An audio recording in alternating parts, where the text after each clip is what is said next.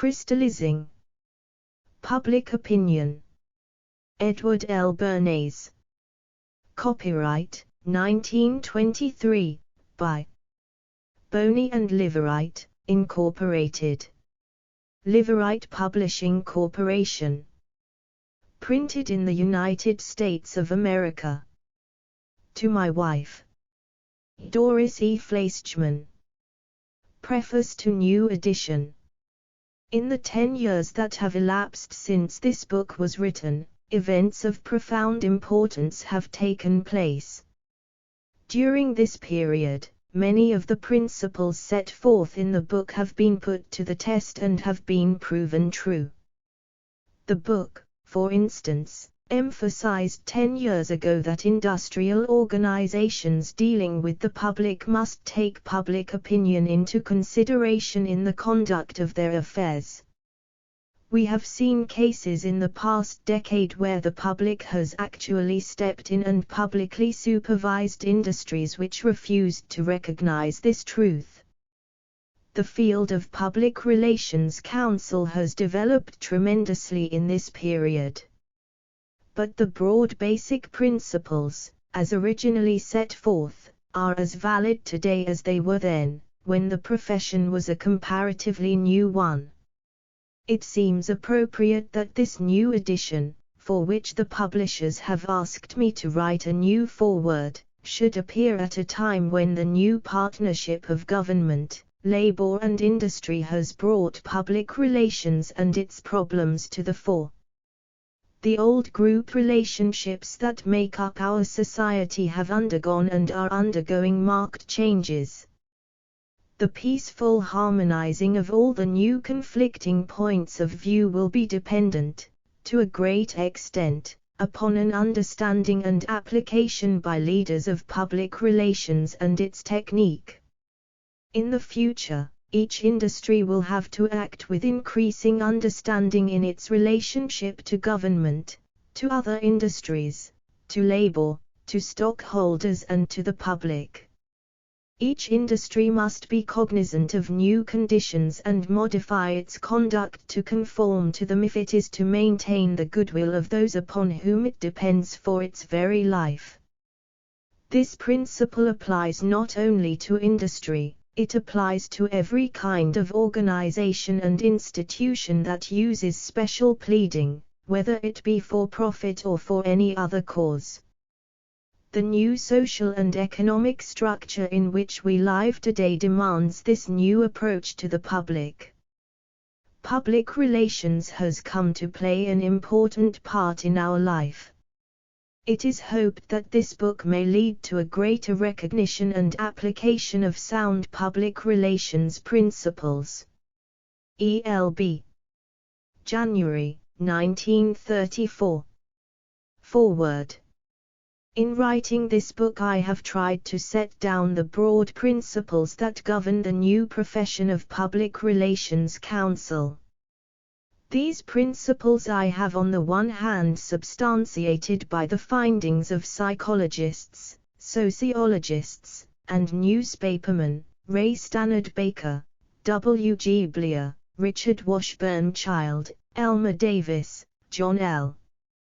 Given, Will Irwin, Francis E. Lupp, Walter Lippmann, William McDougall, Everett Dean Martin, H. L. Mencken, Rollo Ogden, Charles J. Rosebald, William Trotter, Oswald Garrison Villard, and others to whom I owe a debt of gratitude for their clear analyses of the public's mind and habits, and on the other hand, I have illustrated these principles by a number of specific examples which serve to bear them out.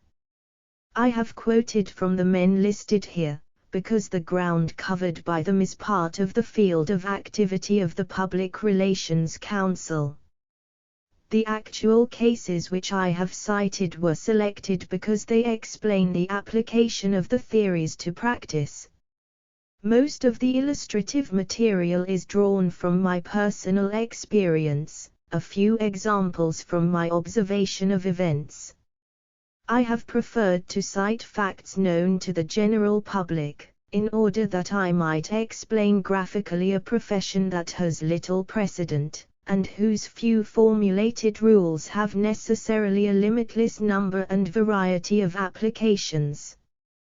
This profession in a few years has developed from the status of circus agent stunts to what is obviously an important position in the conduct of the world's affairs. If I shall, by this survey of the field, stimulate a scientific attitude towards the study of public relations, I shall feel that this book has fulfilled my purpose in writing it. E.L.B. December, 1923. Part I. Scope and Functions.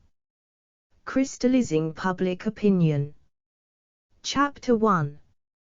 The Scope of the Public Relations Council. A new phrase has come into the language, Council on Public Relations. What does it mean? As a matter of fact, the actual phrase is completely understood by only a few, and those only the people intimately associated with the work itself. But despite this, the activities of the Public Relations Council affect the daily life of the entire population in one form or another. Because of the recent extraordinary growth of the profession of Public Relations Counsel and the lack of available information concerning it, an air of mystery has surrounded its scope and functions. To the average person, this profession is still unexplained, both in its operation and actual accomplishment. Perhaps the most definite picture is that of a man who somehow or other produces that vaguely defined evil, propaganda which spreads an impression that colors the mind of the public concerning actresses, governments, railroads. And yet, as will be pointed out shortly, there is probably no single profession which within the last 10 years has extended its field of usefulness more remarkably and touched upon intimate and important aspects of the everyday life of the world more significantly than the profession of Public Relations Counsel. There is not even any one name by which the new profession is characterized by others. To some the Public Relations Counsel is known by the term propagandist. Others still call him press agent or publicity man. Writing even within the last few years, John L. Given, the author of an excellent textbook on journalism, does not mention the Public Relations Counsel. He limits his reference to the old-time press agent. Many organizations simply do not bother about an individual name and assign to an existing officer the duties of the Public Relations Counsel. One bank's vice president is its recognized Public Relations Counsel. Some dismiss the subject or condemn the entire profession generally and all its members individually. Slight examination into the grounds for this disapproval readily reveals that it is based on nothing more substantial than vague impressions. Indeed, it is probably true that the very men who are themselves engaged in the profession are as little ready or able to define their work as is the general public itself. Undoubtedly this is due, in some measure, to the fact that the profession is a new one. Much more important than that, however, is the fact that most human activities are based on experience rather than analysis. Judge Cardozo of the Court of Appeals of the State of New York finds the same absence of functional definition in the judicial mind. The work of deciding cases, he says, goes on every day in hundreds of courts throughout the land. Any judge, one might suppose, would find it easy to describe the process which he had followed 1,000 times and more. Nothing could be farther from the truth. Let some intelligent layman ask him to explain. He will not go very far before taking refuge in the excuse that the language of craftsmen is unintelligible to those untutored in the craft. Such an excuse may cover with a semblance of respectability an otherwise ignominious retreat. It will hardly serve to still the prick of curiosity and conscience.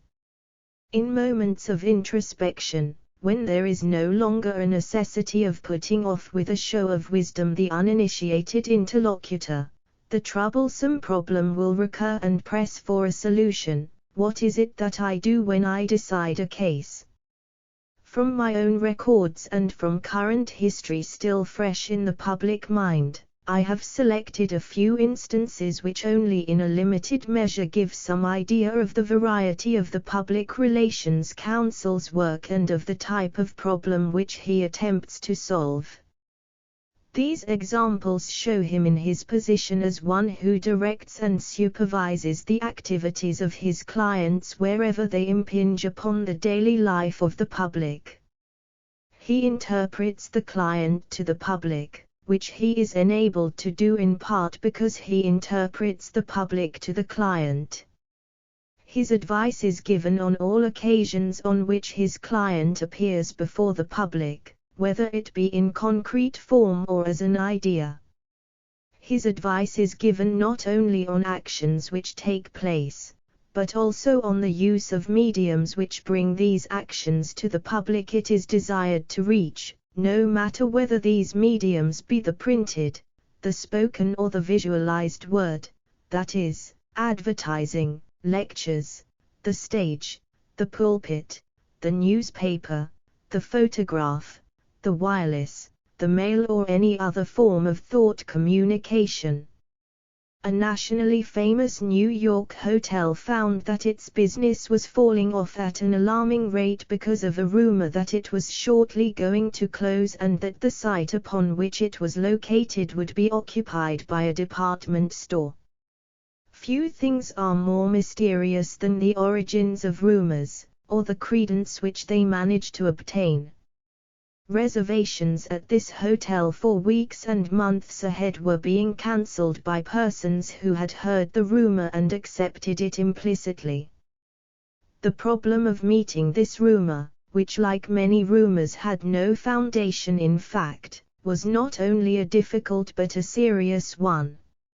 Mere denial, of course, no matter how vigorous or how widely disseminated, would accomplish little.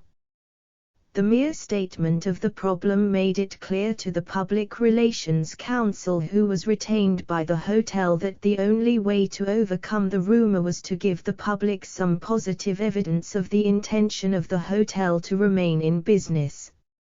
It happened that the maitre d' hotel was about as well known as the hotel itself. His contract was about to expire.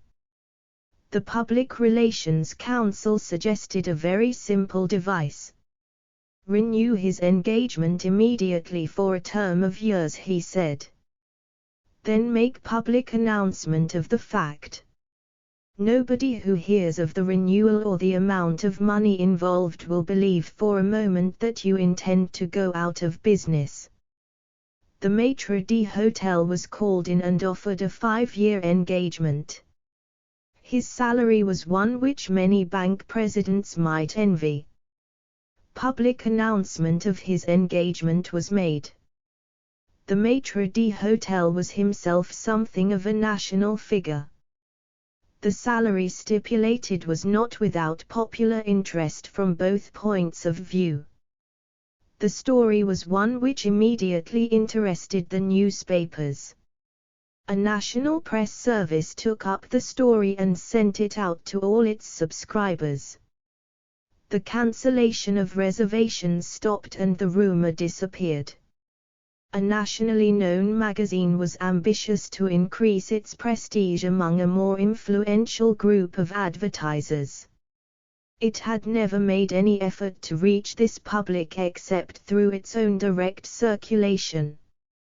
The consultant who was retained by the magazine quickly discovered that much valuable editorial material appearing in the magazine was allowed to go to waste. Features of interest to thousands of potential readers were never called to their attention unless they happened accidentally to be readers of the magazine. The Public Relations Council showed how to extend the field of their appeal. He chose for his first work an extremely interesting article by a well-known physician, written about the interesting thesis that the pace that kills is the slow, deadly, dull routine pace and not the pace of life under high pressure, based on work which interests and excites. The consultant arranged to have the thesis of the article made the basis of an inquiry among business and professional men throughout the country by another physician associated with a medical journal. Hundreds of members of the quality public, as they are known to advertisers, had their attention focused on the article, and the magazine which the consultant was engaged in counseling on its public relations. The answers from these leading men of the country were collated, analyzed, and the resulting abstract furnished gratuitously to newspapers, magazines and class journals, which published them widely. Organizations of business and professional men reprinted the symposium by the thousands and distributed it free of charge, doing so because the material contained in the symposium was of great interest. A distinguished visitor from abroad, Lord Leverhulme, became interested in the question while in this country and made the magazine and the article the basis of an address before a large and influential conference in England. Nationally and internationally, the magazine was called to the attention of a public which had, up to that time, considered it perhaps a publication of no serious social significance. Still working with the same magazine, the publicity consultant advised it how to widen its influence with another public on quite a different issue. He took as his subject an article by Sir Philip Gibbs, the Madonna of the Hungry Child, dealing with the famine situation in Europe and the necessity for its prompt alleviation. The article was brought to the attention of Herbert Hoover. Mr. Hoover was so impressed by the article that he sent the magazine a letter of commendation for publishing it. He also sent a copy of the article to members of his relief committees throughout the country. The latter, in turn, used the article to obtain support and contributions for relief work. Thus, while an important humanitarian project was being materially assisted, the magazine in question was adding to its own influence and standing. Now, the interesting thing about this work is that whereas the Public Relations Council added nothing to the contents of the magazine, which had for years been publishing material of this nature, he did make its importance felt and appreciated. A large packing house was faced with the problem of increasing the sale of its particular brand of bacon. It already dominated the market in its field. The problem was therefore one of increasing the consumption of bacon generally, for its dominance of the market would naturally continue. The Public Relations Council, realizing that hearty breakfasts were dietetically sound, suggested that a physician undertake a survey to make this medical truth articulate. He realized that the demand for bacon as a breakfast food would naturally be increased by the wide dissemination of this truth. This is exactly what happened. A hairnet company had to solve the problem created by the increasing vogue of bobbed hair. Bobbed hair was eliminating the use of the hairnet. The Public Relations Council, after investigation, advised that the opinions of club women as leaders of the women of the country should be made articulate on the question. Their expressed opinion, he believed, would definitely modify the bobbed hair vogue. A leading artist was interested in the subject and undertook a survey among the club women leaders of the country. The resultant responses confirmed the Public Relations Council's judgment.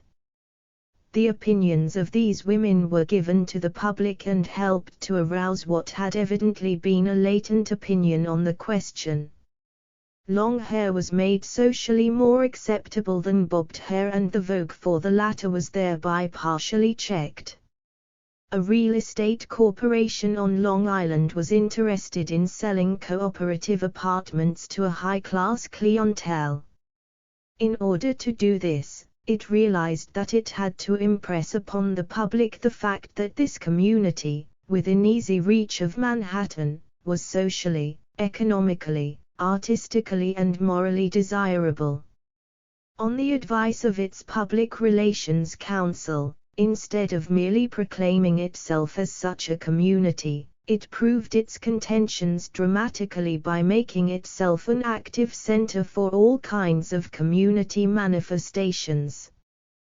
When it opened its first post office, for instance, it made this local event nationally interesting.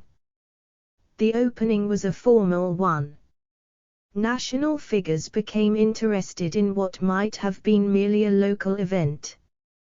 The reverses which the Italians suffered on the Piave in 1918 were dangerous to Italian and Allied morale. One of the results was the awakening of a distrust among Italians as to the sincerity of American promises of military, financial and moral support for the Italian cause. It became imperative vividly to dramatize for Italy the reality of American cooperation. As one of the means to this end, the Committee on Public Information decided that the naming of a recently completed American ship should be made the occasion for a demonstration of friendship which could be reflected in every possible way to the Italians. Prominent Italians in America were invited by the Public Relations Council to participate in the launching of the Piave. Motion and still pictures were taken of the event. The news of the launching and of its significance to Americans was telegraphed to Italian newspapers.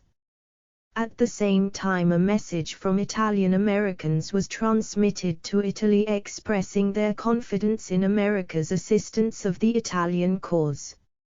Enrico Caruso, Gatticassazza, director of the Metropolitan Opera, and others highly regarded by their countrymen in Italy, sent inspiriting telegrams which had a decided effect in raising Italian morale, so far as it depended upon assurance of American cooperation. Other means employed to disseminate information of this event had the same effect. The next incident that I have selected is one which conforms more closely than some of the others to the popular conception of the work of the Public Relations Council. In the spring and summer of 1919, the problem of fitting ex-servicemen into the ordinary life of America was serious and difficult. Thousands of men just back from abroad were having a trying time finding work. After their experience in the war, it was not surprising that they should be extremely ready to feel bitter against the government and against those Americans who for one reason or another had not been in any branch of the service during the war. The War Department under Colonel Arthur Woods, assistant to the Secretary of War, instituted a nationwide campaign to assist those men to obtain employment, and more than that, to manifest to them as concretely as it could that the government continued its interest in their welfare. The incident to which I refer occurred during this campaign. In July of 1919 there was such a shortage of labor in Kansas that it was feared a large proportion of the wheat crop could not possibly be harvested. The activities of the War Department in the reemployment of ex-servicemen had already received wide publicity, and the Chamber of Commerce of Kansas City appealed directly to the War Department at Washington, after its own efforts in many other directions had failed, for a supply of men who would assist in the harvesting of the wheat crop. The Public Relations Council prepared a statement of this opportunity for employment in Kansas and distributed it to the public through the newspapers throughout the country. The Associated Press sent the statement over its wires as a news dispatch. Within 4 days the Kansas City Chamber of Commerce wired to the War Department that enough labor had been secured to harvest the wheat crop, and asked the War Department to announce that fact as publicly as it had first announced the need for labor. By contrast with this last instance, and as an illustration of a type of work less well understood by the public, I cite another incident from the same campaign for the re-establishment of ex-servicemen to normal economic and social relations. The problem of reemployment was, of course, the crux of the difficulty. Various measures were adopted to obtain the cooperation of businessmen in extending employment opportunities to ex-members of the Army, Navy and Marines. One of these devices appealed to the personal and local pride of American businessmen, and stressed their obligation of honor to reemploy their former employees upon release from government service. A citation was prepared, signed by the Secretary of War, the Secretary of the Navy and the Assistant to the Secretary of War for display in the stores and factories of employers who assured the War and Navy departments that they would reemploy their ex-servicemen. Simultaneous display of these citations was arranged for Bastille Day, the 14th of July, 1919, by members of the Fifth Avenue Association. The Fifth Avenue Association of New York City, an influential group of businessmen, was perhaps the first to cooperate as a body in this important campaign for the reemployment of ex-servicemen. Concerted action on a subject which was as much in the public mind as the reemployment of ex-servicemen was particularly interesting. The story of what these leaders in American business had undertaken to do went out to the country by mail, by word of mouth, by newspaper comment. Their example was potent in obtaining the cooperation of businessmen throughout the land. An appeal based on this action and capitalizing it was sent to thousands of individual businessmen and employers throughout the country. It was effective. An illustration which embodies most of the technical and psychological points of interest in the preceding incidents may be found in Lithuania's campaign in this country in 1919, for popular sympathy and official recognition. Lithuania was of considerable political importance in the reorganization of Europe, but it was a country little known or understood by the American public. An added difficulty was the fact that the independence of Lithuania would interfere seriously with the plans which France had for the establishment of a strong Poland. There were excellent historical, ethnic and economic reasons why, if Lithuania broke off from Russia, it should be allowed to stand on its own feet. On the other hand, there were powerful political influences which were against such a result. The American attitude on the question of Lithuanian independence, it was felt, would play an important part. The question was how to arouse popular and official interest in Lithuania's aspirations. A Lithuanian National Council was organized, composed of prominent American Lithuanians, and a Lithuanian Information Bureau established to act as a clearinghouse for news about Lithuania and for special pleading on behalf of Lithuania's ambitions. The Public Relations Council, who was retained to direct this work, recognized that the first problem to be solved was America's indifference to and ignorance about Lithuania and its desires.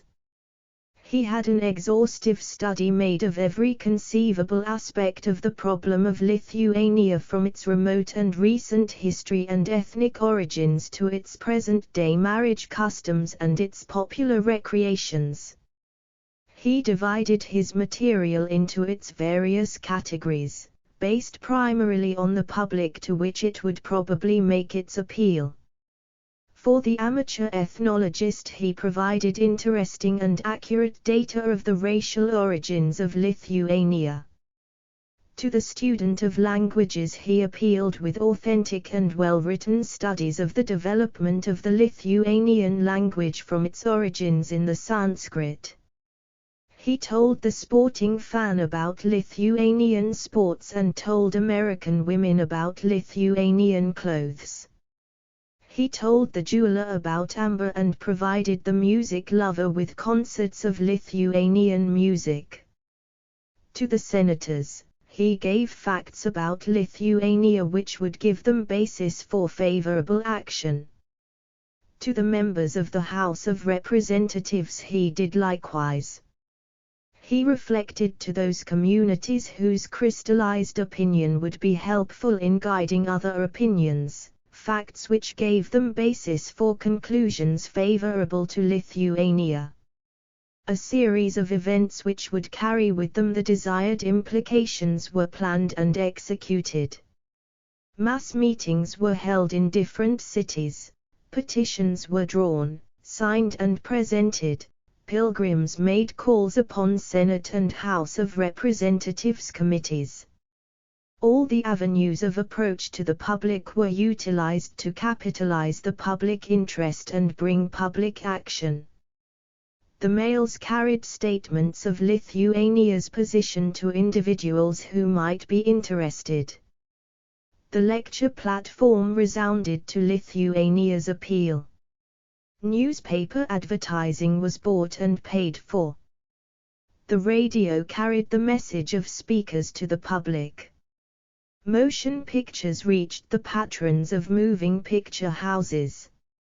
Little by little and phase by phase, the public, the press and government officials acquired a knowledge of the customs, the character and the problems of Lithuania, the small Baltic nation that was seeking freedom. When the Lithuanian Information Bureau went before the press associations to correct inaccurate or misleading Polish news about the Lithuanian situation, it came there as representative of a group which had figured largely in the American news for a number of weeks, as a result of the advice and activities of its public relations counsel. In the same way, when delegations of Americans, interested in the Lithuanian problem, appeared before members of Congress or officials of the State Department, they came there as spokesmen for a country which was no longer unknown. They represented a group which could no longer be entirely ignored.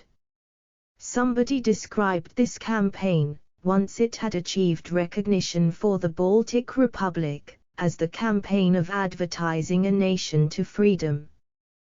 What happened with Romania is another instance. Romania wanted to plead its case before the American people. It wanted to tell Americans that it was an ancient and established country. The original technique was the issuance of treatises, historically correct and ethnologically accurate. Their facts were for the large part ignored. The Public Relations Council, called in on the case of Romania, advised them to make these studies into interesting stories of news value. The public read these stories with avidity and Romania became part of America's popular knowledge with consequent valuable results for Romania. The hotels of New York City discovered that there was a falling off of business and profits. Fewer visitors came to New York. Fewer travelers passed through New York on their way to Europe. The Public Relations Council, who was consulted and asked to remedy the situation, made an extensive analysis. He talked to visitors. He queried men and women who represented groups, sections and opinions of main cities and towns throughout the country. He examined American literature, books, magazines, newspapers, and classified attacks made on New York and New York citizens. He found that the chief cause for lack of interest in New York was the belief that New York was cold and inhospitable. He found animosity and bitterness against New York's apparent indifference to strangers was keeping away a growing number of travelers. To counteract this damaging wave of resentment, he called together the leading groups, industrial, social and civic, of New York, and formed the Welcome Stranger Committee. The friendly and hospitable aims of this committee, broadcasted to the nation, helped to re-establish New York's good repute. Congratulatory editorials were printed in the rural and city journals of the country. Again, in analyzing the restaurant service of a prominent hotel, he discovers that its menu is built on the desires of the average eater and that a large group of people with children desire special foods for them. He may then advise his client to institute a children's diet service. This was done specifically with the Waldorf Astoria Hotel, which instituted special menus for children. This move, which excited wide comment, was economically and dietetically sound. In its campaign to educate the public on the importance of early radium treatments for incipient cancer, the United States Radium Corporation founded the first National Radium Bank, in order to create and crystallize the impression that radium is and should be available to all physicians who treat cancer sufferers. An intercity radio company planned to open a wireless service between the three cities of New York, Detroit and Cleveland. This company might merely have opened its service and waited for the public to send its messages, but the president of the organization realized astutely that to succeed in any measure at all he must have immediate public support. He called in a public relations council, who advised an elaborate inauguration ceremony, in which the mayors of the three cities thus for the first time connected, would officiate. The mayor of each city officially received and sent the first messages issued on commercial intercity radio waves. These openings excited wide interest, not only in the three cities directly concerned, but throughout the entire country. Shortly after the World War, the King and Queen of the Belgians visited America. One of the many desired results of this visit was that it should be made apparent that America, with all the foreign elements represented in its body, was unified in its support of King Albert and his country.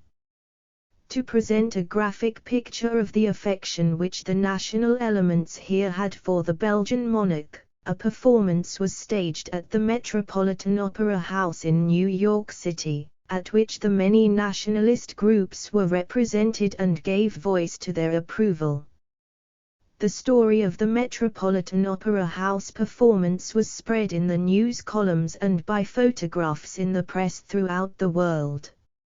It was evident to all who saw the pictures or read the story that this king had really stirred the affectionate interest of the national elements that make up America.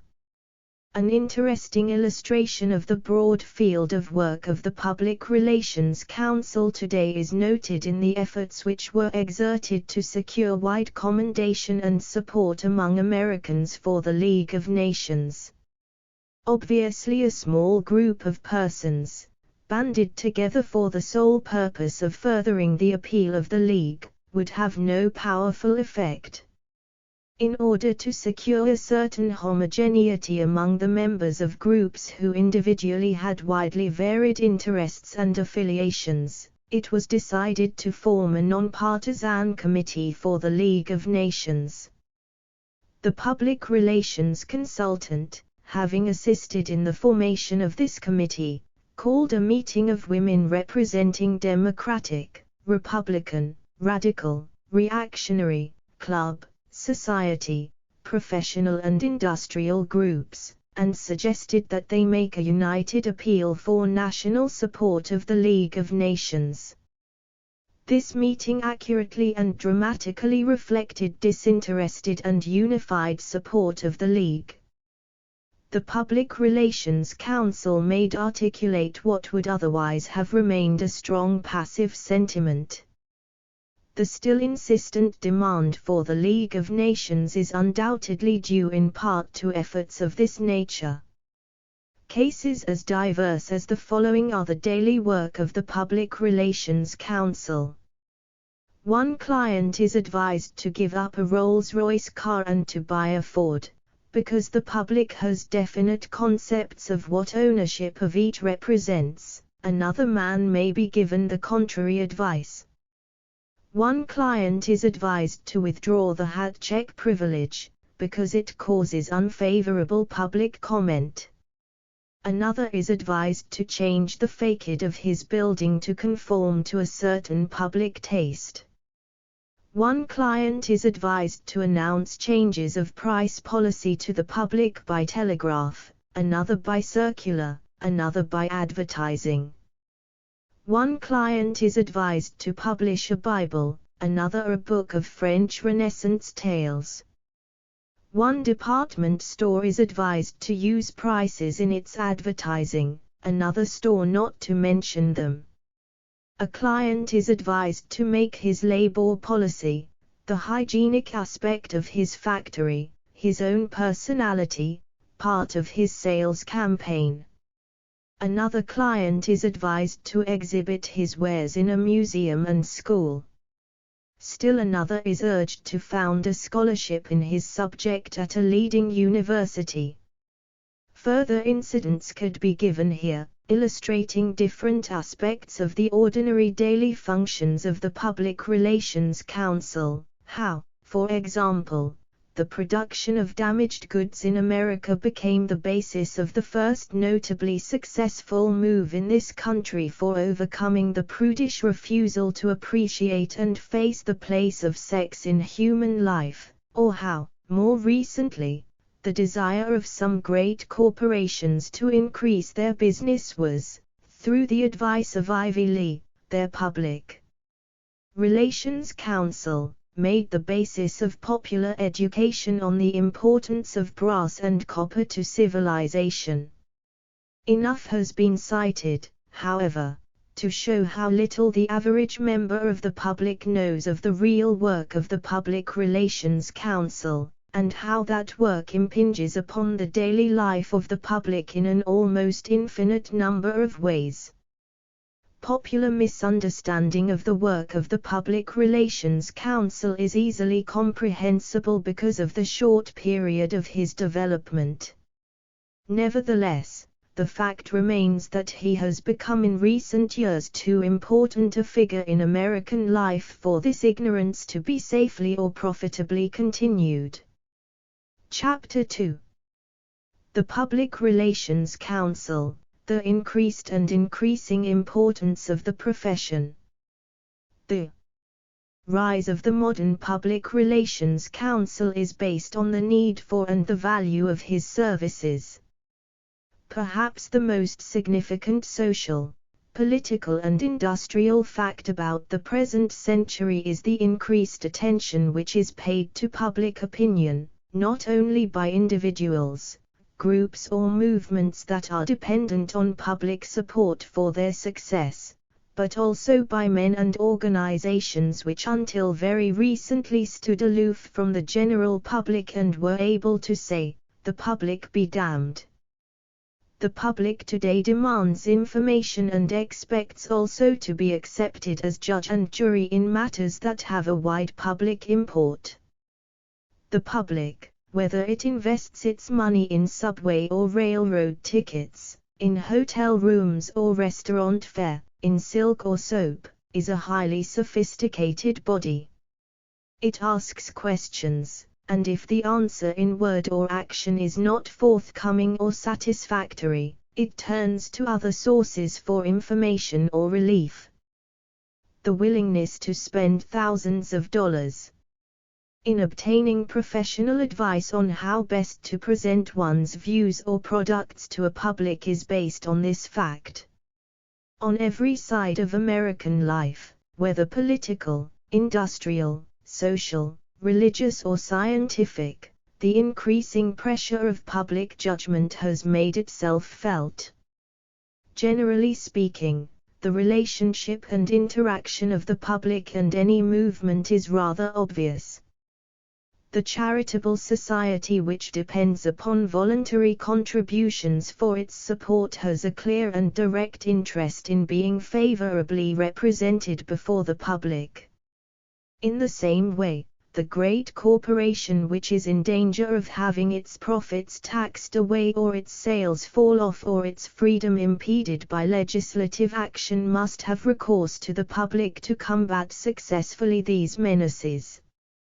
Behind these obvious phenomena, however, lie three recent tendencies of fundamental importance. First, the tendency of small organizations to aggregate into groups of such size and importance that the public tends to regard them as semi-public services. Second, the increased readiness of the public, due to the spread of literacy and democratic forms of government, to feel that it is entitled to its voice in the conduct of these large aggregations, political, capitalist or labor, or whatever they may be. Third, the keen competition for public favor due to modern methods of selling.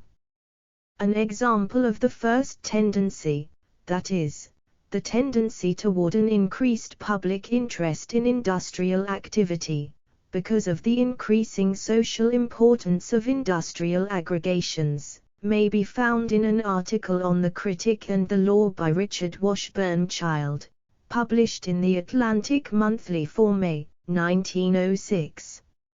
Mr. Child discusses in that article the right of the critic to say uncomplimentary things about matters of public interest. He points out the legal basis for the right to criticize plays and novels. Then he adds, a vastly more important and interesting theory, and one which must arise from the present state and tendency of industrial conditions, is whether the acts of men in commercial activity may ever become so prominent and so far-reaching in their effect that they compel a universal public interest and that public comment is impliedly invited by reason of their conspicuous and semi-public nature. It may be said that at no time have private industries become of such startling interest to the community at large as at present in the United States. How far present-day tendencies have borne out Mr. Child's expectation of a growing and accepted public interest in important industrial enterprises, the reader can judge for himself. With regard to the second tendency, the increased readiness of the public to expect information about and to be heard on matters of political and social interest, Ray Stannard Baker's description of the American journalist at the Peace Conference of Versailles gives an excellent picture. Mr. Baker tells what a shock American newspaper men gave old world diplomats because at the Paris conference they had come, not begging, but demanding. They sat at every doorway, says Mr. Baker. They looked over every shoulder. They wanted every resolution and report and wanted it immediately. I shall never forget the delegation of American newspaper men, led by John Nevin, I saw come striding through that holy of holies, the French Foreign Office, demanding that they be admitted to the first general session of the peace conference. They horrified the upholders of the old methods. They desperately offended the ancient conventions, they were as rough and direct as democracy itself. And I shall never forget the same feeling brought home to me, when Herbert Bayard Swope of the New York World, in the press room at the Crillon Hotel in Paris, led the discussion of the newspaper representatives who forced the conference to regard public opinion and admit newspaper men, and give out communiques daily. That the pressure of the public for admittance to the mysteries of foreign affairs is being felt by the nations of the world may be seen from the following dispatch published in the New York Herald under the dateline of the New York Herald Bureau, Paris, the 17th of January, 1922. The success of Lord Riddell in getting publicity for British opinion during the Washington Conference, while the French viewpoint was not stressed, may result in the appointment by the Poincaré government of a real propaganda agent to meet the foreign newspaper men. The Éclair today calls on the new Premier to find his own Lord Riddell in the French diplomatic and parliamentary world, who can give the world the French interpretation. Walter Lippmann of the New York World in his volume Public Opinion declares that the significant revolution of modern times is not industrial or economic or political, but the revolution which is taking place in the art of creating consent among the governed. He goes on, within the life of the new generation now in control of affairs, persuasion has become a self-conscious art and a regular organ of popular government. None of us begins to understand the consequences, but it is no daring prophecy to say that the knowledge of how to create consent will alter every political premise. Under the impact of propaganda, not necessarily in the sinister meaning of the word alone, the only constants of our thinking have become variables. It is no longer possible, for example, to believe in the cardinal dogma of democracy, that the knowledge needed for the management of human affairs comes up spontaneously from the human heart.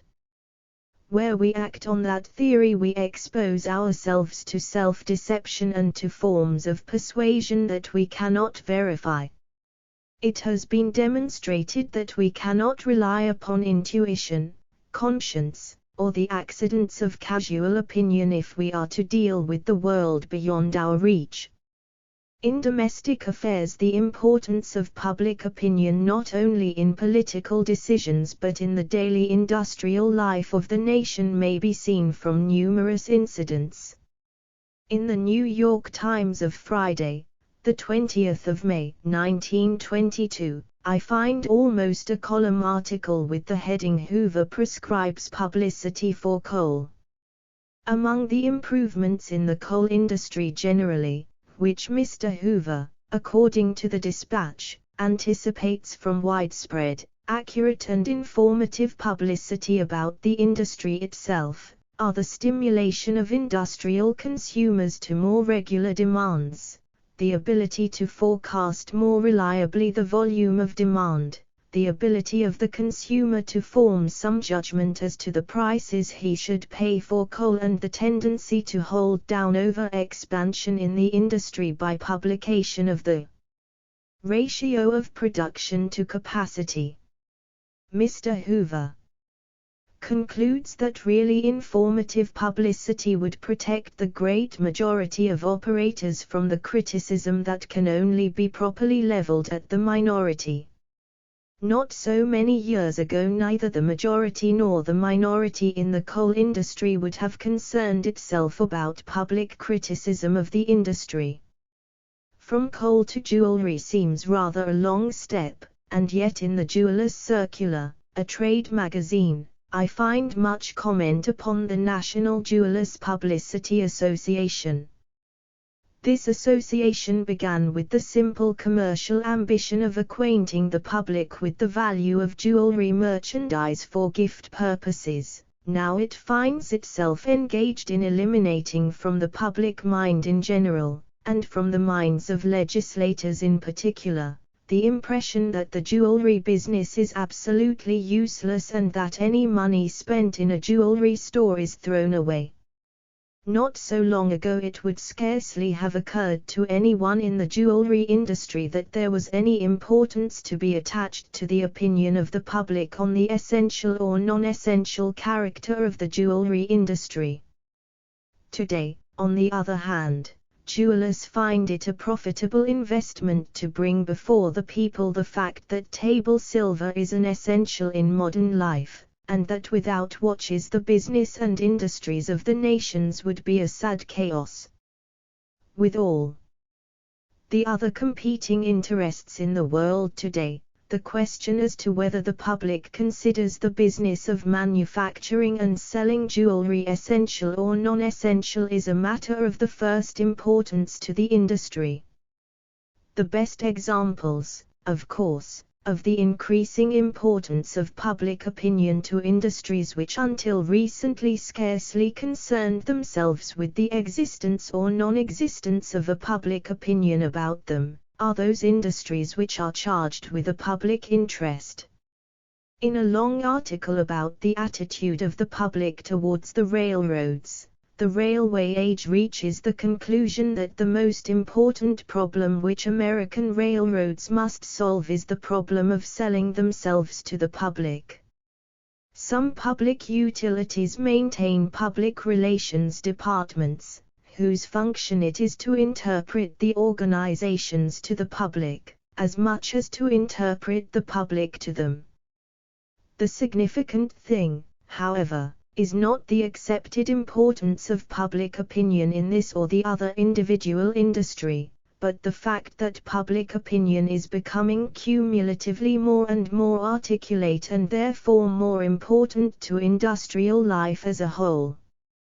The New York Central Railroad, for example, maintains a public relations department under Pitt Hand, whose function it is to make it clear to the public that the railroad is functioning efficiently to serve the public in every possible way. This department studies the public and tries to discover where the railroad service can be mended or improved, or when wrong or harmful impressions upon the public mind may be corrected. This public relations department finds it profitable not only to bring to the attention of the public the salient facts about its trains, its timetables, and its actual traveling facilities, but also to build up a broadly cooperative spirit that is indirectly of great value to itself and benefit to the public. It cooperates, for example, with such movements as the Welcome Stranger Committee of New York City in distributing literature to travelers to assist them when they reach the city. It cooperates with conventions, to the extent of arranging special travel facilities. Such aids as it affords to the directors of children's camps at the Grand Central Station are especially conspicuous for their dramatic effect on the general public. Even a service which is in a large measure non-competitive must continually sell itself to the public, as evidenced by the strenuous efforts of the New York subways and elevated lines to keep themselves constantly before the people in the most favorable possible aspect. The subways strive in this regard to create a feeling of submissiveness toward inconveniences which are more or less unavoidable, and they strive likewise to fulfill such constructive programs as that of extending traffic on less frequented lines. Let us analyze, for example, the activities of the health departments of such large cities as New York. Of recent years, Health Commissioner Royal S. Copeland and his statements have formed a fairly regular part of the day's news. Publicity is, in fact, one of the major functions of the health department, inasmuch as its constructive work depends to a considerable extent upon the public education it provides in combating evils and in building up a spirit of individual and group cooperation in all health matters. When the health department recognizes that such diseases as cancer, tuberculosis and those following malnutrition are due generally to ignorance or neglect, and that amelioration or prevention will be the result of knowledge. It is the next logical step for this department to devote strenuous efforts to its public relations campaign. The department accordingly does exactly this. Even governments today act upon the principle that it is not sufficient to govern their own citizens well and to assure the people that they are acting wholeheartedly in their behalf. They understand that the public opinion of the entire world is important to their welfare. Thus Lithuania, already noted, while it had the unbounded love and support of its own people, was nevertheless in danger of extinction because it was unknown outside of the immediate boundaries of those nations which had a personal interest in it. Lithuania was wanted by Poland, it was wanted by Russia. It was ignored by other nations. Therefore, through the aid of a public relations expert, Lithuania issued pamphlets, it paraded, it figured in pictures and motion pictures and developed a favorable sentiment throughout the world that in the end gave Lithuania its freedom. In industry and business, of course, there is another consideration of first-rate importance, besides the danger of interference by the public in the conduct of the industry, the increasing intensity of competition. Business and sales are no longer to be had, if ever they were to be had for the asking. It must be clear to anyone who has looked through the mass of advertising in streetcars, subways, newspapers and magazines, and the other avenues of approach to the public, that products and services press hard upon one another in the effort to focus public attention on their offerings and to induce favorable action. The keen competition in the selling of products for public favor makes it imperative that the seller consider other things than merely his product in trying to build up a favorable public reaction. He must either himself appraise the public mind and his relation to it, or he must engage the services of an expert who can aid him to do this. He may today consider, for instance, in his sales campaign, not only the quality of his soap but the working conditions, the hours of labor, even the living conditions of the men who make it. The Public Relations Council must advise him on these factors as well as on their presentation to the public most interested in them. In this state of affairs, it is not at all surprising that industrial leaders should give the closest attention to public relations in both the broadest and the most practical concept of the term. Large industrial groups, in their associations, have assigned a definite place to public relations bureaus. The Trade Association Executives in New York, an association of individual executives of state, territorial or national trade associations, such as the Allied Wallpaper Industry, the American Hardware Manufacturers Association, the American Protective Tariff League, the Atlantic Coast Shipbuilders Association, the National Association of Credit Men, the Silk Association of America, and some 74 others, includes among its associations functions such activities as the following: cooperative advertising, adjustments and collections, cost accounting, a credit bureau, distribution and new markets, educational, standardization and research work, exhibits, a foreign trade bureau, house organs, general publicity, an industrial bureau, legislative work, legal aid, market reports, statistics, a traffic department, Washington representation, arbitration. It is noteworthy that 40 of these associations have incorporated public relations with general publicity as a definite part of their program in furthering the interests of their organizations. The American Telephone and Telegraph Company devotes effort to studying its public relations problems, not only to increase its volume of business, but also to create a cooperative spirit between itself and the public. The work of the telephone company's operators, statistics, calls, lineage, installations are given to the public in various forms. During the war and for a period afterwards, its main problem was that of satisfying the public that its service was necessarily below standard because of the peculiar national conditions. The public, in response to the efforts of the company, which were analogous to a gracious personal apology, accepted more or less irksome conditions as a matter of course.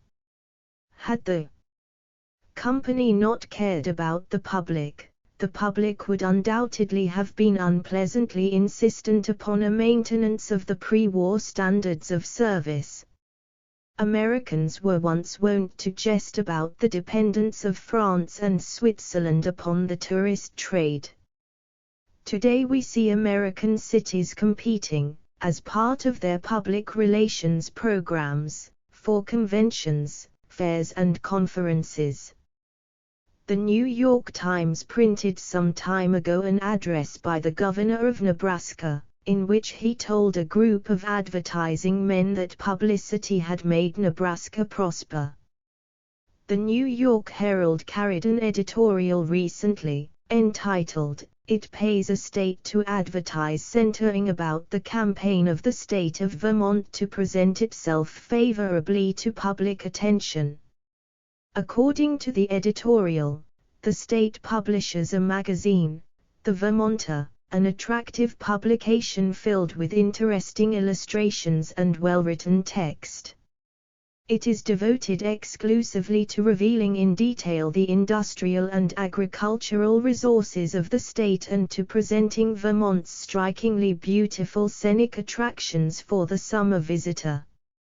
Similar instances of elaborate efforts, taking the form of action or the printed word, either to obtain public attention or to obtain a favorable attitude from the public for individual industries and groups of industries, will come readily to the reader's mind. Without attempting to take too seriously an amusing story printed in a recent issue of a New York newspaper, leaders in movements and industries of modern life will be inclined to agree with the protagonist of publicity spoken of. According to the story, a man set out to prove to another that it was not so much what a man did as the way it was heralded which ensures his place in history. He cited Barbara Frietchie, Evangeline, John Smith and a half-dozen others as instances to prove that they are remembered not for what they did, but because they had excellent counsel on their public relations. "Very good," agreed the friend. "But show me a case where a person who has really done a big thing has been overlooked." "You know Paul Revere, of course," he said. "But tell me the names of the two other fellows who rode that night to rouse the countryside with the news that the British were coming." "Never heard of them," was the answer. "There were 3 waiting to see the signal hung in the tower of the Old North Church," he said. "Every one of them was mounted and spurred, just as Mr. Longfellow described Paul Revere. They all got the signal. They all rode and waked the farmers, spreading the warning. Afterward one of them was an officer in Washington's army, another became governor of one of the states. Not one in 20,000 Americans ever heard the names of the other two, and there is hardly a person in America who does not know all about Revere. Did Revere make history or did Longfellow?" Chapter 3. The function of a special pleader. Public opinion has entered life at many points as a decisive factor. Men and movements whose interests will be affected by the attitude of the public are taking pains to have themselves represented in the court of public opinion by the most skillful counselors they can obtain. The business of the public relations counsel is somewhat like the business of the attorney, to advise his client and to litigate his causes for him. While the special pleader in law, the lawyer for the defense, has always been accorded a formal hearing by judge and jury, this has not been the case before the court of public opinion. Here mob psychology, the intolerance of human society for a dissenting point of view, have made it difficult and often dangerous for a man to plead for a new or unpopular cause. The Fourth Estate, a newspaper for the makers of newspapers, says, counsel on public relations and director of public relations are two terms that are being encountered more often every day. There is a familiar tinge to them, in a way, but in justice to the men who bear these titles and to the concerns which employ them, it should be said that they are, or can be, dissociated from the old idea of publicity man. The very fact that many of the largest corporations in the country are recognizing the need of maintaining right relationships with the public is alone important enough to assure a fair and even favorable hearing for their public relations departments. Whether a man is really entitled to the appellation counsel on public relations or whether he should merely be called publicity man rests entirely with the individual and the firm that employs him. As we see it, a man who is really counsel or director of public relations has one of the most important jobs on the roster of any concern. But a man who merely represents the old idea of getting something for nothing from publishers is about pass. So there is made plain the difference between two terms, the old and the new, both of which have occasioned much natural curiosity among newspaper men. When Napoleon said, "Circumstance, I make circumstance," he expressed very nearly the spirit of the public relations counsel's work. So long as this new professional branch live up to the possibilities that their title suggests, they are bound to accomplish general constructive good. Maybe they, at last, will make us forget that ingratiating though insidious individual, the publicity man. As indicative perhaps of the growing importance of the profession, an article by Mary Swain Routson, in charge of the Department of Surveys and Exhibits of the Russell Sage Foundation, on women's chance as publicity specialist published in the New York Globe of 2 August 1921, discusses the profession as one of recent development, but of such importance as to deserve the serious consideration of women who are interested in making a professional career for themselves. The public relations counsel is first of all a student. His field of study is the public mind.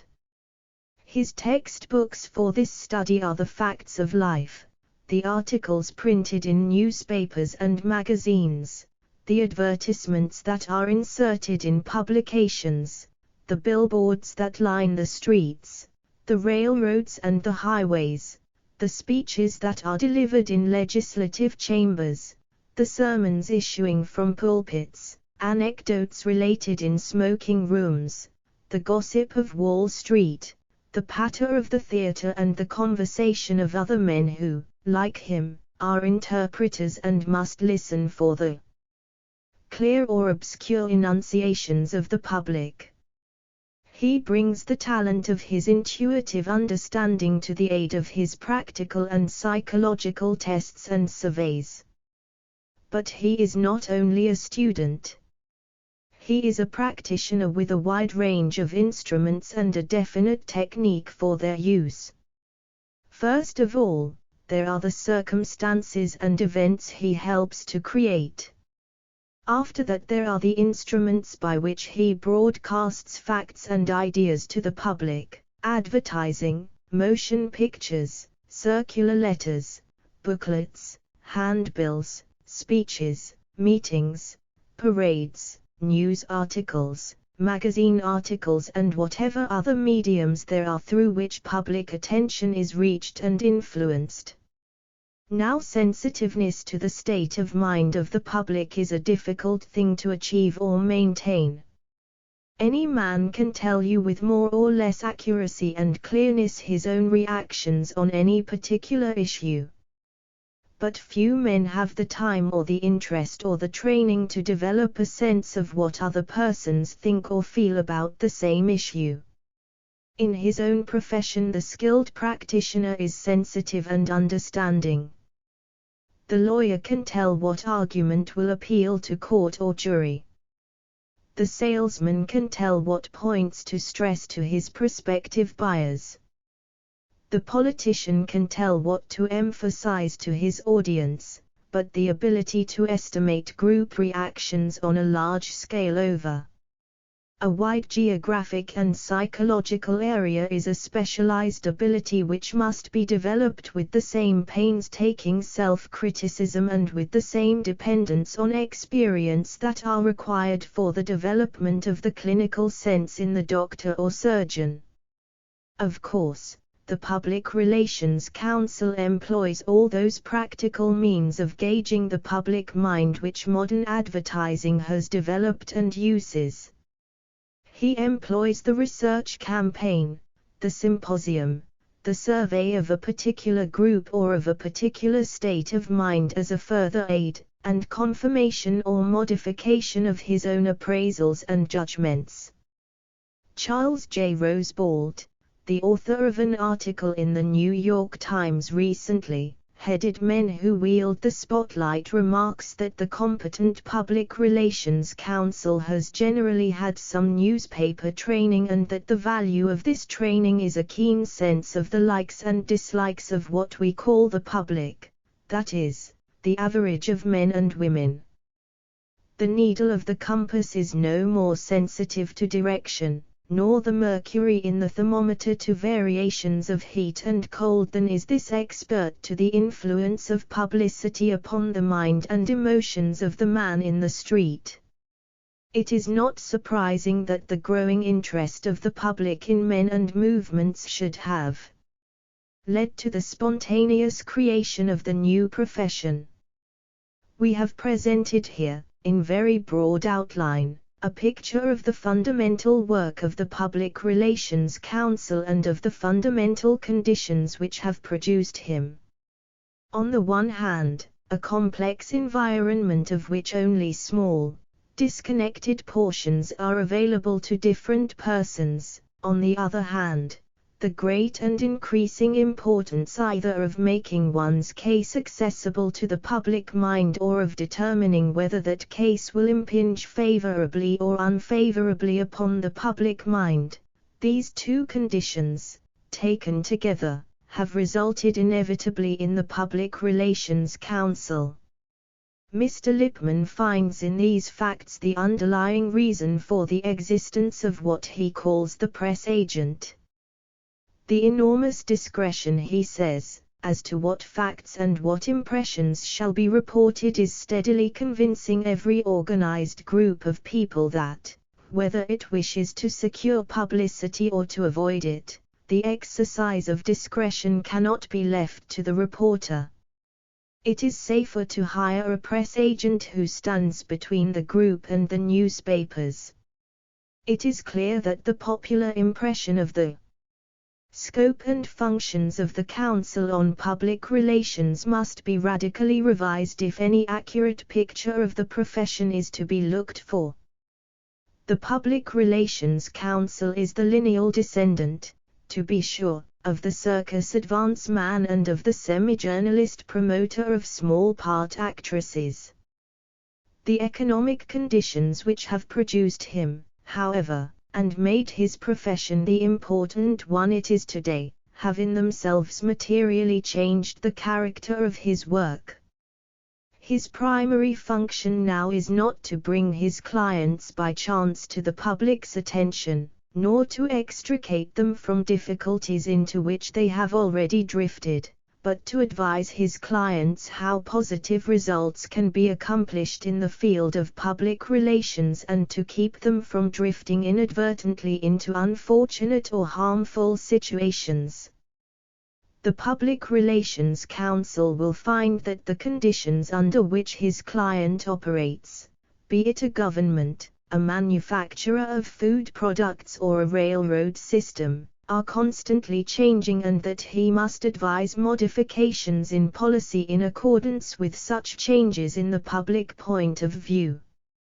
As such, the Public Relations Counsel must be alive to the events of the day, not only the events that are printed but the events which are forming hour by hour, as reported in the words that are spoken on the street, in the smoking cars, in the schoolroom, or expressed in any of the other forms of thought communication that make up public opinion.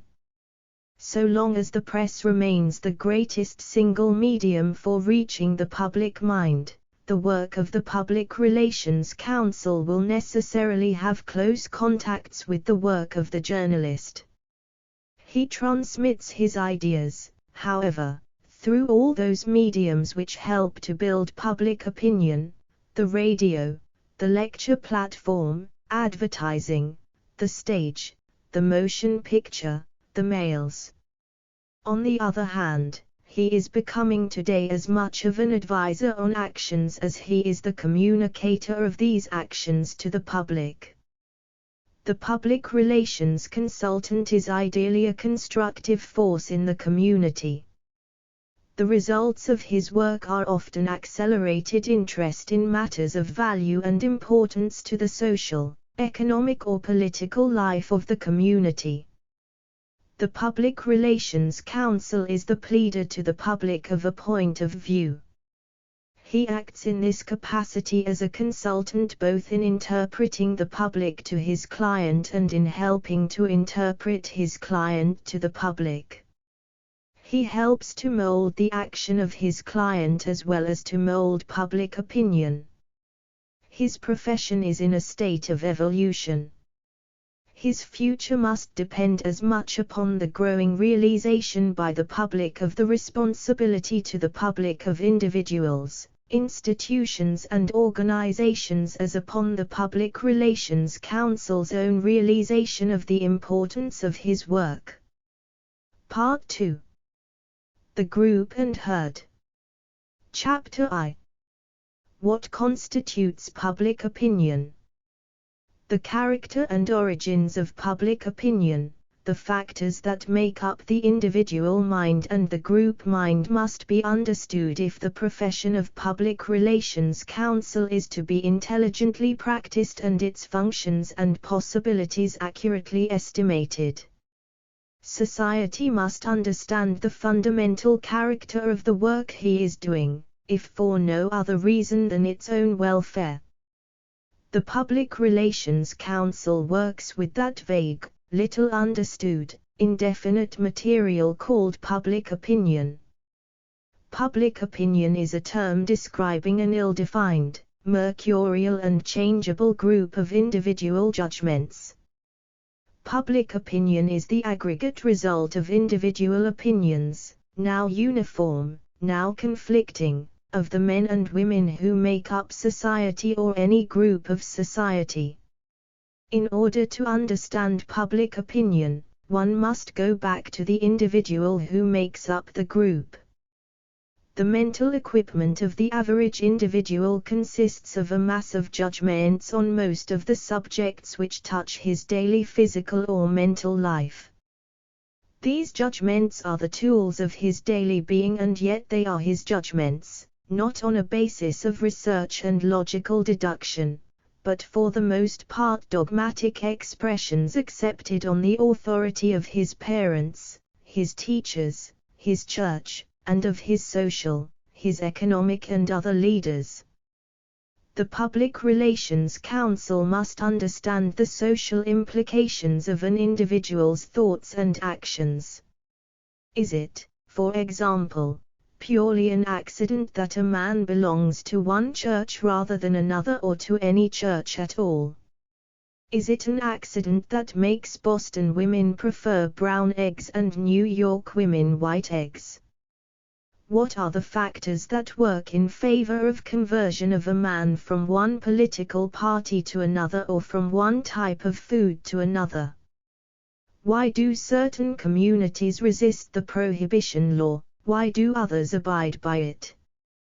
Why is it difficult to start a new party movement, or to fight cancer? Why is it difficult to fight for sex education? Why does the free trader denounce protectionism, and vice versa? If we had to form our own judgments on every matter, we should all have to find out many things for ourselves which we now take for granted. We should not cook our food or live in houses. In fact, we should revert to primitive living. The Public Relations Council must deal with the fact that persons who have little knowledge of a subject almost invariably form definite and positive judgments upon that subject. If we examine the mental furniture of the average man, says William Trotter, the author of a comprehensive study of the social psychology of the individual, we shall find it made up of a vast number of judgments of a very precise kind upon subjects of very great variety, complexity, and difficulty.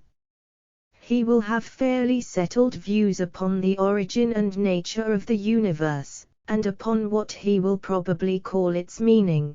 He will have conclusions as to what is to happen to him at death and after, as to what is and what should be the basis of conduct.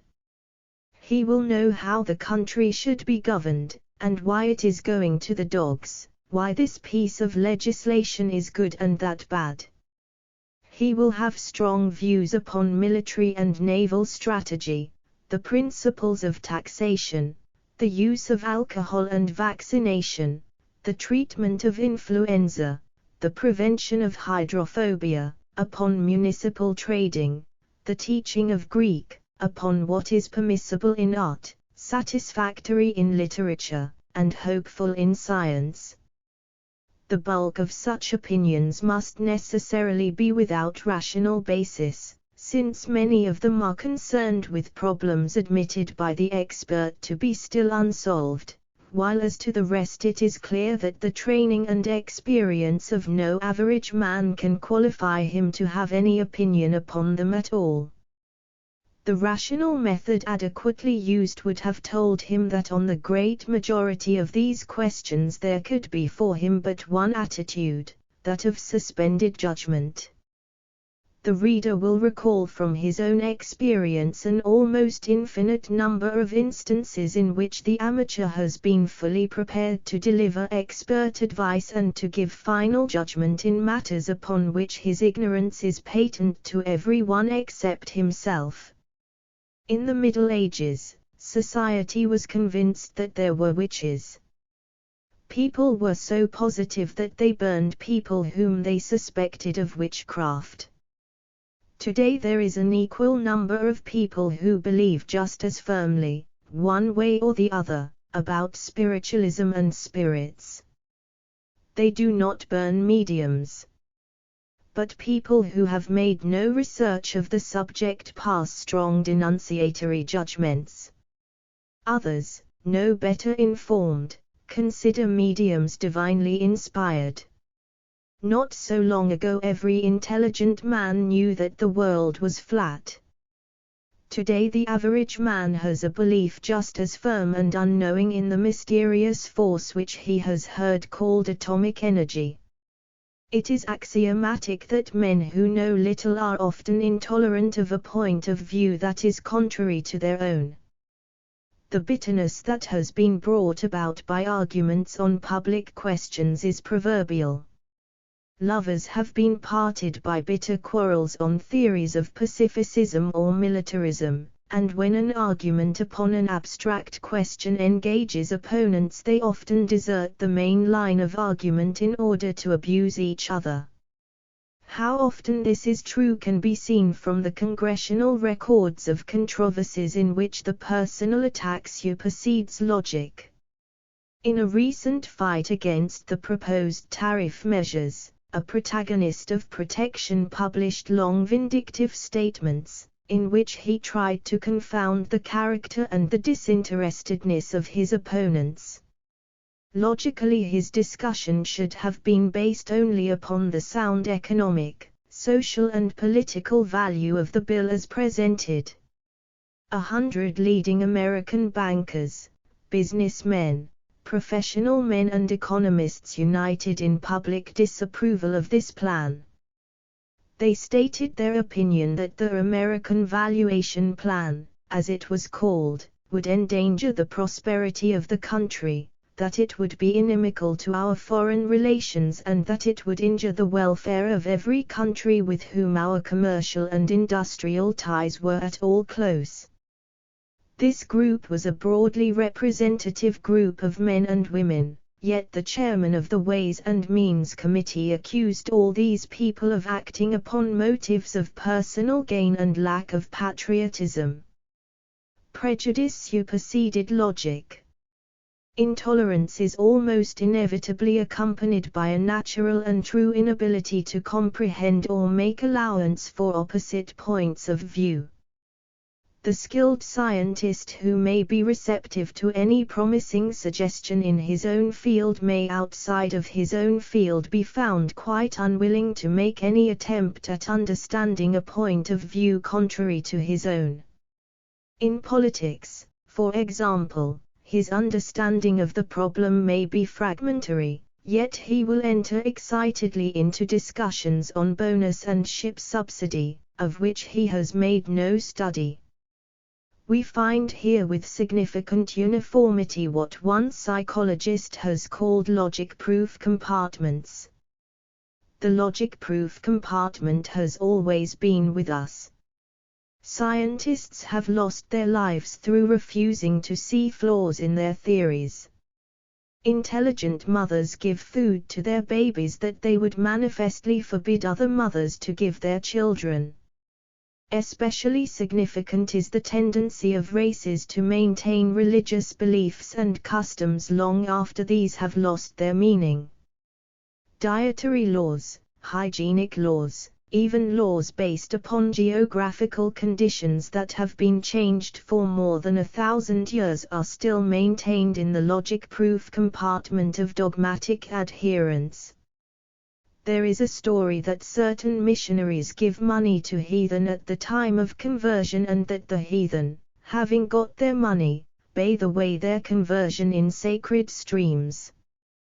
The characteristic of the human mind to adhere to its beliefs is excellently summarized in the volume by Mr. Trotter to which reference has been made before. It is clear, says Mr. Trotter, at the outset that these beliefs are invariably regarded as rational and defended as such, while the position of one who holds contrary views is held to be obviously unreasonable. The religious man accuses the atheist of being shallow and irrational, and is met by a similar reply. To the conservative, the amazing thing about the liberal is his incapacity to see reason and accept the only possible solution of public problems. Examination reveals the fact that the differences are not due to the commission of the mere mechanical fallacies of logic, since these are easily avoided, even by the politician, and since there is no reason to believe that one party in such controversies is less logical than the other. The difference is due rather to the fundamental assumptions of the antagonists being hostile, and these assumptions are derived from herd suggestions. To the liberal, certain basal conceptions have acquired the quality of instinctive truth, have become a priori syntheses, because of the accumulated suggestions to which he has been exposed, and a similar explanation applies to the atheist, the Christian, and the conservative. Each, it is important to remember, finds in consequence the rationality of his position flawless and is quite incapable of detecting in it the fallacies which are obvious to his opponent, to whom that particular series of assumptions has not been rendered acceptable by heard suggestion.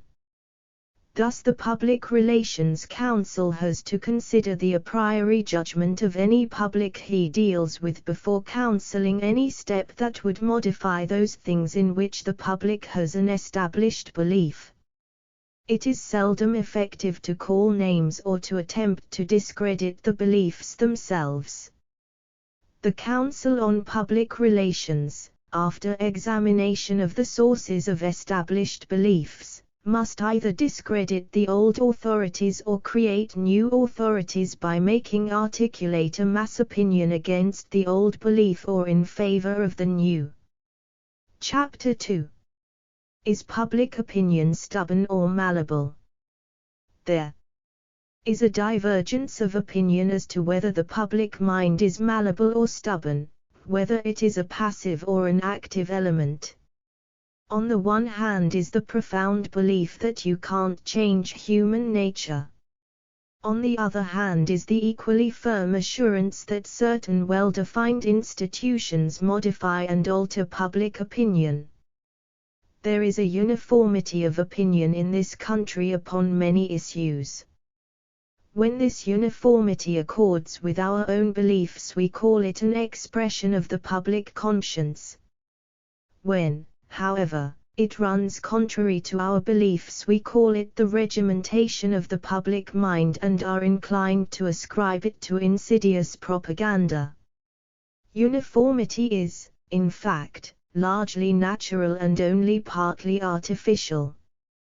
Public opinion may be as much the producer of insidious propaganda as its product. Naturally enough, where broad ideas are involved, criticisms of the state of the public's mind and of its origin come most frequently from groups that are out of sympathy with the accepted point of view. They find the public unreceptive to their point of view, and justly or unjustly they attribute this to the influence of antagonistic interests upon the public mind. These groups see the press, the lecture platform, the schools, the advertisements, the churches, the radio, the motion picture screen, the magazines daily reaching millions. They see that the preponderant point of view in most, if not all, these institutions conforms to the preponderant state of mind of the public. They argue from the one to the other and reach their conclusions without much difficulty. They do not stop to think that agreement in point of view between the public and these institutions may often be the result of the control exercised by the public mind over these institutions. Many outside forces, however, do go to influence public opinion. The most obvious of these forces are parental influence, the schoolroom, the press, motion pictures, advertising, magazines, lectures, the church, the radio. To answer the question as to the stubbornness or malleability of the public, let us analyze the press in its relation to public opinion, since the press stands preeminent among the various institutions which are commonly designated as leaders or molders of the public mind. By the press, in this instance, I mean the daily press. Americans are a newspaper-reading public. They have become accustomed to look to their morning and evening papers for the news of the world and for the opinions of their leaders. And while the individual newspaper reader does not give a very considerable portion of his day to this occupation, many persons find time to read more than one newspaper every day. It is not surprising that the man who is outside the current of prevailing public opinion should regard the daily press as a coercive force. Discussions of the public's reaction to the press are two-sided, just as are discussions of the influence of the pulpit or other forces. Some authorities hold that the public mind is stubborn in regard to the press and that the press has little influence upon it. There are graphic instances of the stubbornness of the public point of view. A most interesting example is the re-election of Mayor Hilar of New York by an overwhelming majority in the face of the opposition of all but two of the metropolitan dailies. It is also noteworthy that in 1909, Gaynor was elected mayor of New York with every paper except one opposing his candidacy. Likewise, Mayor Mitchell of New York was defeated for re-election in 1917, although all the New York papers except two Hearst papers and the New York Call supported him. In Boston, in a recent election, a man was elected as mayor who had been convicted of a penal offense, and elected in the face of the practically united opposition of all the newspapers of that city. How would such authors as Everett Dean Martin, Walter Lippmann and Upton Sinclair explain these incidents?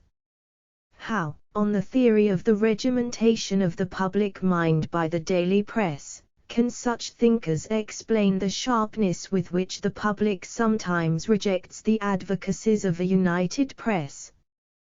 These instances are not frequent, but they show that other influences beside the press enter into the making of a public opinion and that these forces must never be disregarded in the estimate of the quality and stability of a prevalent public opinion.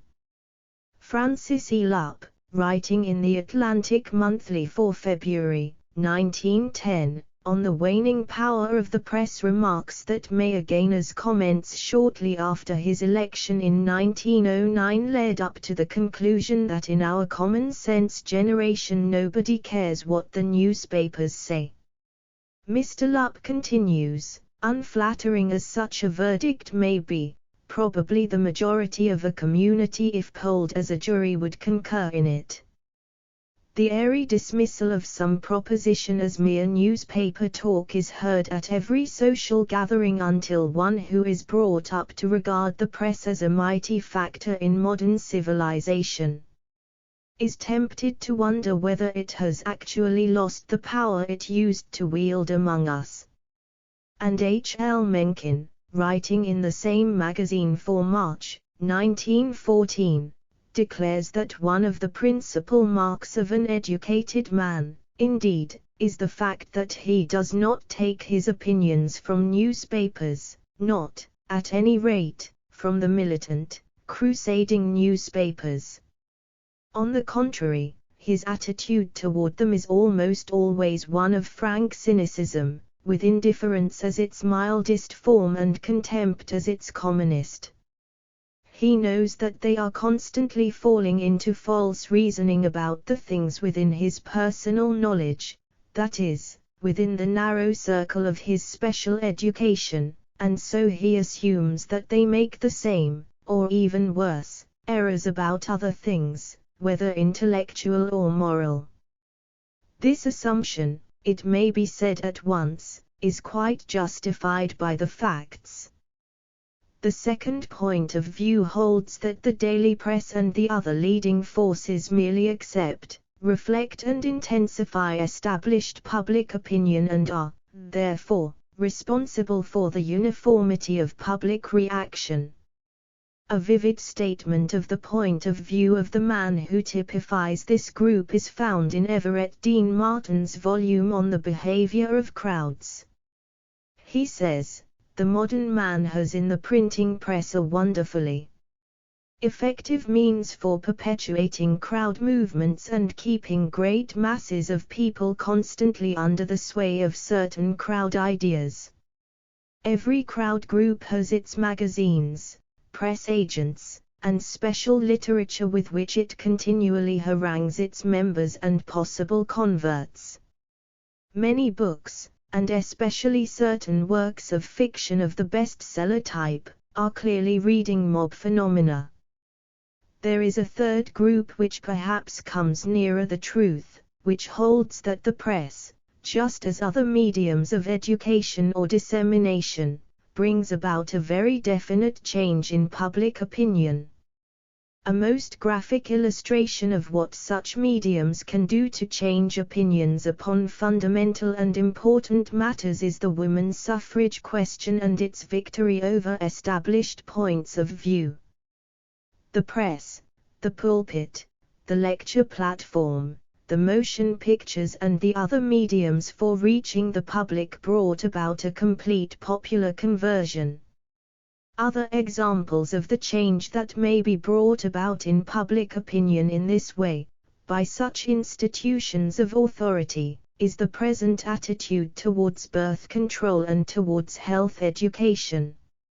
Naturally, the press, like other institutions which present facts or opinions, is restricted, often unconsciously, sometimes consciously, by various controlling conditions. Certain people talk of the censorship enacted by the prejudices and predispositions of the public itself. Some, such as Upton Sinclair, ascribe to the advertisers a conscious and powerful control of publications. Others, like Walter Lippmann, find that an effective barrier between the public and the event exists in the powerful influence which, he says, is exerted in certain cases on the press by the so-called quality public which the newspapers' advertisers wish to reach and among whom the newspapers must circulate if the advertising is to be successful. Mr. Lippmann observes that although such a restriction may exist, much of what may be attributed to censorship in the newspaper, often is actually inadequate presentation of the events it seeks to describe. On this point he says, it follows that in the reporting of strikes, the easiest way is to let the news be uncovered by the overt act, and to describe the event as the story of interference with the reader's life. This is where his attention is first aroused and his interest most easily enlisted. A great deal, I think myself, of the crucial part of what looks to the worker and the reformer as deliberate misrepresentation on the part of newspapers, is the direct outcome of a practical difficulty in uncovering the news, and the emotional difficulty of making distinct facts interesting. Unless, as Emerson says, we can perceive them, and can set about translating them at once into parallel facts. In view then of the possibility of a malleable public opinion, the Council on Public Relations, desiring to obtain a hearing for any given cause, simply utilizes existent channels to obtain expression for the point of view he represents. How this is done will be considered later. Because of the importance of channels of thought communication, it is vital for the Public Relations Council to study carefully the relationship between public opinion and the organs that maintain it or that influence it to change. We shall look into this interaction and its effect in the next chapter. Chapter 3. The interaction of public opinion with the forces that help to make it. The public and the press, or for that matter, the public and any force that modifies public opinion, interact. Action and interaction are continually going on between the forces projected out to the public and the public itself. The Public Relations Council must understand this fact in its broadest and most detailed implications. He must understand not only what these various forces are, but he must be able to evaluate their relative powers with fair accuracy. Let us consider again the case of a newspaper, as representative of other mediums of communication. We print, says the New York Times, all the news that's fit to print. Immediately the question arises, as Elmer Davis, the historian of the Times, tells us that it did when the motto was first adopted, what news is fit to print? By what standard is the editorial decision reached which includes one kind of news and excludes another kind? The Times itself has not been, in its long and conspicuously successful career, entirely free from difficulties on this point. Thus in the history of the New York Times, Mr. Davis feels the need for justifying the extent to which that paper featured Theodore Tilton's action against the Reverend Henry Ward Beecher for alienation of Mrs. Tilton's affections and his conduct with her. Mr. Davis says, pages 124 to 125, no doubt a good many readers of the Times thought that the paper was giving an undue amount of space to this chronicle of sin and suffering. Those complaints come in often enough even in these days from readers who appreciate the paper's general reluctance to display news of this sort, and wonder why a good general rule should occasionally be violated. But there was a reason in the Beecher case, as there has usually been a reason in similar affairs since. Dr. Beecher was one of the most prominent clergymen in the country. There was a natural curiosity as to whether he was practicing what he preached. One of the counsel at the trial declared that all Christendom was hanging on its outcome. Full reporting of its course was not a mere pandering to vulgar curiosity, but a recognition of the value of the case as news. The simple fact that such a slogan can exist and be accepted is for our purpose an important point. Somewhere there must be a standard to which the editors of the Times can conform, as well as a large clientele of constant readers to whom that standard is satisfactory. Fit must be defined by the editors of the Times in a way which meets with the approval of enough persons to enable the paper to maintain its reading public. As soon, however, as the definition is attempted, difficulties arise. Professor W. G. Bleer, in an article in his book on journalism, first stresses the importance of completeness in the news columns of a paper, then goes on to say that the only important limitations to completeness are those imposed by the commonly accepted ideas of decency embodied in the words, "all the news that's fit to print," and by the rights of privacy. Carefully edited newspapers discriminate between what the public is entitled to know and what an individual has a right to keep private. On the other hand, when Professor Bleer attempts to define what news is fit to print and what the public is entitled to know, he discusses generalizations capable of wide and frequently inconsistent interpretation. News, says he, is anything timely which is significant to newspaper readers in their relations to the community, the state and the nation. Who is to determine what is significant and what is not? Who is to decide which of the individuals' relations to the community are safeguarded by his right of privacy and which are not? Such a definition tells us nothing more definite than does the slogan which it attempts to define. We must look further for a standard by which these definitions are applied. There must be a consensus of public opinion on which the newspaper falls back for its standards. The truth is that while it appears to be forming the public opinion on fundamental matters, the press is often conforming to it. It is the office of the Public Relations Counsel to determine the interaction between the public and the press and the other mediums affecting public opinion. It is as important to conform to the standards of the organ which projects ideas as it is to present to this organ such ideas as will conform to the fundamental understanding and appreciation of the public to which they are ultimately to appeal. There is as much truth in the proposition that the public leads institutions as in the contrary proposition that the institutions lead the public.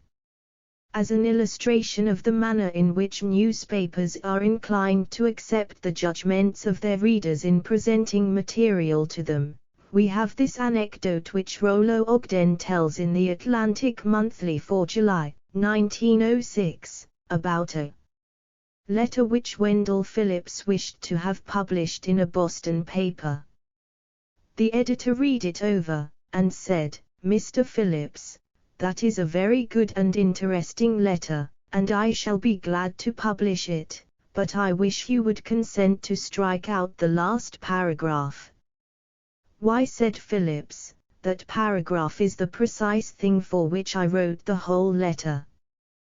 Without that it would be pointless." "Oh, I see that," replied the editor, "and what you say is perfectly true. I fully agree with it all myself. Yet it is one of those things which it will not do to say publicly. However, if you insist upon it, I will publish it as it stands." It was published the next morning, and along with it a short editorial reference to it, saying that a letter from Mr. Phillips would be found in another column, and that it was extraordinary that so keen a mind as his should have fallen into the palpable absurdity contained in the last paragraph. Recognition of this fact comes from a number of different sources. H. L. Mencken recognizes that the public runs the press as much as the press runs the public. "The primary aim of all of them," says Mr. Mencken, "not less when they play the secular eye-canon than when they play the mere newsmonger, was to please the crowd, and to give a good show, and the way they set about giving that good show was by first selecting a deserving victim, and then putting him magnificently to the torture. This was their method when they were performing for their own profit only, when their one motive was to make the public read their paper, but it was still their motive when they were battling bravely and unselfishly for the public good, and so discharging the highest duty of their profession." There are interesting, if somewhat obscure, examples of the complementary working of various forces. In the field of the motion pictures, for example, the producers, the actors and the press, in their support, have continually waged a battle against censorship. Undoubtedly, censorship of the motion pictures is in its practical workings an economic and artistic handicap. Censorship, however, will continue in spite of the producers as long as there is a willingness on the part of the public to accept this censorship. The public, on the whole, has refused to join the fight against censorship, because there is a more or less articulate belief that children, if not women, should be protected from seeing shocking sights, such as murders visibly enacted, the taking of drugs, immoralities and other acts which might offend or suggest harmful imitation. Damaged Goods, before its presentation to America in 1913, was analyzed by the Public Relations Council, who helped to produce the play. He recognized that unless that part of the public sentiment which believed in education and truth could be lifted from that part of public opinion which condemned the mentioning of sex matters, Damaged Goods would fail. The producers, therefore, did not try to educate the public by presenting this play as such, but allowed group leaders and groups interested in education to come to the support of Brower's drama and, in a sense, to sponsor the production. Proof that the public and the institutions that make public opinion interact is shown in instances in which books were stifled because of popular disapproval at one time and then brought forward by popular demand at a later time when public opinion had altered. Religious and very early scientific works are among such books. A more recent instance is the announcement made by Judge, a weekly magazine, that it would support the fight for light wine and beer. Judge took this stand because it believed in the principle of personal freedom and also because it deemed that public sentiment was in favor of light wine and beer as a substitute for absolute prohibition. Judge believed its stand would please its readers. Presumably writing of newspaper morality, Mr. Mencken, in his article just quoted, finds at the end of it that he has written of popular morality very copiously, and of newspaper morality very little. But says Mr. Mencken, as I have said before, the one is the other. The newspaper must adapt its pleading to its client's moral limitation just as the trial lawyer also must adapt his pleading to the jury's limitations. Neither may like the job, but both must face it to gain the larger end.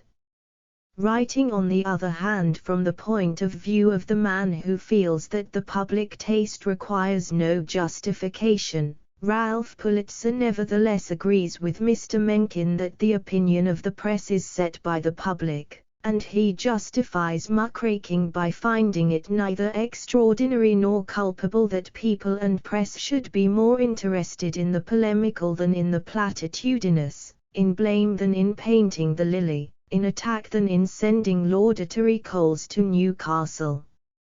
Even Mr. Lupp concludes that whatever we may say of the modern press on its less commendable side, we are bound to admit that newspapers, like governments, fairly reflect the people they serve. Charles Dudley Warner once went so far as to say that no matter how objectionable the character of a paper may be, it is always a trifle better than the patrons on whom it relies for its support. Similarly, from an unusually wide experience on a paper as highly considered, perhaps, as any in America, Rollo Ogden claims this give and take between the public and the press is vital to a just conception of American journalism. The editor does not nonchalantly project his thoughts into the void. He listens for the echo of his words.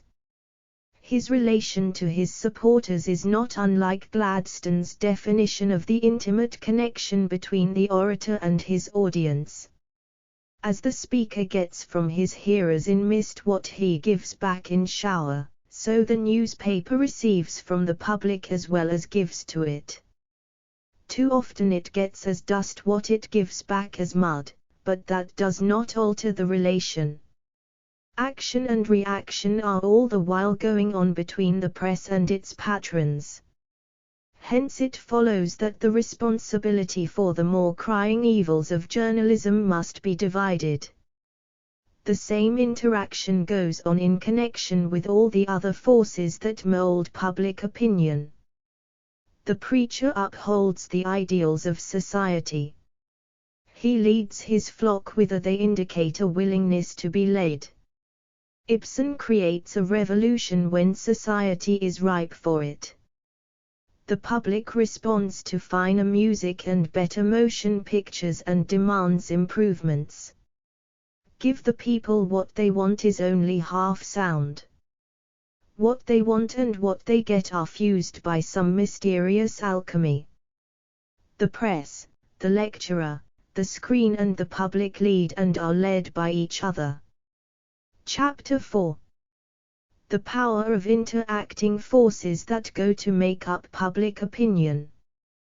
The influence of any force which attempts to modify public opinion depends upon the success with which it is able to enlist established points of view. A middle ground exists between the hypothesis that the public is stubborn and the hypothesis that it is malleable. To a large degree the press, the schools, the churches, motion pictures, advertising, the lecture platform and radio all conform to the demands of the public. But to an equally large degree the public responds to the influence of these very same mediums of communication. Some analysts believe that the public has no opinions except those which various institutions provide ready-made for it. From Mr. Mencken and others it would almost seem to follow that newspapers and other mediums have no standards except those which the public provides, and that therefore they are substantially without influence upon the public mind. The truth of the matter, as I have pointed out, lies somewhere between these two extreme positions. In other words, the public relations counsel who thinks clearly on the problem of public opinion and public relations will credit the two factors of public opinion respectively with their influence and effectiveness in mutual interaction. Ray Stannard Baker says that while there was a gesture of unconcern, of don't care what they say, on the part of the leaders of the Versailles Conference, no aspect of the conference in reality worried them more than the news, opinions, guesses that went out by scores of thousands of words every night, and the reactions which came back so promptly from them. The problem of publicity consumed an astonishing amount of time, anxiety and discussion among the leaders of the conference. It influenced the entire procedure. It was partly instrumental in driving the four heads of states finally into small secret conferences. The full achievement of publicity on one occasion, Wilson's Italian note, nearly broke up the conference and overturned a government. The bare threat of it, upon other occasions, changed the course of the discussion. Nothing concerned the conference more than what democracy was going to do with diplomacy. For like causes we find great industries, motion pictures being one and organized baseball another, appointing as directors of their activities men prominent in public life, doing this to assure the public of the honest and social-minded conduct of their members. The Franklin Roosevelts are in this class, the Will Hayeses and the Landaises. A striking example of this interaction is illustrated in what occurred at the Hague Conference a few years ago. The effect of the Hague Conference's conduct upon the public was such that officials were forced to open the conference doors to the representatives of newspapers. On the 16th of June, 1922, a note came from The Hague by the Associated Press that Foreign Minister Van Carnebeek of Holland capitulated to the world's desire to be informed of what was going on by admitting correspondence.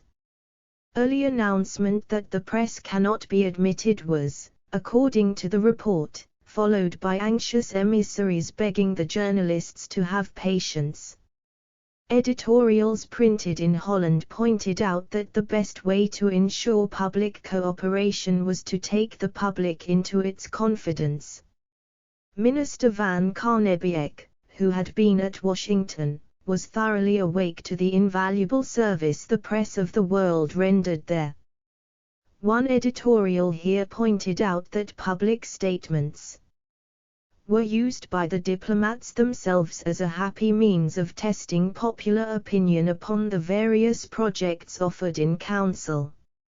How many trial balloons were sent up in this fashion, nobody can recall.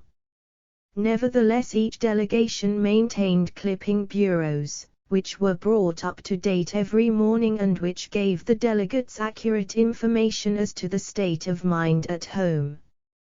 Thus it came about that world opinion was ready and anxious to receive the finished work of the conference, and that it was prompt to bring individual recalcitrant groups into line. Let me quote from the New York Evening Post of July, 1922, as to the important interaction of these forces. The importance of the press in guiding public opinion and the cooperation between the members of the press and the men who express public opinion in action, which has grown up since the peace conference at Paris, were stressed by Lionel Curtis, who arrived on the Adriatic yesterday to attend the Institute of Politics, which opens on the 27th of July at Williamstown. Perhaps for the first time in history, he said, the men whose business it is to make public opinion were collected for some months under the same roof with the officials whose task in life is the actual conduct of foreign affairs. In the long run, foreign policy is determined by public opinion. It was impossible in Paris not to be impressed by the immense advantage of bringing into close contact the writers who, through the press, are making public opinion and the men who have to express their opinion in actual policy. Harvard University, likewise, appreciating the power of public opinion over its own activities, has recently appointed a council on public relations to make its aims clear to the public. The institutions which make public opinion conform to the demands of the public. The public responds to an equally large degree to these institutions. Such fights as that made by Collier's Weekly for pure food control show this. The Safety First movement, by its use of every form of appeal, from poster to circular, from lecture to law enforcement, from motion pictures to safety weeks, is bringing about a gradual change in the attitude of a safety-deserving public towards the taking of unnecessary risks. The Rockefeller Foundation, confronted with the serious problem of the hookworm in the South and in other localities, has brought about a change in the habits of large sections of rural populations by analysis, investigation, applied medical principles, and public education.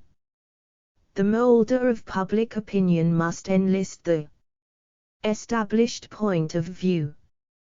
This is true of the press as well as of other forces. Mr. Mencken mixes cynicism and truth when he declares that the chief difficulty confronting a newspaper which tries to carry out independent and thoughtful policies does not lie in the direction of the board of directors, but in the direction of the public which buys the paper. The New York Tribune, as an example of editorial bravery, points out in an advertisement published the 23rd of May, 1922, that though news knows no order in the making and though a newspaper must carry the news, both pleasant and unpleasant nevertheless, it is the duty of any newspaper to realize that there is a possibility of selective action, and that in times of stress and bleak despair a newspaper has a hard and fast duty to perform in keeping up the morale of the community. Indeed, the instances are frequent and accessible to the recollection of any reader in which newspapers have consciously maintained a point of view toward which the public is either hostile or cold.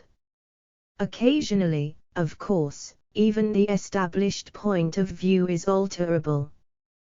The two Baltimore Suns do brave their public and have been braving their public for some time, not entirely without success.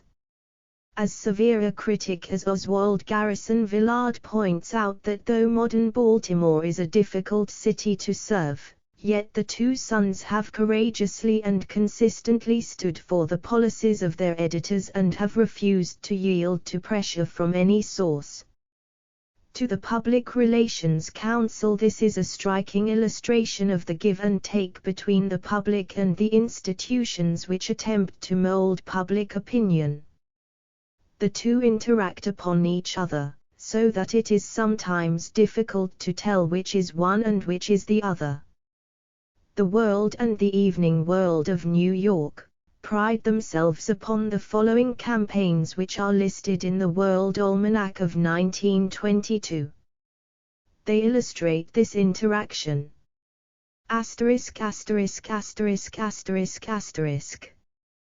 Conference on Limitation of Armament grew from World's plea.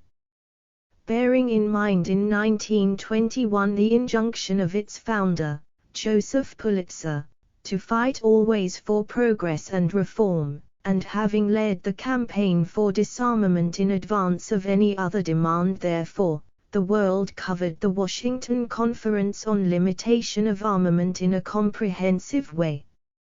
Asterisk asterisk asterisk asterisk asterisk. Measures advocated by World made law. During the 1921 session of the New York legislature, many measures advocated by the World were enacted. One of this paper's chief achievements was the passage of a resolution broadening the power of the Lockwood Housing Committee, enabling it to inquire into high finance as related to the building trades situation. The World was instrumental in obtaining the amphitheater ticket speculator law. It also brought about a change in bills to abolish the daylight saving law so that municipalities might enact their own daylight saving ordinances. It was successful in its campaign against the search and seizure and other drastic features of the state prohibition enforcement law. Asterisk asterisk asterisk asterisk asterisk. The World told facts about Ku Klux Klan. The World on September 6 commenced the publication of a series of articles telling the truth about the Ku Klux Klan. 26 newspapers, in widely separated sections of the United States, joined the World in the publication. Some had been invited to participate, others requested the World to let them use the articles. All these newspapers realized that the only motive back of the World's publication was public service. It was their desire to share in this service, and the World is proud that they asked only assurance of its traditional accuracy and fairness before they saw their way clear to cooperation. The World is proud that the completed record shows no evidence either that it was terrified by threats or was goaded by abuse into departures from its object of presenting the facts honestly and without exaggeration. Asterisk asterisk asterisk asterisk asterisk. Changes in motor vehicle laws. As a result of a crusade to lessen automobile fatalities in New York City and state, the World won a victory when changes in the motor vehicle laws were made. The paper printed exclusive stories giving the motor and license numbers of cars stolen daily in this city, and started a campaign against outlaw taxicabs and financially irresponsible drivers and owners. Asterisk asterisk asterisk asterisk asterisk. Evening World's achievements. The Evening World continued its campaign against the coal monopoly and the high coal prices charged in New York City, a state of affairs that has been constantly and vigorously exposed in Evening World columns. After consultation with leading senators at Washington, several bills were introduced in Congress to alleviate the conditions. I am letting the World speak for itself merely as an example of what many splendid newspapers have accomplished as leaders in public movements. The New York Evening Post is another example, it having long led popular demand for vocational guidance and control. The Public Relations Counsel cannot base his work merely upon the acceptance of the principle that the public and its authorities interact. He must go deeper than that and discover why it is that a public opinion exists independently of church, school, press, lecture platform and motion picture screen. How far this public opinion affects these institutions and how far these institutions affect public opinion. He must discover what the stimuli are to which public opinion responds most readily. Study of the mirrors of the public mind, the press, the motion pictures, the lecture platform and the others, reveal to him what their standards are and those of the groups they reach. This is not enough, however. To his understanding of what he actually can measure he must add a thorough knowledge of the principles which govern individual and group action. A fundamental study of group and individual psychology is required before the Public Relations Council can determine how readily individuals or groups will accept modifications of viewpoints or policies, which they have already imposed upon their respective mediums. No idea or opinion is an isolated factor. It is surrounded and influenced by precedent, authority, habit and all the other human motivations. For a lucid conception of the functions, power and social utility of the public relations counsel, it is vitally important to have a clear grasp of the fundamentals with which he must work. Chapter V. An understanding of the fundamentals of public motivation is necessary to the work of the Public Relations Council. Before defining the fundamental motivations of society, let me mention those outward signs on which psychologists base their study of conditions. Psychological habits, or as Mr. Lippmann calls them, stereotypes, are shorthand by which human effort is minimized. They are so clearly and commonly understood that everyone will immediately respond to the mention of a stereotype within his personal experience. The words capitalist or Boy Scout bring out definite images to the hearer. These images are more comprehensible than detailed descriptions. Chorus girl, woman lawyer, politician, detective, financier are clean-cut concepts and capable of definition. We all have stereotypes which minimize not only our thinking habits but also the ordinary routine of life. Mr. Lippmann finds that the stereotypes at the center of the code by which various sections of the public live largely determine what group of facts we shall see and in what light we shall see them. That is why, he says, with the best will in the world, the news policy of a journal tends to support its editorial policy, why a capitalist sees one set of facts and certain aspects of human nature, literally sees them, his socialist opponent another set and other aspects, and why each regards the other as unreasonable or perverse, when the real difference between them is a difference of perception. That difference is imposed by the difference between the capitalist and socialist pattern of stereotypes. There are no classes in America, writes an American editor. The history of all hitherto existing society is the history of class struggles, says the Communist Manifesto. If you have the editor's pattern in your mind, you will see vividly the facts that confirm it, vaguely and ineffectively those that contradict. If you have the communist pattern, you will not only look for different things, but you will see with a totally different emphasis what you and the editor happen to see in common. The stereotype is the basis of a large part of the work of the Public Relations Council.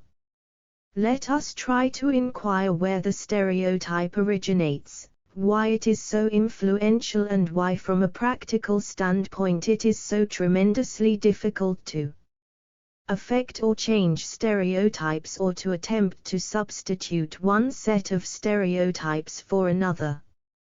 Mr. Martin attempts to answer questions such as these in his volume on the behavior of crowds. By crowds, Mr. Martin does not mean merely a physical aggregation of a number of persons.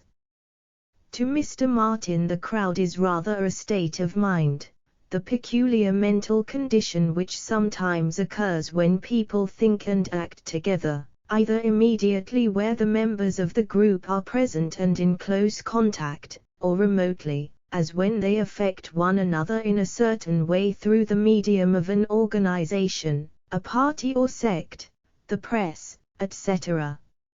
Motives of social behavior are based on individual instincts. Individual instincts, on the other hand, must yield to group needs. Mr. Martin pictures society as an aggregation of people who have sacrificed individual freedom in order to remain within the group. This sacrifice of freedom on the part of individuals in the groups leads its members to resist all efforts at fundamental changes in the group code. Because all have made certain sacrifices, reasons are developed why such sacrifices must be insisted upon at all times. The logic proof compartment is the result of this unwillingness to accept changes. What has been so painstakingly built up is not to be lightly destroyed. Each group, therefore, within itself, considers its own standards ultimate and indisputable, and tends to dismiss all contrary or different standards as indefensible.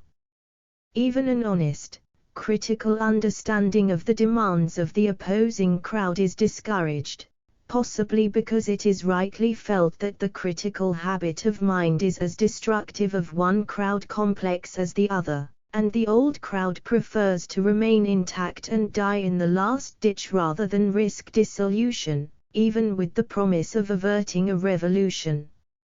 Hence the Romans were willing to believe that the Christians worshipped the head of an ass. The medieval Catholics, even at Leo's court, failed to grasp the meaning of the outbreak in North Germany. Thousands saw in the Reformation only the alleged fact that the monk Luther wanted to marry a wife. The main satisfaction, Mr. Martin thinks, which the individual derives from his group association is the satisfaction of his vanity through the creation of an enlarged self-importance. The Freudian theories upon which Mr. Martin relies very largely for his argument lead to the conclusion that what Mr. Henry Watterson has said of the suppression of news applies equally to the suppression of individual desire. Neither will suppress. With the normal person, the result of this social suppression is to produce an individual who conforms with sufficient closeness to the standards of his group to enable him to remain comfortably within it. The tendency, however, of the instincts and desires which are thus ruled out of conduct is somehow or other, when the conditions are favorable, to seek some avenue of release and satisfaction. To the individual most of these avenues of release are closed. He cannot, for example, indulge his instinct of pugnacity without running foul of the law. The only release which the individual can have is one which commands, however briefly, the approval of his fellows. That is why Mr. Martin calls crowd psychology and crowd activity the result of forces hidden in a personal and unconscious psyche of the members of the crowd, forces which are merely released by social gatherings of a certain sort. The crowd enables the individual to express himself according to his desire and without restraint. He says further, every crowd boosts for itself, gives itself as, speaks with oracular finality, regards itself as morally superior, and will, so far as it has the power, lord it over every one. Notice how each group and section in society, so far as it permits itself to think as crowd, claims to be the people. As an illustration of the boosting principle, Mr. Martin points out the readiness of most groups to enter upon conflict of one kind or another with opposing groups. Nothing so easily catches general attention and grips a crowd as a contest of any kind, he says. The crowd unconsciously identifies its members with one or the other competitor. Success enables the winning crowd to crow over the losers. Such an action becomes symbolical, and is utilized by the ego to enhance its feeling of importance. In society, this egoism tends to take the form of the desire for dominance. According to Mr. Martin, that is why, whenever any attempt is being made to secure recruits for a movement or a point of view, the leaders intuitively assume and reiterate the certainty of ultimate victory. 2 points which Mr. Martin makes seem to me most important. In the first place, Mr. Martin points out with absolute justice that the crowd mind is by no means limited to the ignorant. Any class, he says, may behave and think as a crowd. In fact, it usually does so insofar as its class interests are concerned. Neither is the crowd mind to be found only when there is a physical agglomeration of people. This fact is important to an understanding of the problems of the public relations counsel, because he must bear in mind always that the readers of advertisements, the recipients of letters, the solitary listener at a radio speech, the reader of the morning newspapers are mysteriously part of the crowd mind. When Bergson came to America about a decade ago, men and women flocked to his classes, both the French and the English sessions. It was obvious to the observer that numbers of disciples who conscientiously attended the full course of lectures understood almost nothing of what was being said. Their behavior was an instance of the crowd mind. Everybody read Main Street. Each reader in his own study tried to react as a crowd mind. They felt as they thought they ought to. Initiation scandals, where the crowd mind has created a brutality not possible to individuals, take place not only in brotherhoods among what Mr. Martin calls the lower classes but also among well-bred college youths and the fraternal orders of successful business and professional men. A more specific instance is the football game, with its manifestations of the crowd mind among a selected group of individuals. The Ku Klux Klan has numbered among its violent supporters some of the best families of the affected localities. The crowd is a state of mind which permeates society and its individuals at almost all times. What becomes articulate in times of stress under great excitement is present in the mind of the individual at most times and explains in part why popular opinion is so positive and so intolerant of contrary points of view. The college professor in his study on a peaceful summer day is just as likely to be reacting as a unit of a crowd mind as any member of a lynching party in Texas or Georgia. Mr. Trotter in his book, Instincts of the Herd in Peace and War gives us further material for study. He discusses the underlying causes and results of herd tendencies, stressing the herd's cohesiveness. The tendency the group has to standardize the habits of individuals and to assign logical reasons for them is an important factor in the work of the Public Relations Counsel. The predominant point of view, according to Mr. Trotter, which translates a rationalized point of view into an axiomatic truth, arises and derives its strength from the fact that it enlists herd support for the point of view of the individual. This explains why it is so easy to popularize many ideas. The cardinal quality of the herd is homogeneity. The biological significance of homogeneity lies in its survival value. The wolf pack is many times as strong as the combined strength of each of its individual members. These results of homogeneity have created the herd point of view. One of the psychological results of homogeneity is the fact that physical loneliness is a real terror to the gregarious animal, and that association with the herd causes a feeling of security.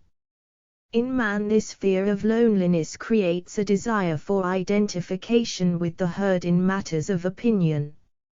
It is here, says Mr. Trotter, that we find the ineradicable impulse mankind has always displayed towards segregation into classes.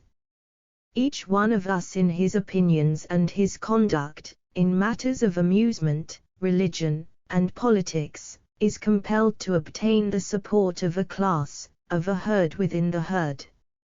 Says Mr. Trotter, the effect of it will clearly be to make acceptable those suggestions which come from the herd, and those only. It is of especial importance to note that this suggestibility is not general, and it is only herd suggestions which are rendered acceptable by the action of instinct, and man is, for example, notoriously insensitive to the suggestions of experience. The history of what is rather grandiosely called human progress everywhere illustrates this. If we look back upon the developments of some such thing as the steam engine, we cannot fail to be struck by the extreme obviousness of each advance, and how obstinately it was refused assimilation until the machine almost invented itself. The workings of the gregarious instinct in man result frequently in conduct of the most remarkable complexity, but it is characterized by all of the qualities of instinctive action. Such conduct is usually rationalized, but this does not conceal its real character. We may sincerely think that we vote the Republican ticket because we have thought out the issues of the political campaign and reached our decision in the cold-blooded exercise of judgment. The fact remains that it is just as likely that we voted the Republican ticket because we did so the year before or because the Republican platform contains a declaration of principle, no matter how vague, which awakens profound emotional response in us, or because our neighbor whom we do not like happens to be a Democrat. Mr. Lippmann remarks, for the most part we do not first see and then define, we define first and then see. In the great booming, buzzing confusion of the outer world we pick out of the clutter what is already defined for us, and we tend to perceive that which we have picked out in the form stereotyped for us by our culture. Mr. Trotter cites as a few of the examples of rationalization the mechanism which enables the European lady who wears rings in her ears to smile at the barbarism of the colored lady who wears her rings in her nose, and the process which enables the Englishman who is amused by the African chieftain's regard for the top hat as an essential piece of the furniture of state to ignore the identity of his own behavior when he goes to church beneath the same tremendous ensign. The gregarious tendency in man, according to Mr. Trotter, results in 5 characteristics which he displays in common with all gregarious animals. 1. He is intolerant and fearful of solitude, physical or mental. The same urge which drives the buffalo into the herd and man into the city requires on the part of the latter a sense of spiritual identification with the herd. Man is never so much at home as when on the bandwagon. 2. He is more sensitive to the voice of the herd than to any other influence. Mr. Trotter illustrates this characteristic in a paragraph which is worth quoting in its entirety. He says, the voice of the herd, can inhibit or stimulate his thought and conduct. It is the source of his moral codes, of the sanctions of his ethics and philosophy. It can endow him with energy, courage, and endurance, and can as easily take these away. It can make him acquiesce in his own punishment and embrace his executioner, submit to poverty, bow to tyranny, and sink without complaint under starvation. Not merely can it make him accept hardship and suffering unresistingly, but it can make him accept as truth the explanation that his perfectly preventable afflictions are sublimely just and gentle. It is this acme of the power of herd suggestion that is perhaps the most absolutely incontestable proof of the profoundly gregarious nature of man. 3. He is subject to the passions of the pack in his mob violence and the passions of the herd in his panics. 4. He is remarkably susceptible to leadership. Mr. Trotter points out that the need for leadership is often satisfied by leadership of a quality which cannot stand analysis, and which must therefore satisfy some impulse rather than the demands of reason. 5. His relations with his fellows are dependent upon the recognition of him as a member of the herd. The gregarious tendency, Mr. Trotter believes, is biologically fundamental. He finds therefore that the herd reaction is not confined to outbreaks such as panics and mob violence, but that it is a constant factor in all human thinking and feeling.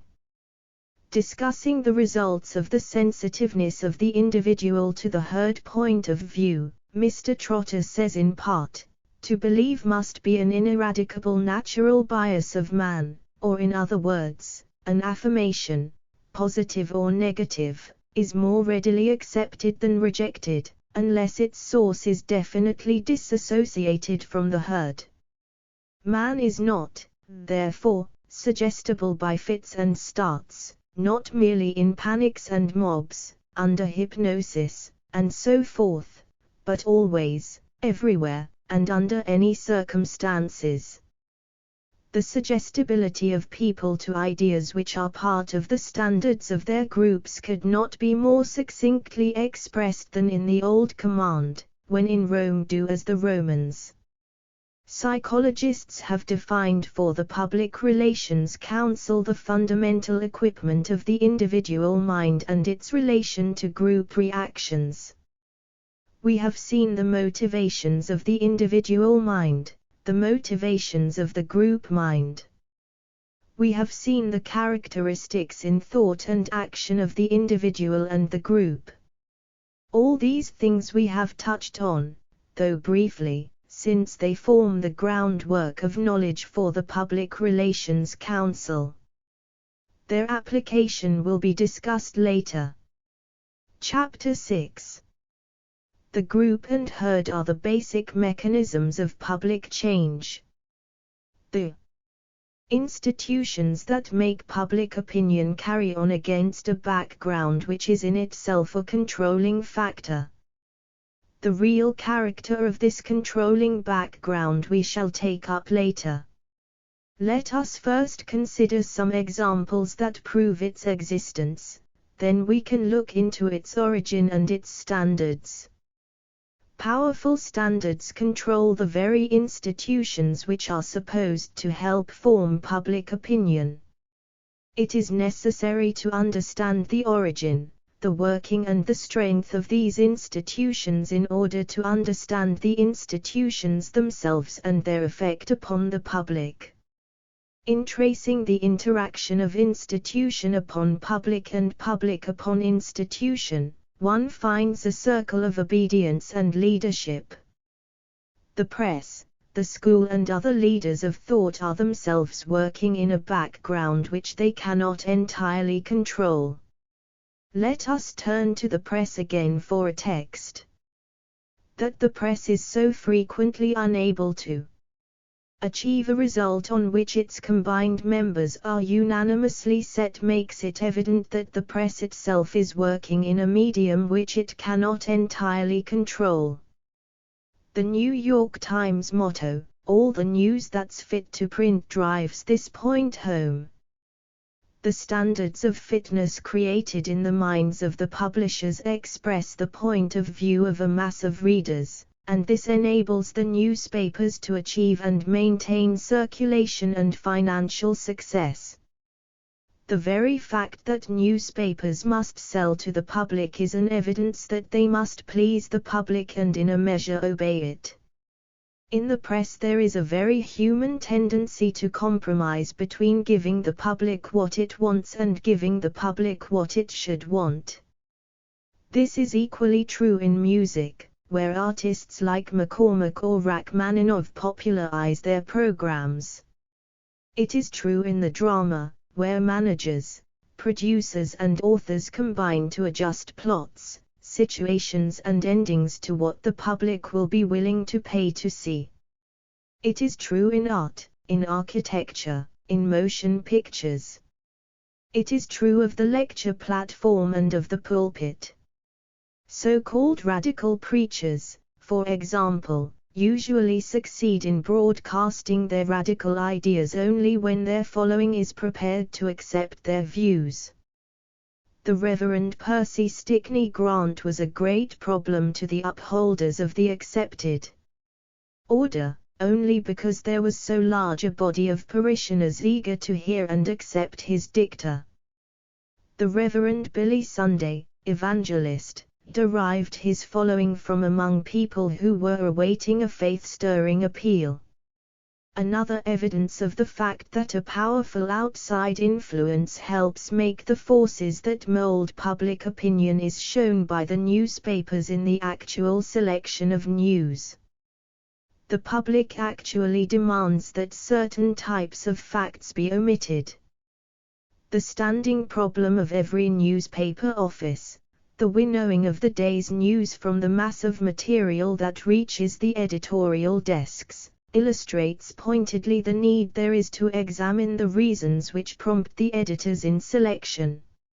In an exceedingly interesting advertisement published by the New York Tribune, on the 19th of April, 1922, the Tribune's editors state the problem most graphically. The advertisement is headed, "What Else Happened That Day?" and it reads as follows. Madame Calo was on trial in Paris for killing Gaston Carmit. In Long Island a woman was mysteriously shot in a doctor's office while on a night visit.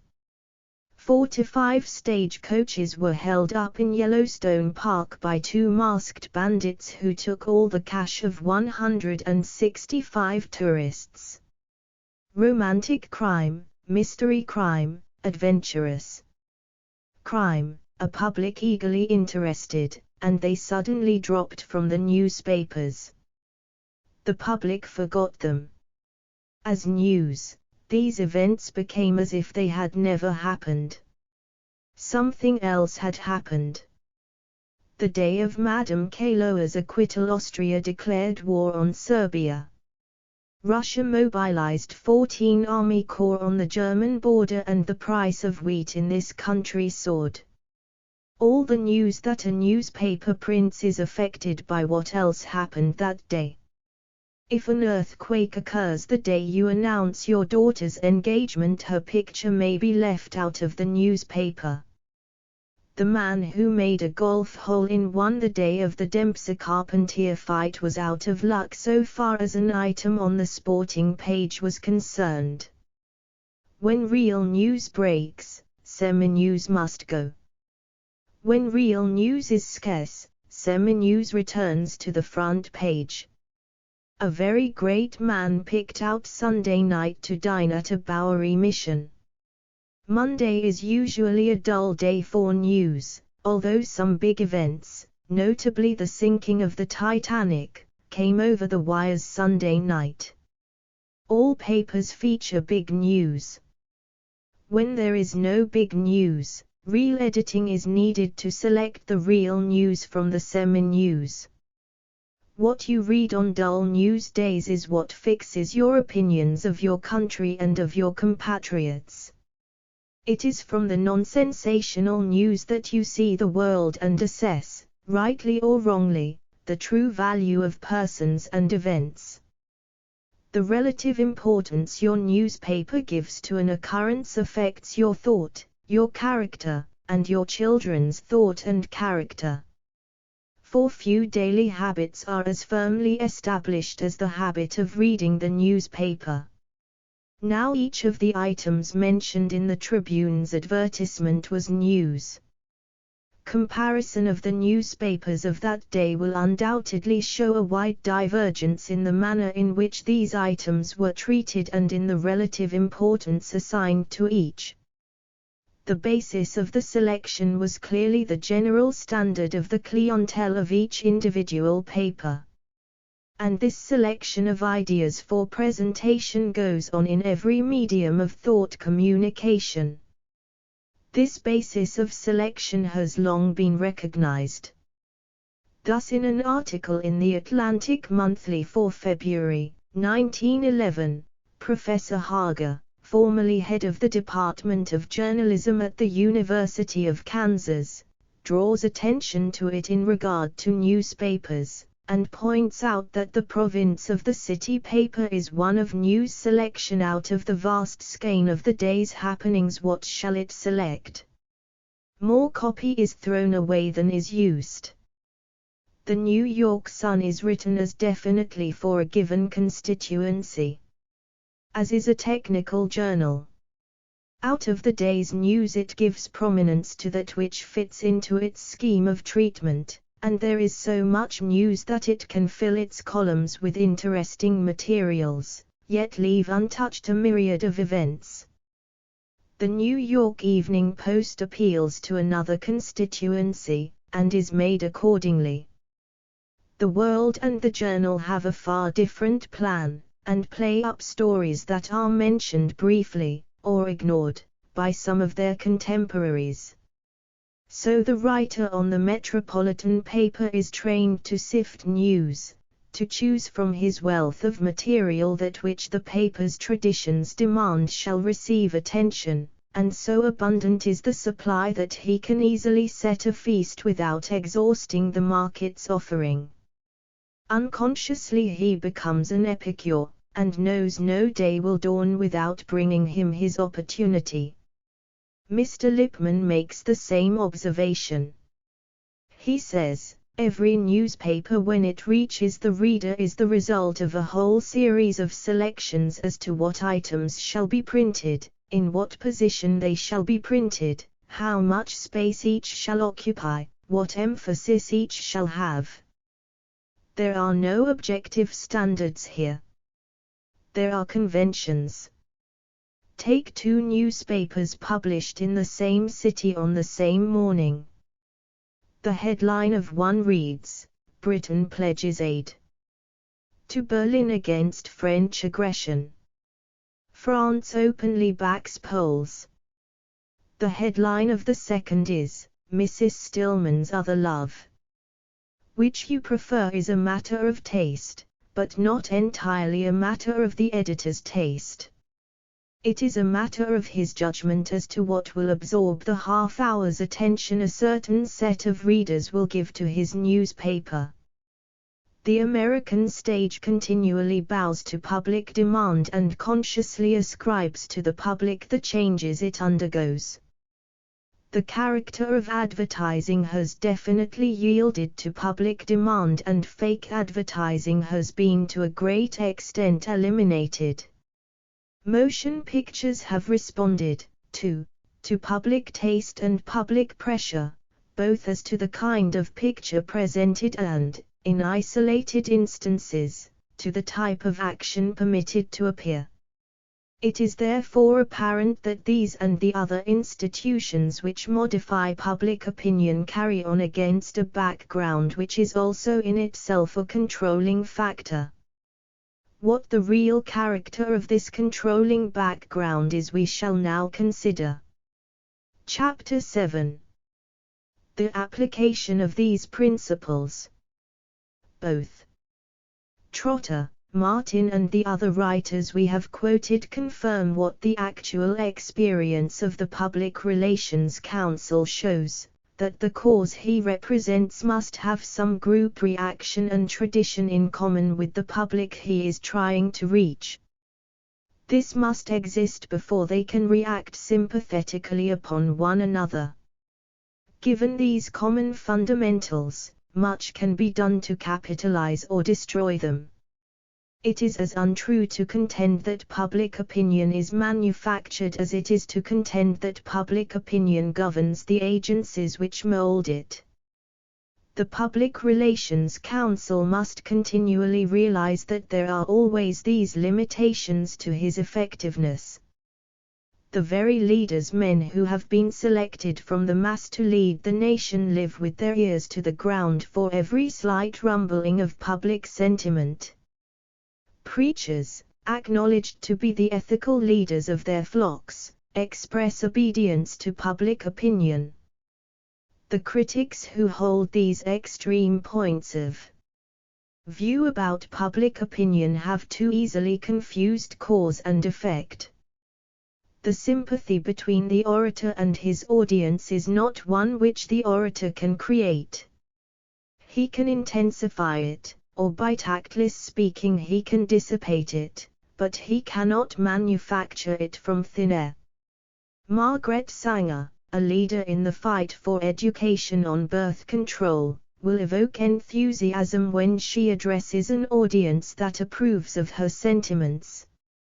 When, however, she injects her point of view into groups that have a preconceived aversion to them, she is in danger of abuse, if not of actual physical violence.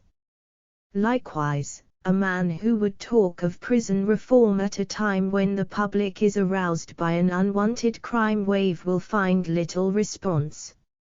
On the other hand, when Madame Curie, co-discoverer of radium, came to America, she found a country that was prepared to meet her because of intensive effort on the part of a large radium corporation and a committee of women formed by Marie B. Meloni, to apprise the public of the importance of her visit. Had she come 2 years sooner, she might have been ignored save by a few scientists. A historic incident illustrative of the interaction between a leader and a public is that of the sudden turn in the affairs of Rear Admiral Dewey, the idol of the Spanish-American War. He nevertheless alienated popular affection by giving to his wife a house which had been presented to him by an admiring public. For some reason the public failed to sympathize with Admiral Dewey's own undoubtedly sound and worthy reasons.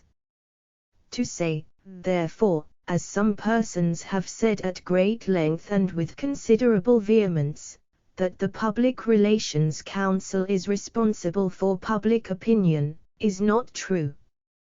The Public Relations Council is not needed to persuade people to standardize their points of view or to persist in their established beliefs. The established point of view becomes established by satisfying some real or assumed human need. In common with the scenario writer, the preacher, the statesman, the dramatist, the Public Relations Council has his share in making up the mind of the public. The public quite as truly makes up the mind of the journalist, the pamphleteer, the scenario writer, the preacher and the statesman. The main direction of the public mind is often irrevocably set for its leaders. Hendrik van Loon, in his Story of Mankind, paints a picture of the action and interaction between Napoleon the Great and his public in a way that might well have been made to illustrate our point. When Napoleon led the public truly in the direction towards which it was headed, that is, towards democracy and equality, he was its successful leader and its idol, says Van Loon. When in the latter part of his career he turned back to a goal which the public had discarded and was eager to forget, that is, Bourbonism, Napoleon met with irresistible defeat. Damaged Goods was able to make the American public accept the word syphilis because the Council on Public Relations projected the doctrine of sex hygiene through those groups and sections of the public which were prepared to work with him. Public opinion is the resultant of the interaction between two forces. This may help us to see with greater clarity the position the Public Relations Council holds in relation to the world at large, and what the factors are with which he is concerned and by which he accomplishes his work. We have gone somewhat elaborately into the fundamental equipment of the individual mind and its relation to the group mind because the Public Relations Council in his work in these fields must constantly call upon his knowledge of individual and group psychology. The Public Relations Council can come forward, first, as the representative of established things when their security is shaken, or when they desire greater power, and second, as the representative of the group which is struggling to establish itself. Mr. Lippmann says propaganda is dependent upon censorship. From my point of view, the precise reverse is more nearly true. Propaganda is a purposeful, directed effort to overcome censorship, the censorship of the group mind and the herd reaction. The average citizen is the world's most efficient censor. His own mind is the greatest barrier between him and the facts. His own logic-proof compartments, his own absolutism are the obstacles which prevent him from seeing in terms of experience and thought rather than in terms of group reaction. The training of the public relations counsel permits him to step out of his own group to look at a particular problem with the eyes of an impartial observer and to utilize his knowledge of the individual and the group mind to project his client's point of view. Part 3. Technique and Method. Chapter I. The public can be reached only through established mediums of communication. When the United States was made up of small social units with common traditions and a small geographic and social area, it was comparatively simple for the proponent of a point of view to address his public directly.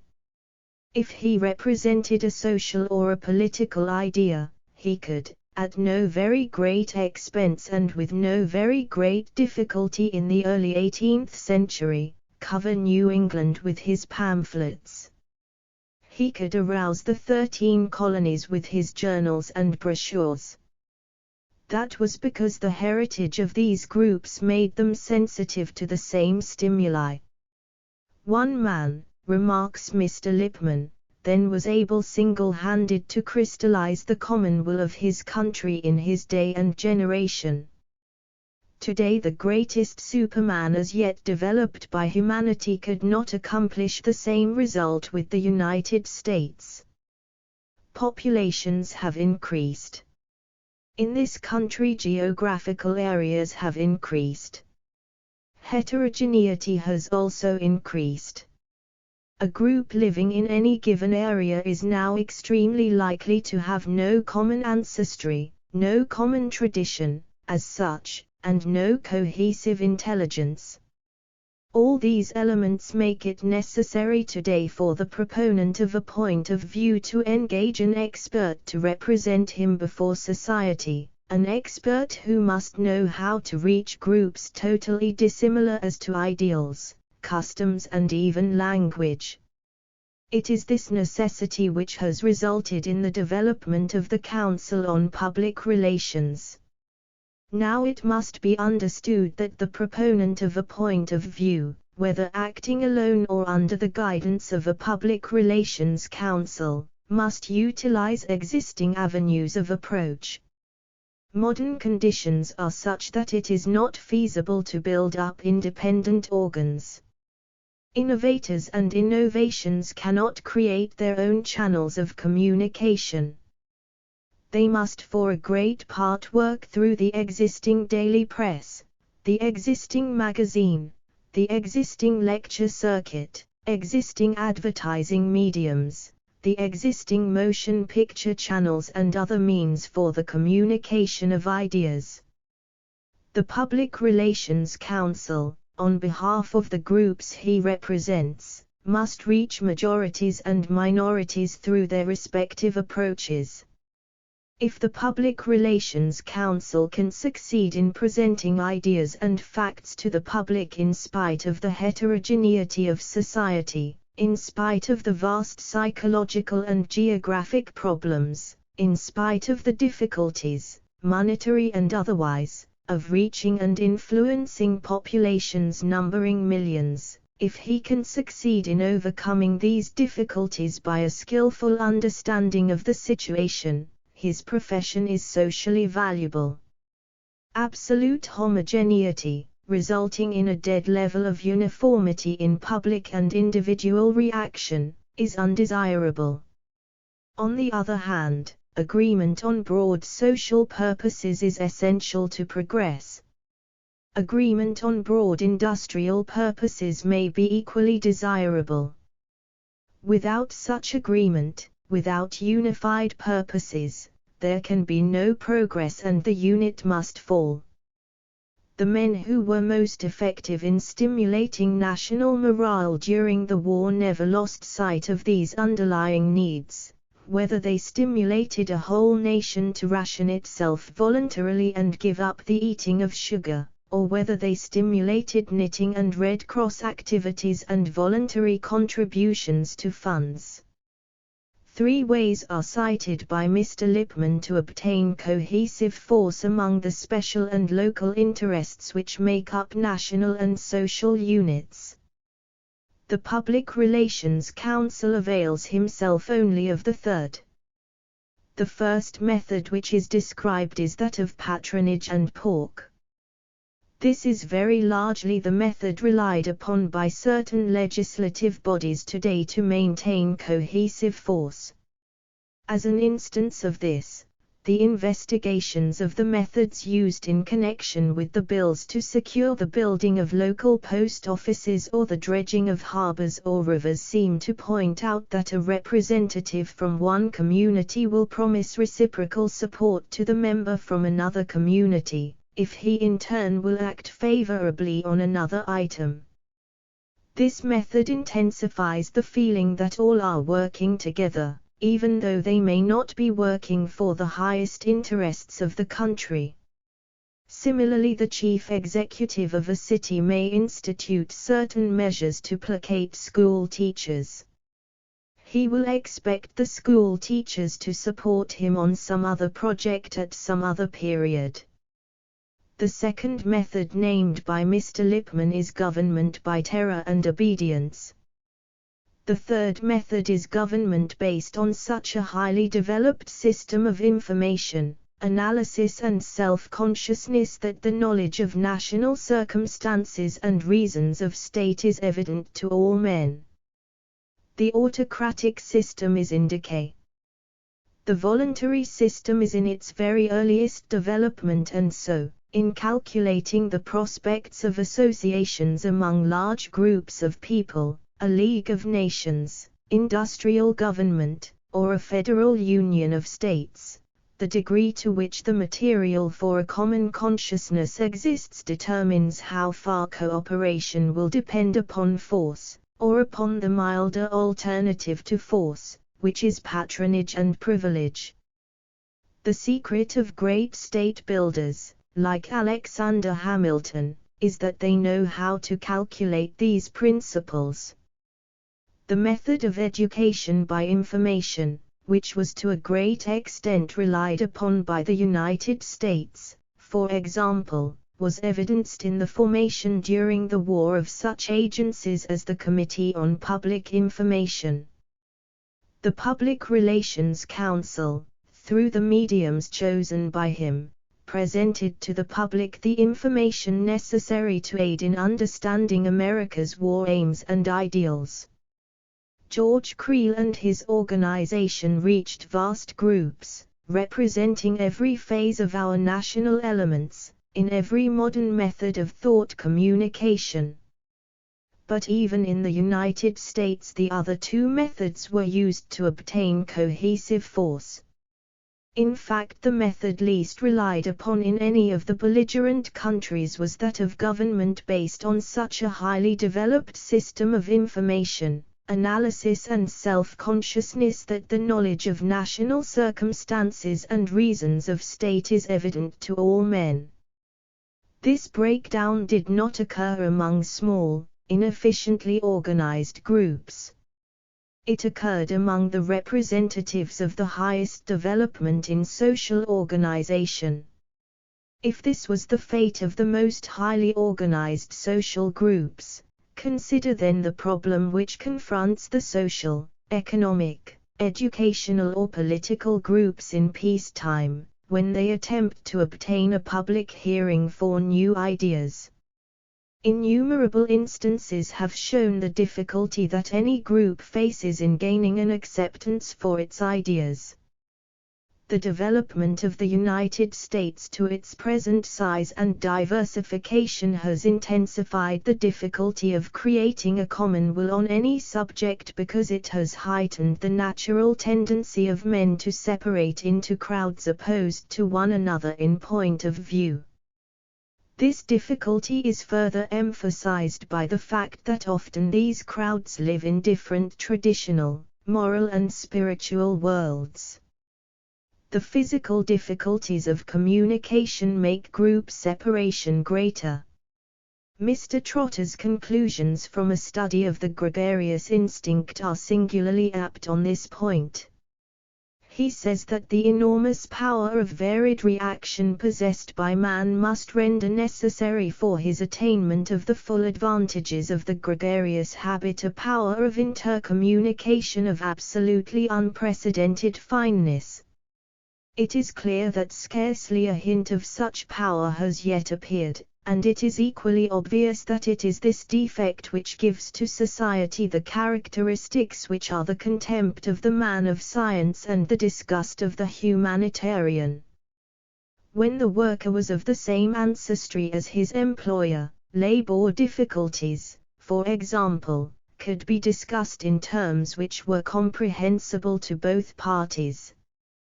Today the United States Steel Corporation must exert tremendous effort to present its view to its thousands of employees who are South Europeans, North Europeans, Americans.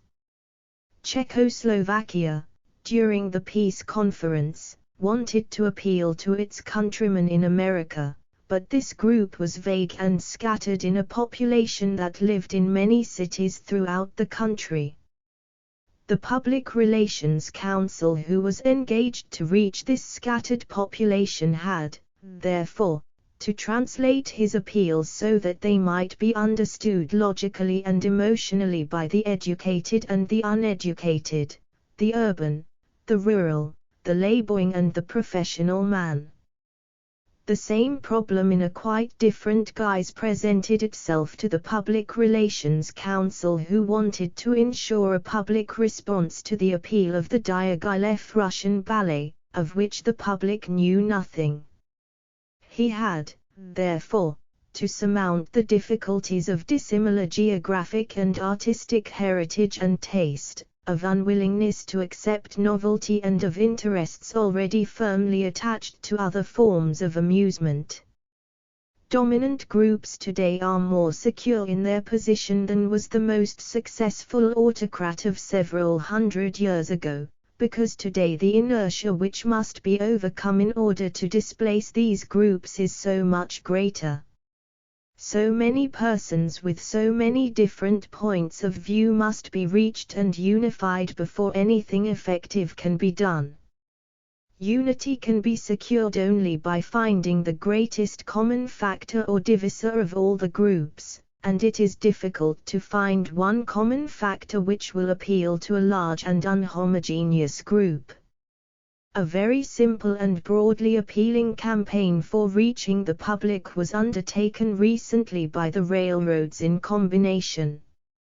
They utilized the poster in graphic, fundamental appeal to awaken an instinct of carefulness in regard to crossing railroad tracks. When the government sought to re-establish ex-servicemen, the Public Relations Council had to appeal vividly and quickly to employers and returned soldiers out of the vast complexity of their interests. He selected the most fundamental appeals of loyalty, fairness and patriotism in order to be understood actively. Domination today is not a product of armies or navies or wealth or policies.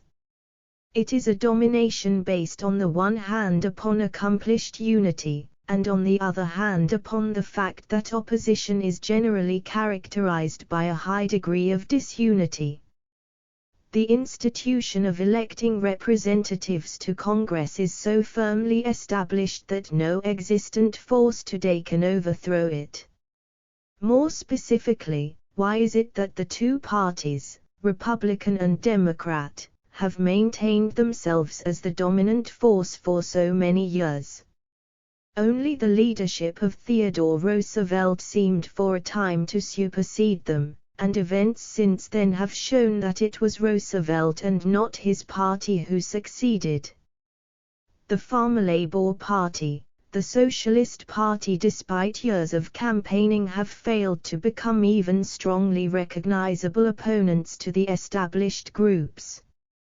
The disunity of forces which seek to overthrow dominant groups is illustrated every day in every phase of our lives, political, moral and economic.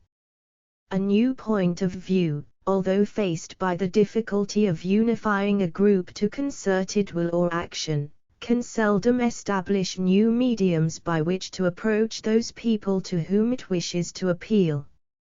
It is possible for advertising and pamphletizing to blanket the country at a cost.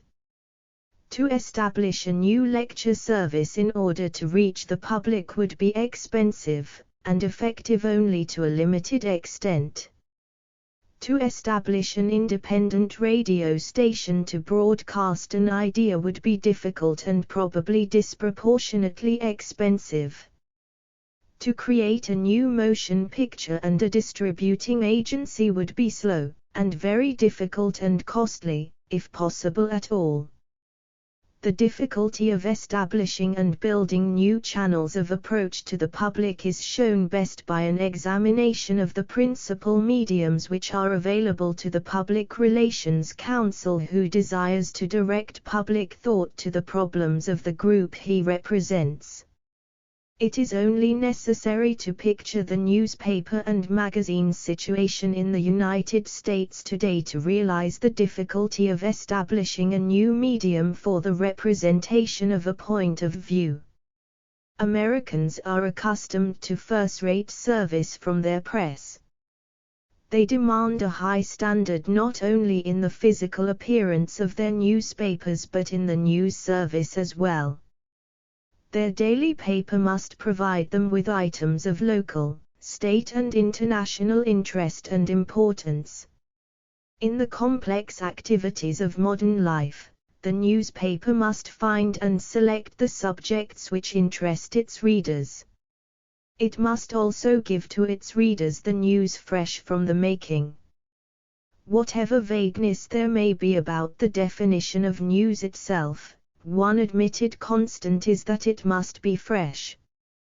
The cost of establishing a paper with a wide appeal, which will have the facilities of gathering news, of printing and distributing it, is such that groups can no longer depend upon their own organs of expression. The Christian Science Church does not depend upon its admirable publication, the Christian Science Monitor, in order to reach its own and new publics. Even where the issue demands a partisan or class origin of a newspaper, as in the case of a political party, the results achieved by so expensive and laborious a step seldom justify it. Mr. Given in his book Making a Newspaper points out the great expense that is attached to the publication of a large metropolitan daily. In proportion to their field of appeal and potential income, the smaller dailies undoubtedly face the same economic problems. Mr. Given says, few persons not having intimate knowledge of a newspaper have any idea of the great amount of money required to start one, or to keep one running which is already established. The mechanical equipment and delivery service alone may demand an investment of several $100,000. There is one New York paper whose mechanical equipment cost $1,000,000. Supplies are in constant demand, and the salary list is a long and heavy one. For a new paper, the salary list of the editorial department is especially formidable, as editors and reporters who have employment with well-established publications are always reluctant to change to a venture that at best is in for a rough voyage, and can be attracted only by high pay. A good many of the newspapers that are started soon become memories, and fewer than are generally supposed are paying their own way. The sum of $3 million would hardly suffice at the present time to equip a first-class newspaper establishment in New York City, issue a morning and an evening edition paper, build up a circulation of 75,000 for each, and place the establishment on a money-making basis. Run on the lines of those already established and possessing no extraordinary features to recommend them to the public, the two papers might continue to lose money for 20 years.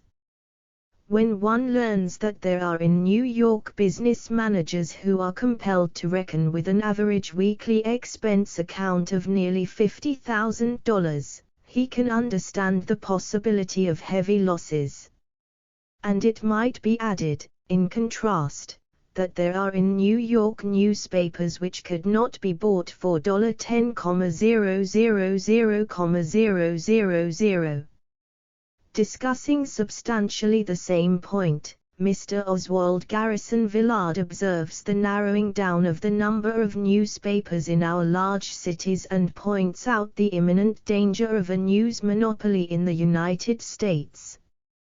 He says, "It is the danger that newspaper conditions, because of the enormously increased costs and this tendency to monopoly, may prevent people who are actuated by passion and sentiment from founding newspapers, which is causing many students of the situation much concern." What is to be the hope for the advocates of newborn and unpopular reforms if they cannot have a press of their own, as the abolitionists and the founders of the Republican Party set up theirs in a remarkably short time, usually with poverty-stricken bank accounts? The Public Relations Counsel must always subdivide the appeal of his subject and present it through the widest possible variety of avenues to the public. That these avenues must be existing avenues is both a limitation and an opportunity. People accept the facts which come to them through existing channels. They like to hear new things in accustomed ways. They have neither the time nor the inclination to search for facts that are not readily available to them. The expert, therefore, must advise first upon the form of action desirable for his client and secondly must utilize the established mediums of communication, in order to present to the public a point of view. This is true whether it is that of a majority or minority, old or new personality, institution or group which desires to change by modification or intensification the store of knowledge and the opinion of the public. Chapter 2. The interlapping group formations of society, the continuous shifting of groups, changing conditions and the flexibility of human nature are all aids to the Council on Public Relations. The Public Relations Council works with public opinion.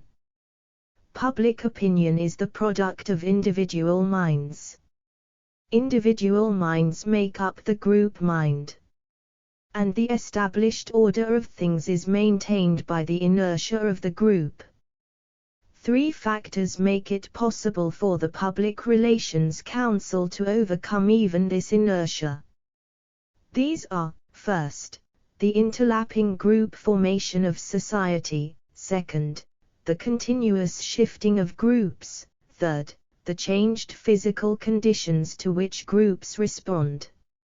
All of these are brought about by the natural inherent flexibility of individual human nature.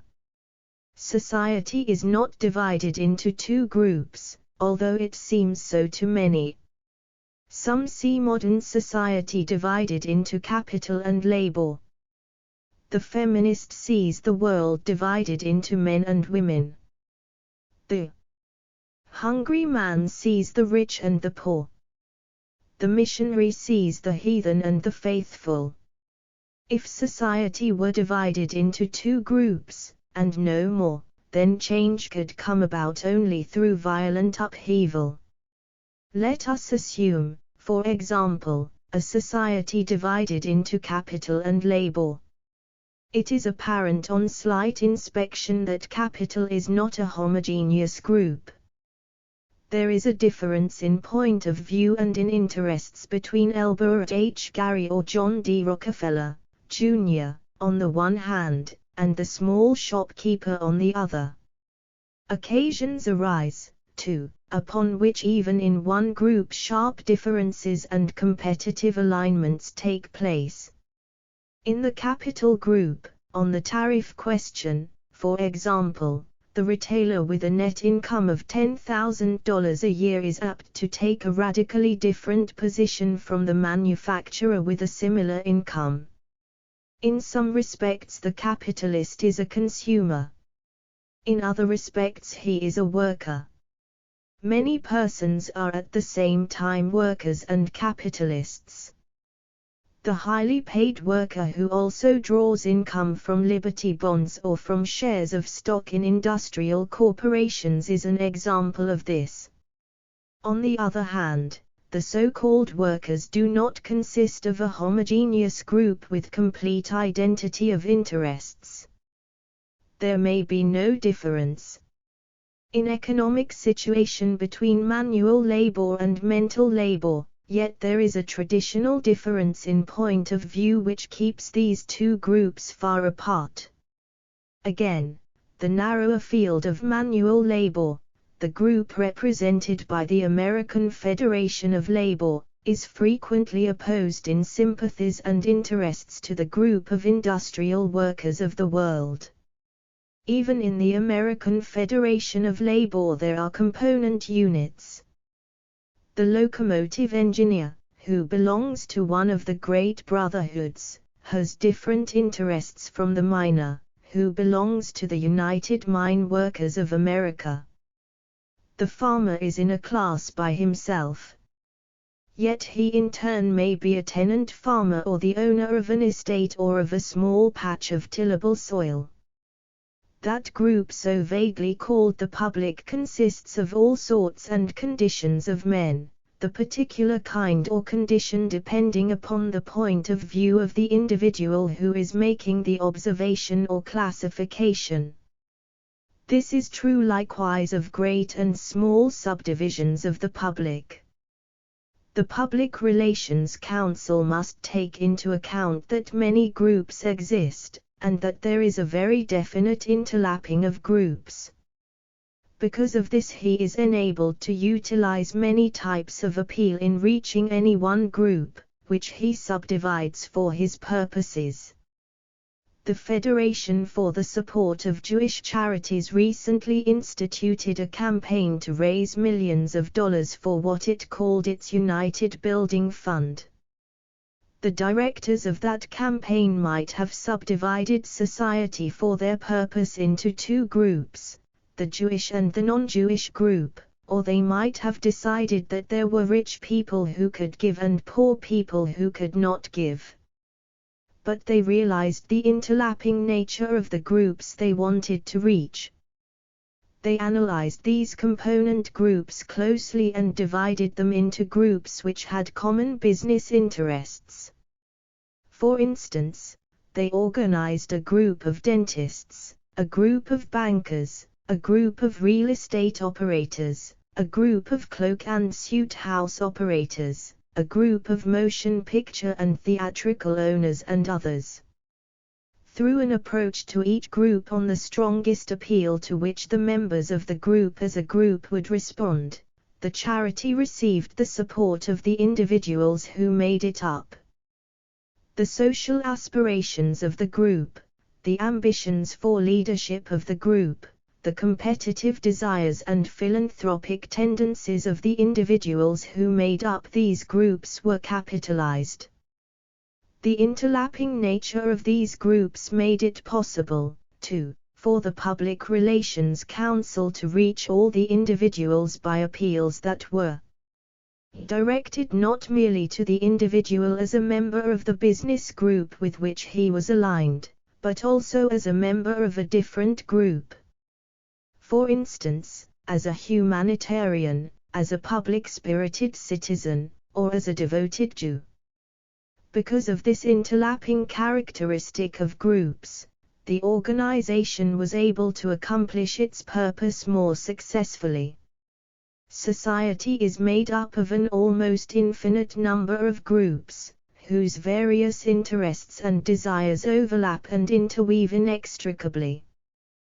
The same man may be at the same time the member of a minority religious sect, supporter of the dominant political party, a worker in the sense that he earns his living primarily by his labor, and a capitalist in the sense that he has rents from real estate investments or interest from financial investments. In an issue which involves his religious sect, he will align himself with one group. In an issue which involves the choice of a President of the United States, he aligns himself with another group. In an industrial issue between capital and labor, it might be very nearly impossible to estimate in advance how he would align himself. It is from the constant interplay of these groups and of their conflicting interests upon each other that progress results, and it is this fact that the Public Relations Counsel takes into account in pleading his cause. A movement called the Go-Getters, instituted by a magazine, as much to keep itself before the public eye as to stimulate commercial activity, found rapid acceptance throughout the country because it appealed to trades of every description, because each group had among its members men who belonged also to a large group, the group of salesmen. Let us examine for a moment the personnel of the Horseshoe at the Metropolitan Opera House. It is composed of people who are rich, but this economic classification is only one, for the men and women who assemble there are presumably music lovers. But we may again break up this classification of music lovers and discover that this group contains art lovers as well. It contains sportsmen.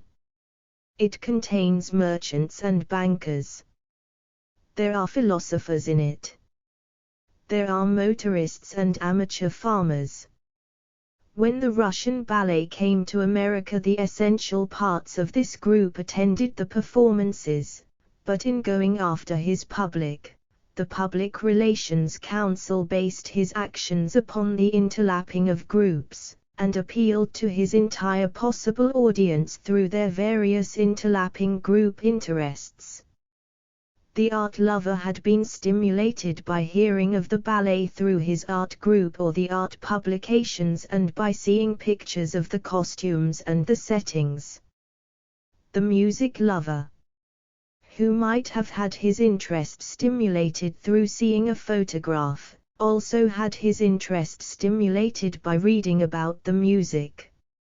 Every individual heard of the Russian ballet in terms of one or more different appeals and responded to the ballet because of these appeals. It is naturally difficult to say which one of them had its strongest effect upon the individual's mind. There was no doubt, however, that the interlapping group formation of society made it possible for more to be reached and to be moved than would have been the case if the ballet had been projected on the world at large only as a well-balanced artistic performance.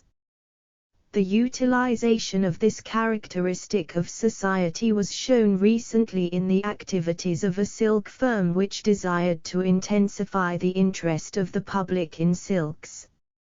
It realized that fundamentally women were its potential buying public, but it understood, too, that the women who made up this public were members of other groups as well.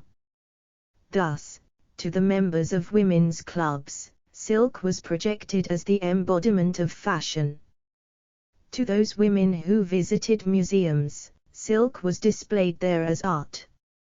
To the schools in the same town, perhaps, silk became a lesson in the natural history of the silkworm. To art clubs, silk became color and design. To newspapers, the events that transpired in the silk mills became news matters of importance. Each group of women was appealed to on the basis of its greatest interest. The school teacher was appealed to in the schoolroom as an educator, and after school hours as a member of a women's club. She read the advertisements about silk as a woman reader of the newspapers, and as a member of the women's group which visited the museums, saw the silk there. The woman who stayed at home was brought into contact with the silk through her child. All these groups made up the potential market for silk, reached in this way in terms of many appeals to each individual. These are the implications present for the Public Relations Counsel, who must take into account the interchange and interplay of groups in pleading his cause. For society, the interesting outcome of this situation is that progress seldom occurs through the abrupt expulsion by a group of its old ideas in favor of new ideas, but rather through the rearrangement of the thought of the individuals in these groups with respect to each other and with respect to the entire membership of society. It is precisely this interlapping of groups, the variety, the inconsistency of the average man's mental, social and psychological commitments which makes possible the gradual change from one state of affairs or from one state of mind to another. Few people are life members of one group and of one group only. The ordinary person is a very temporary member of a great number of groups. This is one of the most powerful forces making for progress in society because it makes for receptivity and open-mindedness. The modification which results from the inconstancy of individual commitments may be accelerated and directed by conscious effort. These changes which come about so stealthily that they remain unobserved in society until long after they have taken place, can be made to yield results in chosen directions. Changed external conditions must be taken into account by the Public Relations Counsel in his work. Such changes carry with them modifications in the interests and points of view of those they affect. They make it possible to modify group and individual reaction. The Public Relations Counsel, too, can modify the results of the changed external condition by calling attention to it or interpreting it in terms of the interest of those affected. The radio might be taken as an example. In considering the radio from the standpoint of his work, the Public Relations Counsel has a new medium which can readily reach huge sections of the public with his message. The Public Relations Counsel must be ready to estimate, too, what difference in viewpoint the radio will produce or has produced in any given section of the public it reaches. He will have to consider, for instance, that due to it the average farmer is much more closely in contact with the world's events than formerly. In the case of the radio, too, if his clients be, for instance, large manufacturers of radio supplies and demand acceleration of this changed external condition in order to increase their business, he may enlarge the radio's field, activity and effectiveness. Or, he may stress to the public the importance of this new instrument and strengthen its prestige, so that it may better fulfill its mission as a modifier of conditions.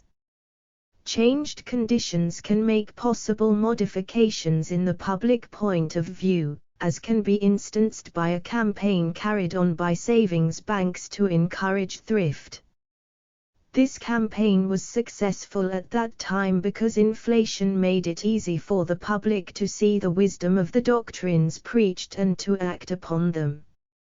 Another example of this modification in the public point of view due to a changed condition was the demand made by the Executive Committee of the Central Trades and Labor Council of New York for the government to take over the railways of the country.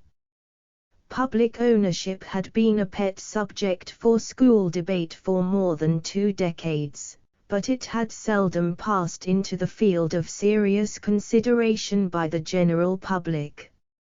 Yet the conditions of hardship created by the last strike of the railroad shopmen caused a much greater receptivity in the public mind to this idea. The airplane slowly emerges as an important factor in the daily life of the people. What it will mean in the psychology of the nation when commuters can settle within a radius of 100 or more miles of cities is only to be guessed at. Cities may cease to exist except as industrial centers. There will be greater groups and broader interests. There will be fewer geographic divisions. When the automobile was first used, motoring was a dangerous and thrilling sport. Today it is found that the automobile has altered the fundamental conception of daily life held by thousands of people, both in the urban and the rural population. The automobile has removed much of the isolation of country districts. It has increased the possibility of education in them. It has caused millions of miles of excellent roads to be laid. Changed conditions can be national or local in their import and significance. They can be as national in scope as the revolutionary introduction overnight of a national prohibition law, or as local as a police captain's edict in Coney Island against stockingless feminine bathers. But they must be taken into consideration by the Public Relations Counsel in his work if they concern in the slightest degree his particular public. The basic elements of human nature are fixed as to desires and instincts and innate tendencies. The directions, however, in which these basic elements may be turned by skillful handling are infinite. Human nature is readily subject to modification. Many psychologists have attempted to define the component parts of human nature, and while their terminology is not the same, they do follow more or less the same general outlines. Among the universal instincts are self-preservation, which includes the desire for shelter, sex hunger and food hunger. It is only necessary to look through the pages of any magazine to see the way in which modern business avails itself of these 3 fundamentals to exert a coercive force upon the public it is trying to reach. The American radiator advertisement with its cozy home, the family gathered around the radiator, the storm raging outside, definitely makes its appeal to the universal desire for shelter. The golden mustard advertisements with their graphic delineation of cold cuts and an inviting glass of what is presumably near beer definitely appeal to our gustatory sense. As for the sex appeal, the soap advertisements run a veritable race with these ends in view. Woodbury's "The Skin You Love to Touch" is a graphic illustration. The instinct of self-preservation, one of the most basic of human instincts, is most flexible. The dispensers of raisins, upon the advice of an expert on public opinion, adopted a slogan to appeal to this instinct: "Have you had your iron today?" Iron presumably strengthening a man and increasing his powers of resistance. The same man appealed to here will respond to the sales talk which persuades him that insurance may save him at a time of need. An important hairnet manufacturer wanted to increase the sales of his product.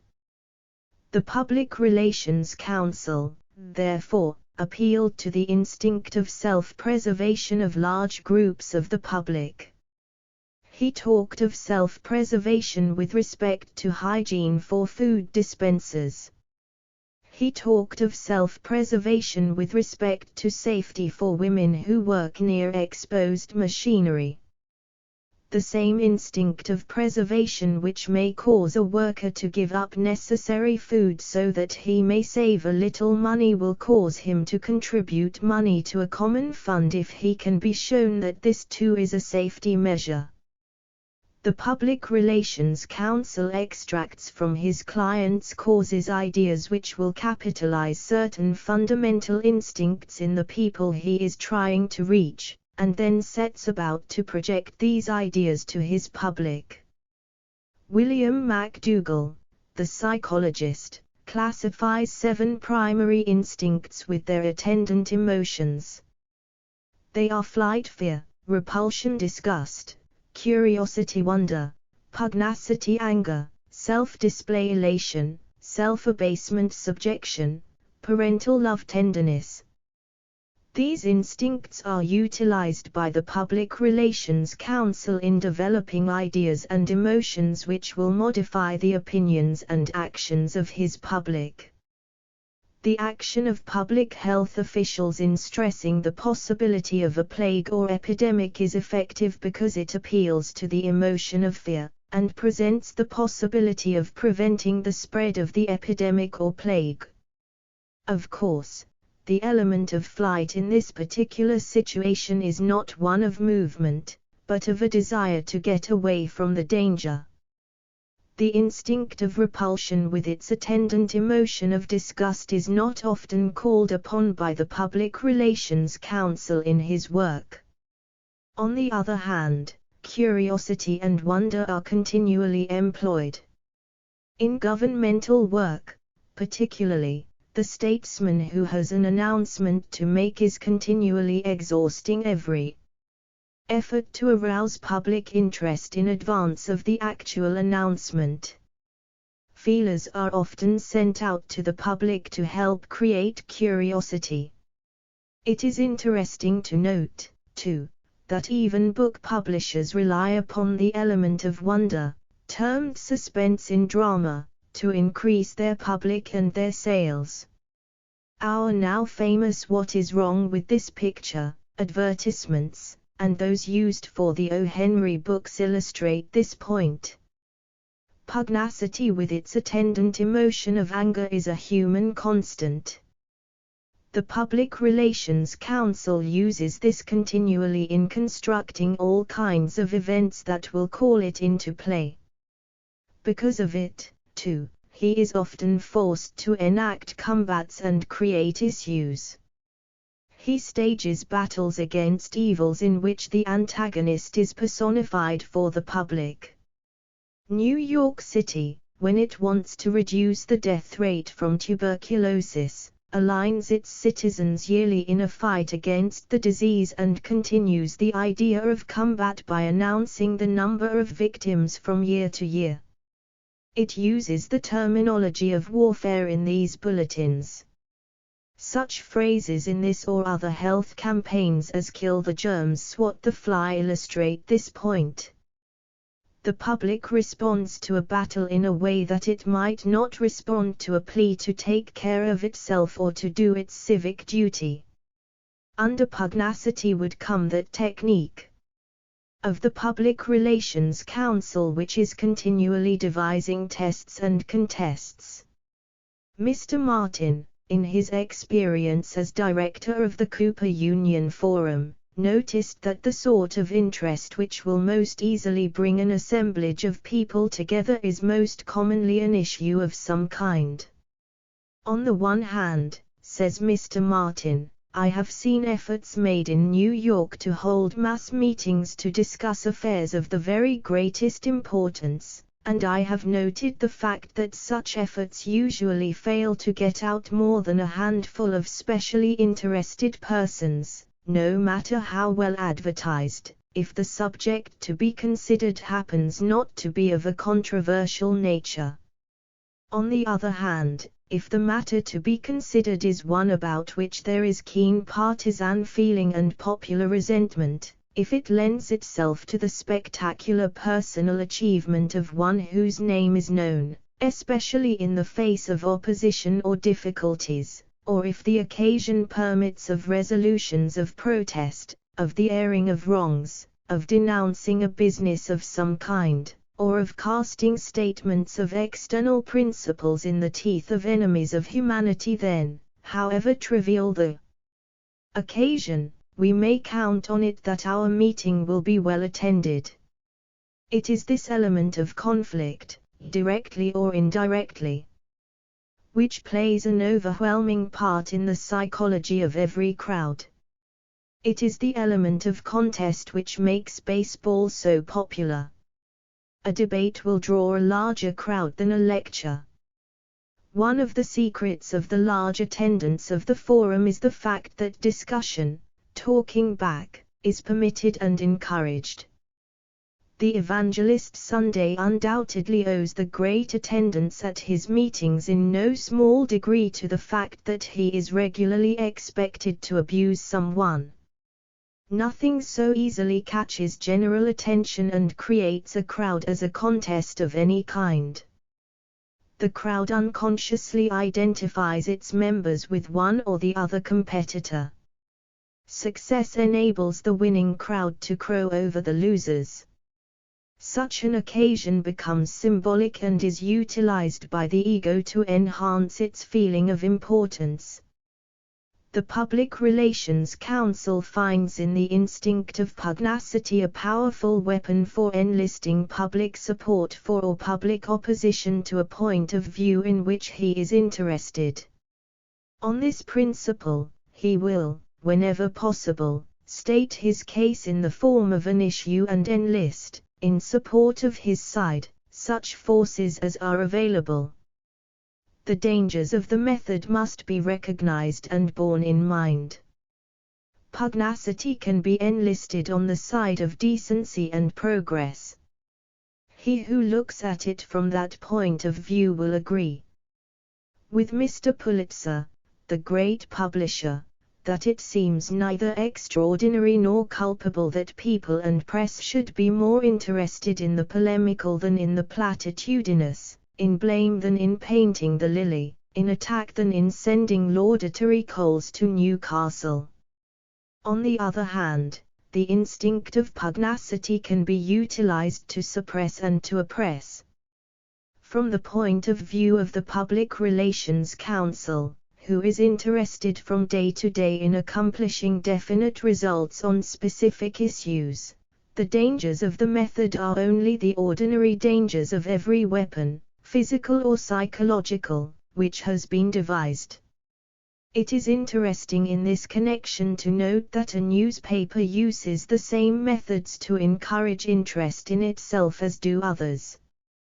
The New York Times promoted public interest in heavier-than-air machines by creating sporting issues of contests between aviators on altitude records, continuous stays in the air, distance flying and so forth.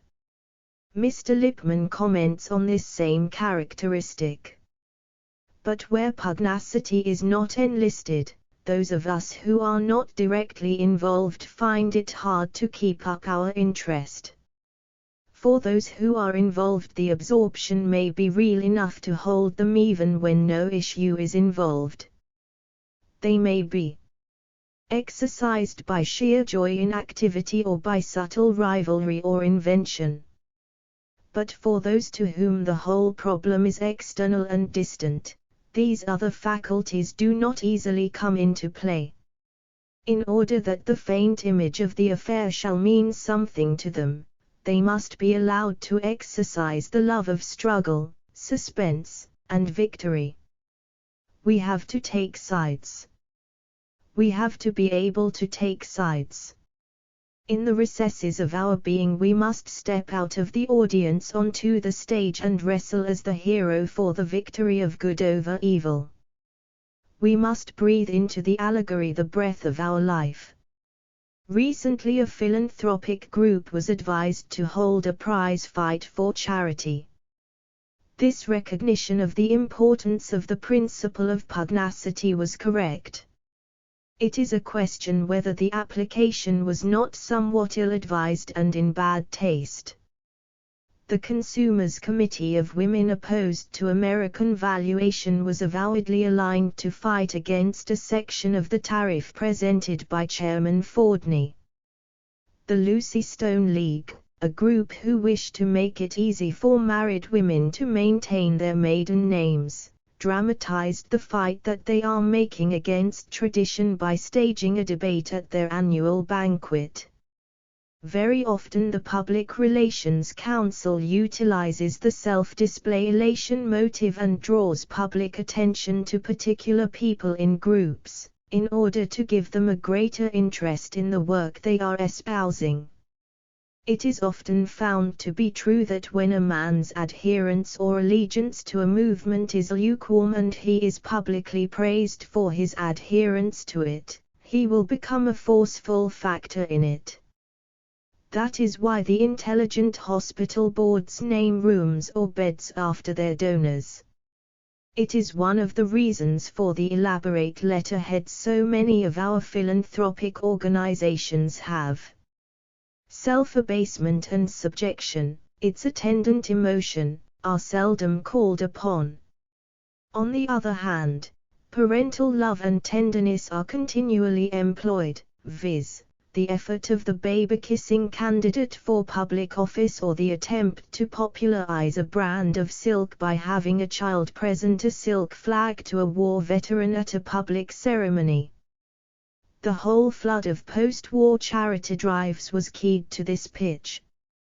The starving Belgian orphan personified in every picture, the starving Armenian, and then the hungry Austrian and German orphans appeared, and the campaigns all succeeded on this issue. Even issues where the child was not the predominant factor used this appeal. 4 other instincts are listed in this classification: gregariousness, individualism, acquisition and construction. We have already dealt with the first at length. The gregarious instinct in man gives the Public Relations Council the opportunity for his most potent work.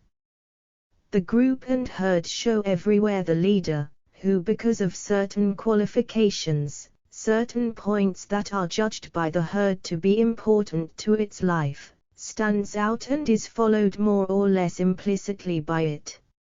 A group leader gains such power with his group or herd that even on matters which have had nothing to do with the establishment or gaining of that leadership he is considered a leader and is followed by his group. It is this attribute of men and women that again gives the Public Relations Council free play. A group leader of any given cause will bring to a new cause all those who have looked to his leadership.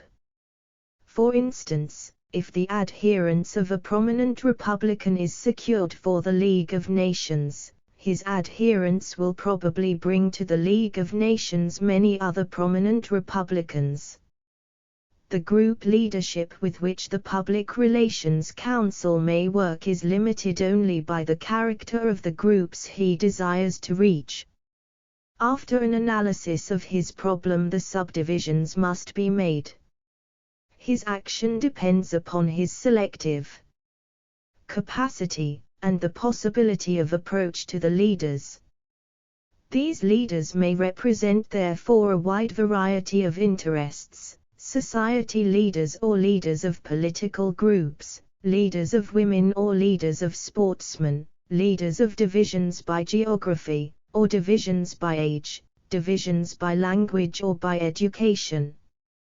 These subdivisions are so numerous that there are large companies in the United States whose business it is to supply lists of groups and group leaders in different fields. This same mechanism is carried out in many other cases. In looking for group leaders, the Public Relations Council must realize that some leaders have more varied and more intensified authority than others. One leader may represent the ideals and ideas of several or numerous groups. His cooperation on one basis may bring into alignment and may carry with it the other groups who are interested in him primarily for other reasons. The Public Relations Council, let us say, enlists the support of a man, president of two associations, A. An economic association, B. A welfare association. The issue is an economic one, purely. But because of his leadership, the membership of association, B, that is, the welfare group, joins him in the movement as interestedly as association, A, does, which has the more logical, direct reason for entering the field. I have given this in general terms rather than as a specific instance. The principle which governs the interlapping and continually shifting group formation of society also governs the gregariousness. Individualism, another instinct, is a concomitant of gregariousness, and naturally follows it. The desire for individual expression is always a trait of the individuals who go to make up the group. The appeal to individualism goes closely in hand with other instincts, such as self-display. The instincts of acquisition and construction are minor instincts as far as the ordinary work of the Public Relations Council is concerned. Examples of this type of appeal come readily to mind in the Own Your Own Home and Build Your Own Home campaigns. The innate tendencies are susceptibility to suggestion, imitation, habit and play. Susceptibility to suggestion and imitation might well be classified under gregariousness, which we have already discussed. Under habit would come one very important human trait of which the Public Relations Council avails himself continually. The mechanism which habit produces and which makes it possible for the Public Relations Council to use habit is the stereotype we have already touched upon. Mental habits create stereotypes just as physical habits create certain definite reflex actions. These stereotypes or reflex images are a great aid to the Public Relations Council in his work. These shortcuts to reactions make it possible for the average mind to possess a much larger number of impressions than would be possible without them. At the same time, these stereotypes or clichés are not necessarily truthful pictures of what they are supposed to portray. They are determined by the outward stimuli to which the individual has been subject as well as by the content of his mind. To most of us, for example, the stereotype of the general is a stern, upright gentleman in uniform and with gold braid, preferably on a horse. The stereotype of a farmer is a slouching, overall-clad man with straw sticking out of his mouth and a straw hat on his head. He is supposed to be very shrewd when it comes to matters of his own farm and very ignorant when it comes to matters of culture. He despises city fellas. All this is the connotation brought up by the one-word farmer. The Public Relations Council sometimes uses the current stereotypes, sometimes combats them and sometimes creates new ones. In using them he very often brings to the public he is reaching a stereotype they already know, to which he adds his new ideas, thus he fortifies his own and gives a greater carrying power. For instance, the Public Relations Council might well advise Austria, which in the public mind might still represent a belligerent country, to bring forward other Austrian stereotypes, namely the Danube waltz stereotype and the Danube blue stereotype.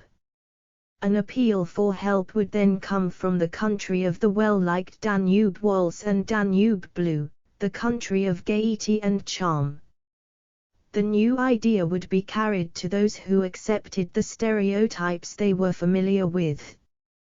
The combating of the stereotype is seen in the battle waged against the American valuation plan by the Public Relations Council. The formulators of the plan dubbed it American valuation in order to capitalize on the stereotype of American. In fighting the plan, its opponents put the word American in quotation marks whenever reference was made to the subject in order to question the authenticity of the use of this stereotype. Thus patriotism was definitely removed from what was evidently an economical and political issue. The Public Relations Council creates new stereotypes. Roosevelt, his own best advisor, was an apt creator of such stereotypes. Square deal. Delighted, mollycoddle, Big Stick created new concepts for general acceptance. Stereotypes sometimes become shop-worn and lose their power with the public that has previously accepted them. 100% American died from overuse. Visible objects as stereotypes are often used by the Public Relations Council with great effectiveness to produce the desired impression. A national flag on the orator's platform is a most common device.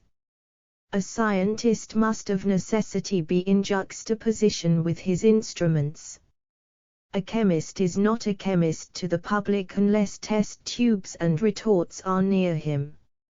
A doctor must have his kit, or, formally, a Van Dyke beard. In photographs of food factory buildings, white is a good stereotype for cleanliness and purity.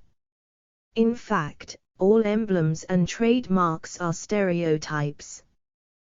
There is one danger in the use of stereotypes by the Public Relations Council.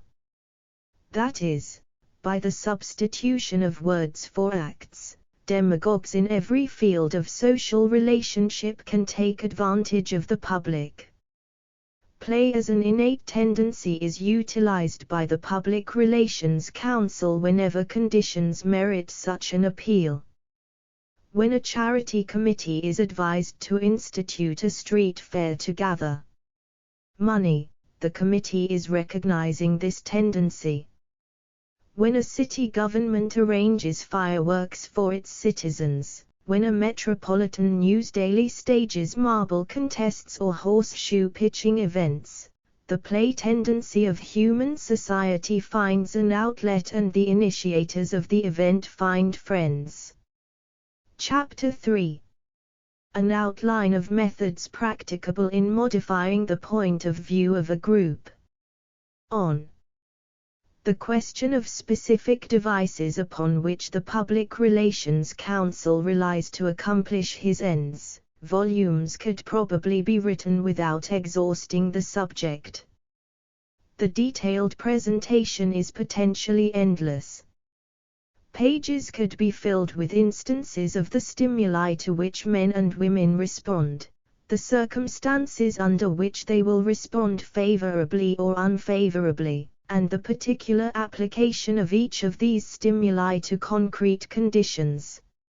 Such an outline, however, would have less value than an outline of fundamentals, since circumstances are never the same. These principles, by and large, consist of fundamentals already defined, to which the Public Relations Council has recourse in common with the statesman, the journalist, the preacher, the lecturer and all others engaged in attempting to modify public opinion or public conduct.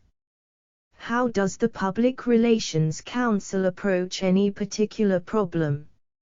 First, he must analyze his client's problem and his client's objective. Then he must analyze the public he is trying to reach. He must devise a plan of action for the client to follow and determine the methods and the organs of distribution available for reaching his public.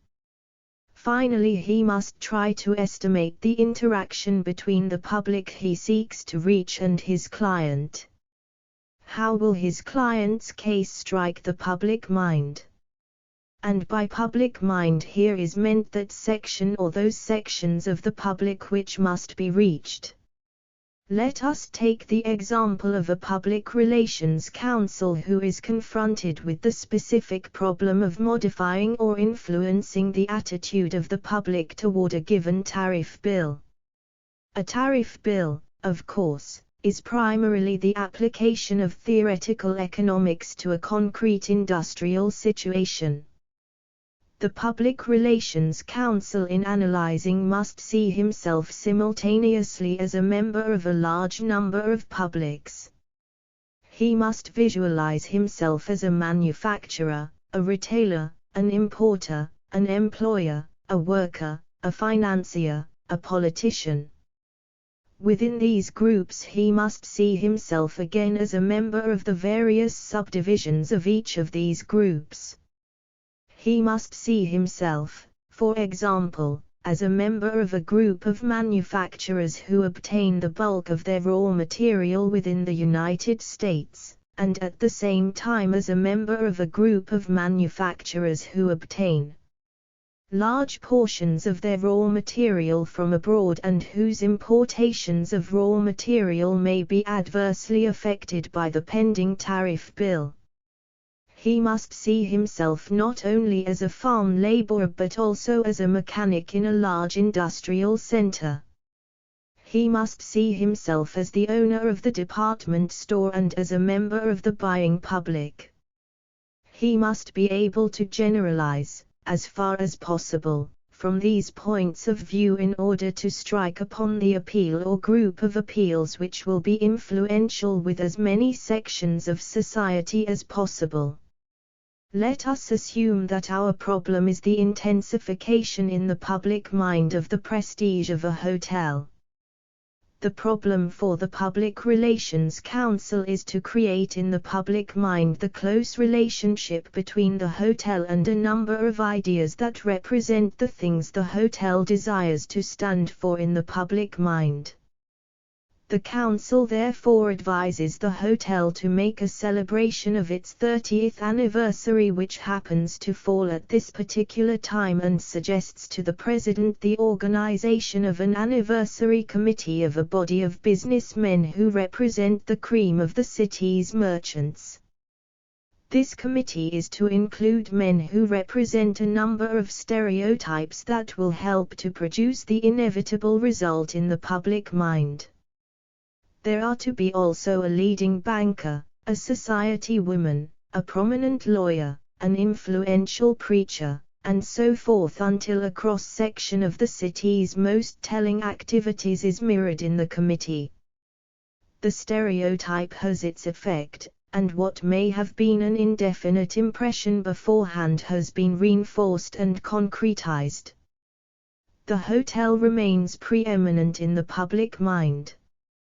The stereotypes have proved its preeminence.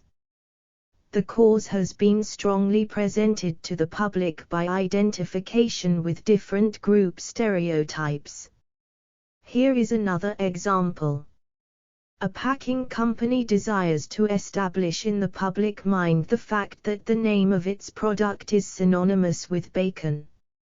Its Public Relations Council advises a contest on Bring Home the Beech Nut, the contest to be open to salesmen and to be based on the best sale made by salesmen throughout the country during the month of August.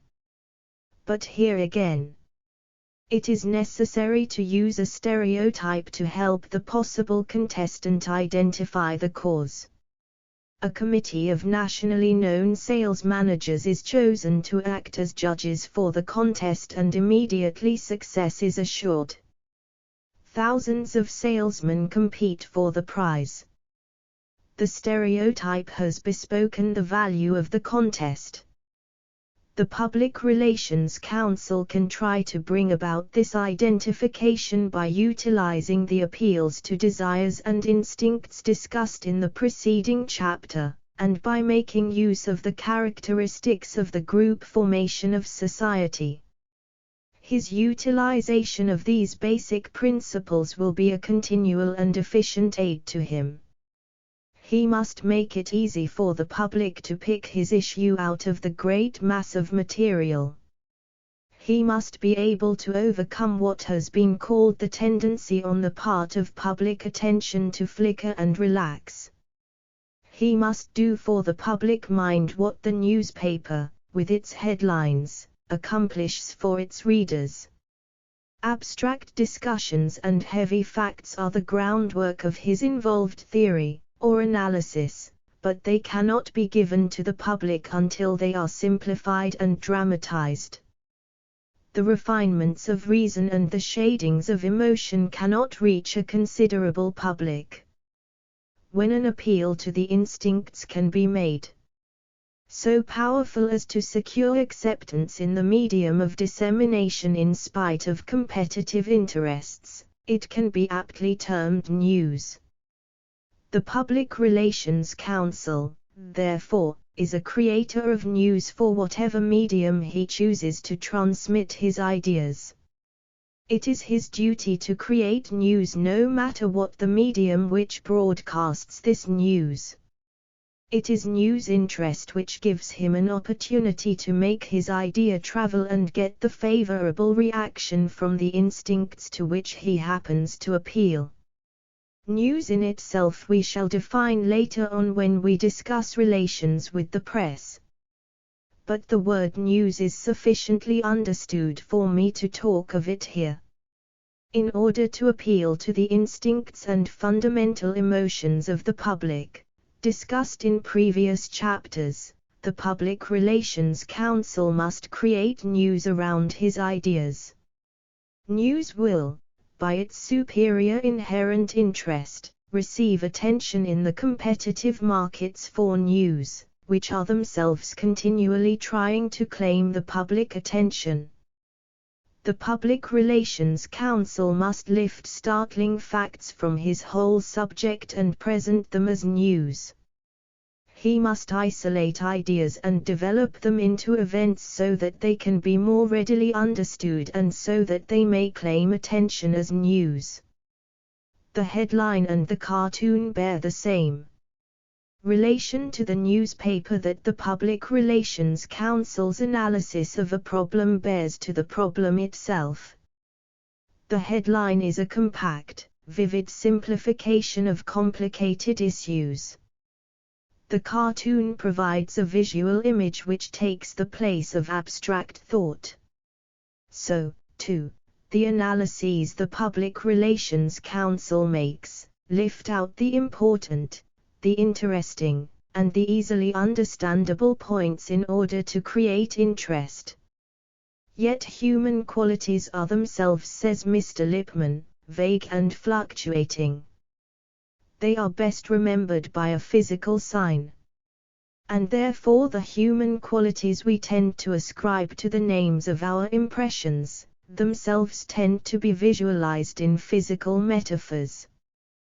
The people of England, the history of England, condense into England, and England becomes John Bull, who is jovial and fat, not too clever, but well able to take care of himself. The migration of a people may appear to some as a meandering of a river, and to others like a devastating flood. The courage people display may be objectified as a rock, their purpose as a road, their doubts as forks of the road, their difficulties as ruts and rocks, their progress as a fertile valley. If they mobilize their dreadnoughts they unsheath a sword. If their army surrenders they are thrown to earth. If they are oppressed they are on the rack or under the harrow. Perhaps the chief contribution of the Public Relations Counsel to the public and to his client is his ability to understand and analyze obscure tendencies of the public mind. It is true that he first analyzes his client's problem, he then analyzes the public mind, he utilizes the mediums of communication between the two. But before he does this he must use his personal experience and knowledge to bring two factors into alignment. It is his capacity for crystallizing the obscure tendencies of the public mind before they have reached definite expression, which makes him so valuable. his ability to create those symbols to which the public is ready to respond, his ability to know and to analyze those reactions which the public is ready to give, his ability to find those stereotypes, individual and community, which will bring favorable responses, his ability to speak in the language of his audience and to receive from it a favorable reception are his contributions. The appeal to the instincts and the universal desires is the basic method through which he produces his results. Part 4. Ethical Relations. Chapter I. A consideration of the press and other mediums of communication in their relation to the Public Relations Council.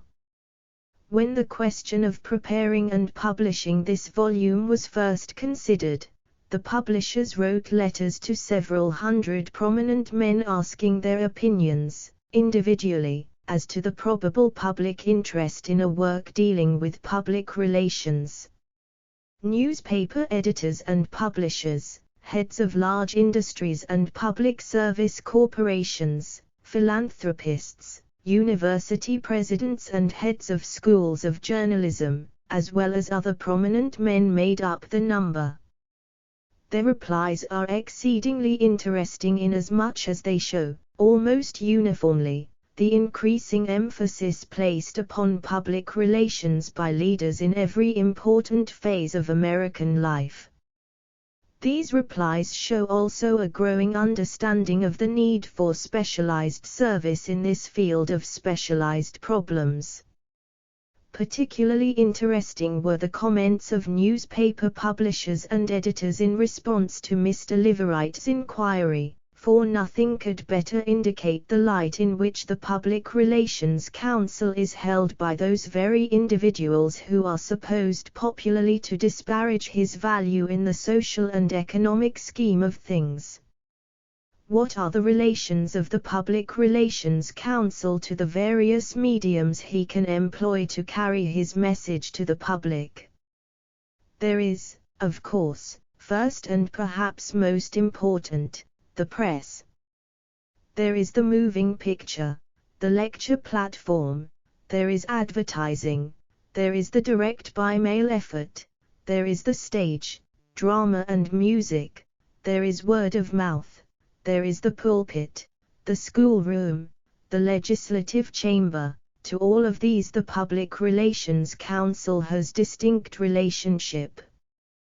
The journalist of today, while still watching the machinations of the so-called press agent with one half amused eye, appreciates the value of the service the Public Relations Council is able to give him.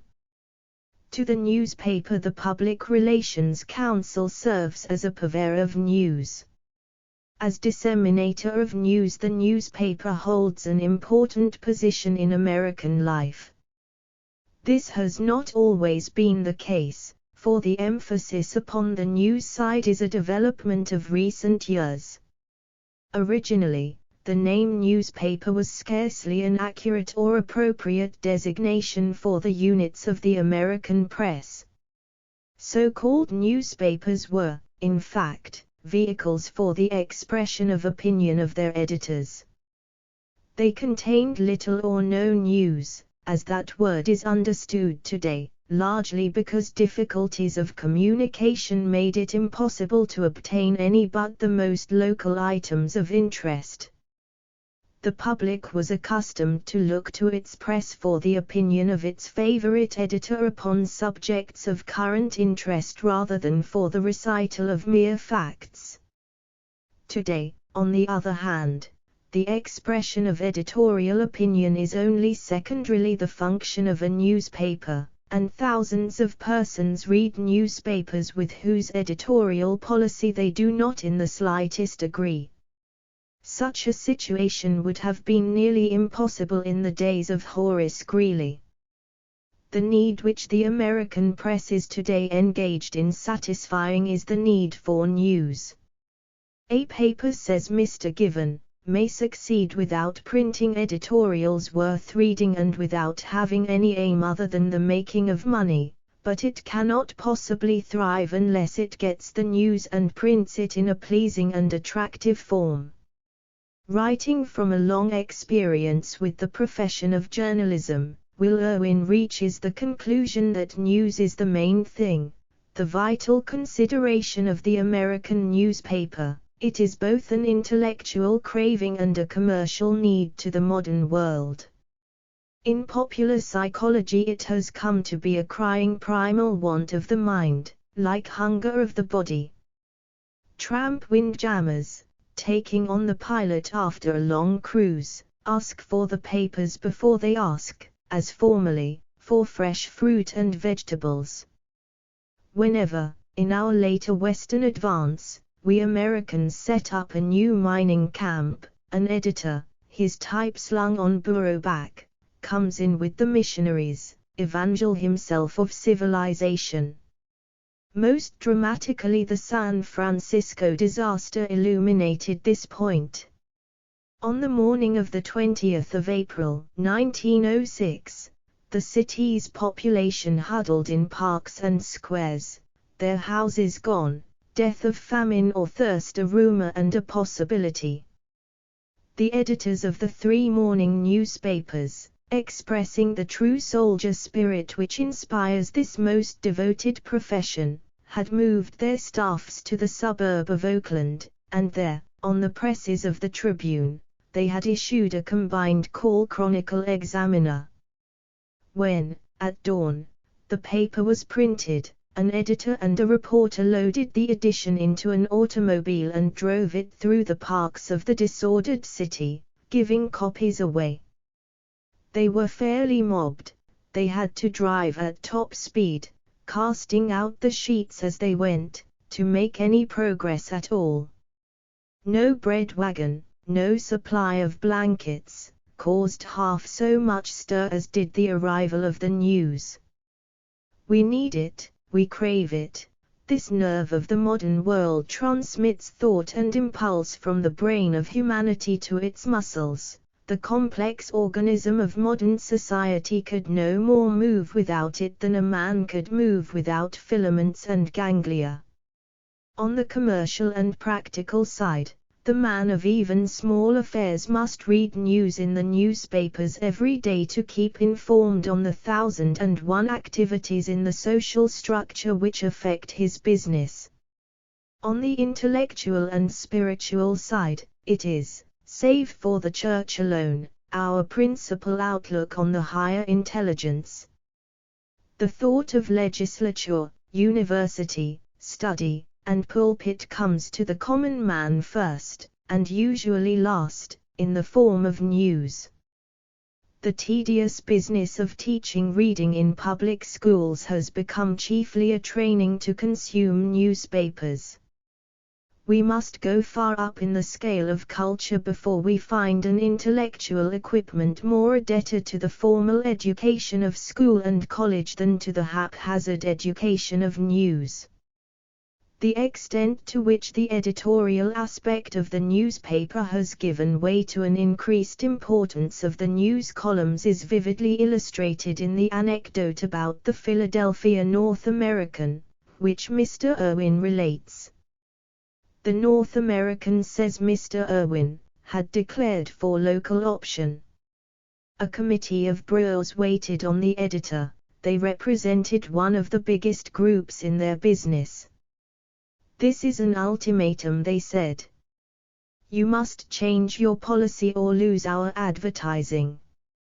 We'll be easy on you. We don't ask you to alter your editorial policy, but you must stop printing news of local option victories. So the deepest and shrewdest enemies of the body politic give practical testimony to the power of the press in its modern form. In the case of the brewers of Philadelphia, it is my own opinion that if they had been well advised, instead of attempting to interfere with the policy of the North American, they would have made it a point to bring to the attention of the North American every instance of the defeat of local option.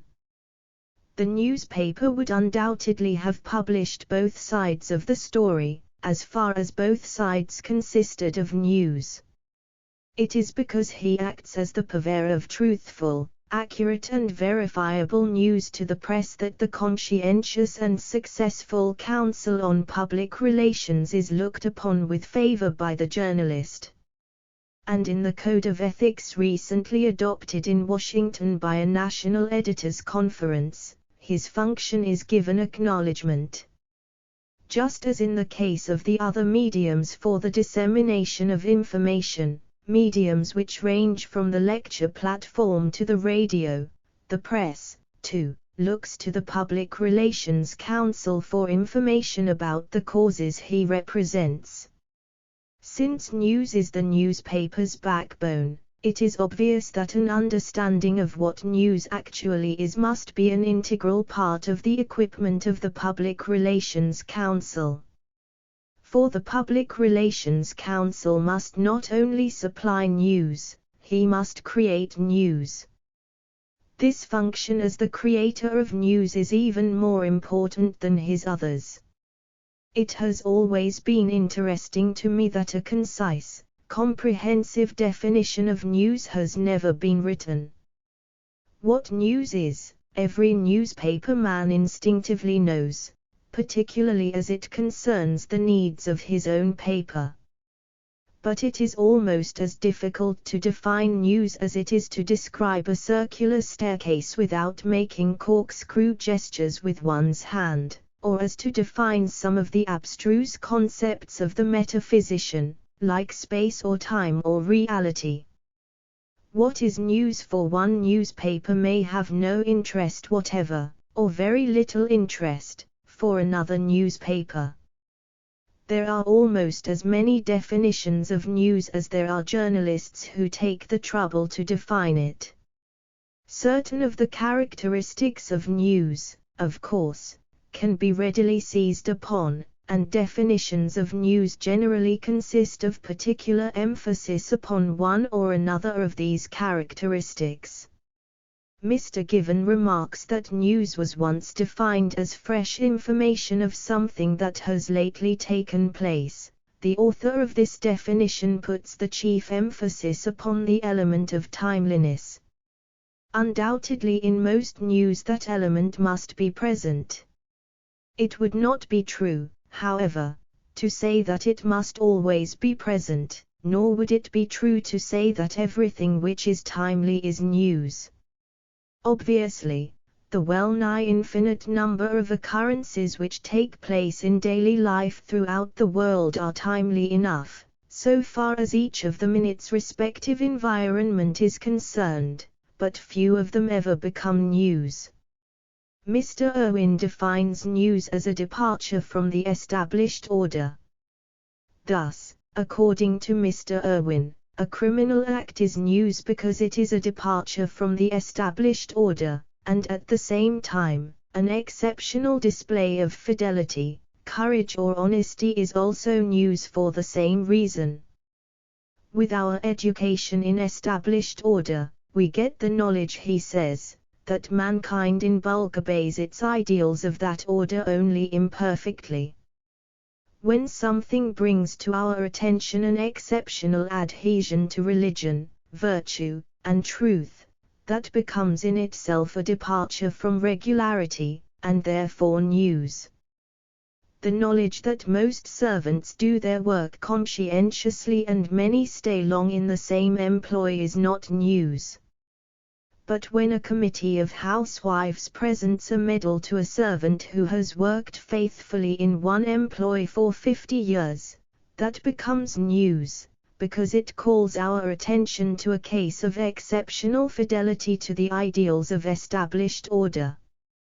The fact that mankind will consume an undue amount of news about crime and disorder is only a proof that the average human being is optimistic, that he believes the world to be true, sound and working upward. Crimes and scandals interest him most because they most disturb his picture of the established order. That, then, is the basis of news. The mysterious news sense which is necessary to all good reporters rests on no other foundation than acquired or instinctive perception of this principle, together with a feeling for what the greatest number of people will regard as a departure from the established order. In Jesse Lynch Williams' newspaper play, The Stolen Story, occurs this passage. Enter very young reporter, comes down to city desk with air of excitement. Very young reporter, considerably impressed, big story. 3 Dagoes killed by that boiler explosion. The city editor, reading copy. Doesn't look up 10 lines. Continues reading copy. Very young reporter, looks surprised and hurt. Crosses over to reporter's table. Then turns back to city desk. Casual conversational tone, by the way. Funny thing. There was a baby carriage within 50 feet of the explosion, but it wasn't upset. The city editor looks up with professional interest that's worth a dozen dead Dagoes. Write a half column. Very young reporter looks still more surprised, perplexed. Suddenly the idea dawns upon him. He crosses over to table, sits down, writes. Both saw news, but the editor went further than the reporter. 4 cases of Italians killed by a boiler explosion are so common as to approach the commonplace, but a freak of explosive chemistry which annihilates a strong man and does not disturb a baby departs from it widely. Here again it is clear that Mr. Irwin has merely emphasized one of the features generally to be found in what we call news, without, however, offering us a complete or exclusive definition of news. Analyzing further within his general rule that news is a departure from the established order, Mr. Irwin goes on to point out certain outstanding factors which enhance or create news value. I cite them here because all of them are unquestionably sound. On the other hand, analysis shows that some of them are directly contradictory to his main principle that only the departure from the established order is news. In Mr. Irwin's opinion, the 4 outstanding factors making for the creation or enhancement of news value are the following.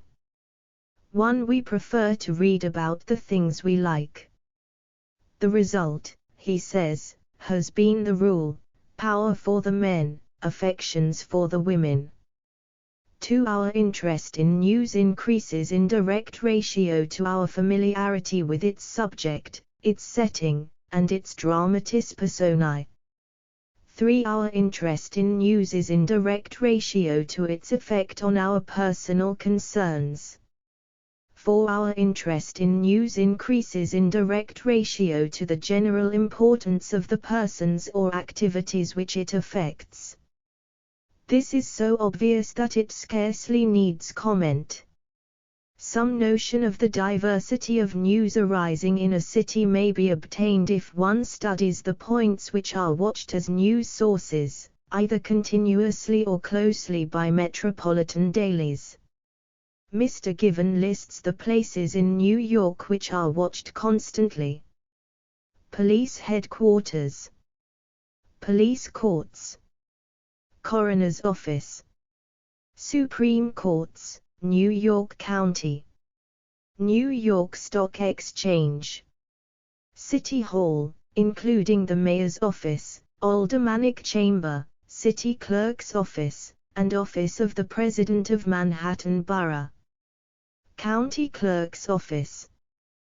Those places, says Mr. Given, which the newspapers watch carefully, but not continually, are city courts, minor civil cases, Court of General Sessions, criminal cases, Court of Special Sessions, minor criminal cases, District Attorney's Office, doors of grand jury rooms when the grand jury is in session, for indictments and presentments.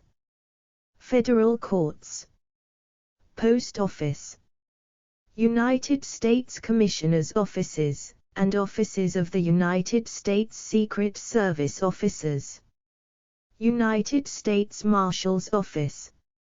United States District Attorney's Office.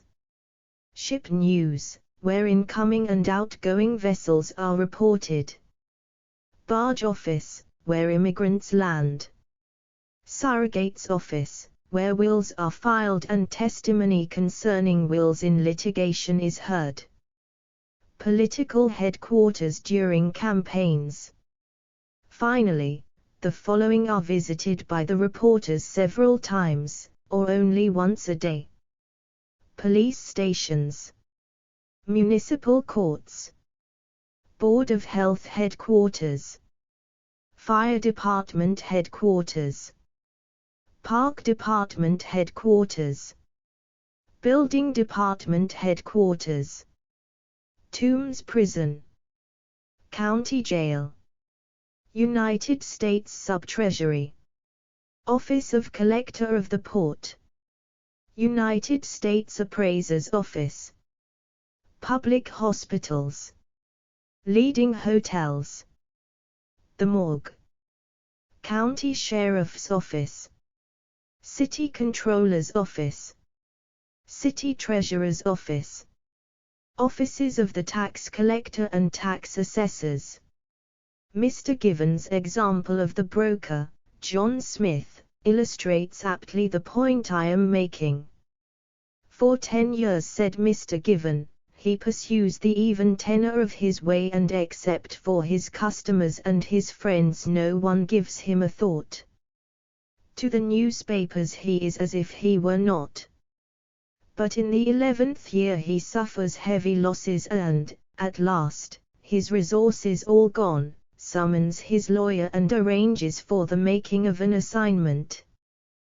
The lawyer posts off to the county clerk's office, and a clerk there makes the necessary entries in the office docket. Herein step the newspapers. While the clerk is writing Smith's business obituary, a reporter glances over his shoulder, and a few minutes later the newspapers know Smith's troubles and are as well informed concerning his business status as they would be had they kept a reporter at his door every day for over 10 years. Had Smith dropped dead instead of merely making an assignment, his name would have reached the newspapers by way of the coroner's office instead of the county clerk's office, and in fact, while Smith did not know it, the newspapers were prepared and ready for him no matter what he did. They even had representatives waiting for him at the morgue. He was safe only when he walked the straight and narrow path and kept quiet. An overt act is often necessary before an event can be regarded as news. Commenting on this aspect of the situation, Mr. Lippmann discusses this very example of the broker, John Smith, and his hypothetical bankruptcy. That overt act, says Mr. Lippmann, uncovers the news about Smith. Whether the news will be followed up or not is another matter. The point is that before a series of events become news, they have usually to make themselves noticeable in some more or less overt act. Generally, too, in a crudely overt act. Smith's friends may have known for years that he was taking risks. Rumors may even have reached the financial editor if Smith's friends were talkative. But apart from the fact that none of this could be published because it would be libel, there is in these rumors nothing definite on which to peg a story. Something definite must occur that has unmistakable form. It may be the act of going into bankruptcy, it may be a fire, a collision, an assault, a riot, an arrest, a denunciation, the introduction of a bill, a speech, a vote, a meeting, the expressed opinion of a well-known citizen, an editorial in a newspaper, a sale, a wage schedule, a price change, the proposal to build a bridge. There must be a manifestation. The course of events must assume a certain definable shape, and until it is in a phase where some aspect is an accomplished fact, news does not separate itself from the ocean of possible truth.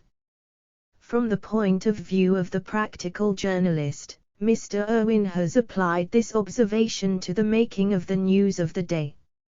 He says, "I state a platitude when I say that government by the people is the essence of democracy.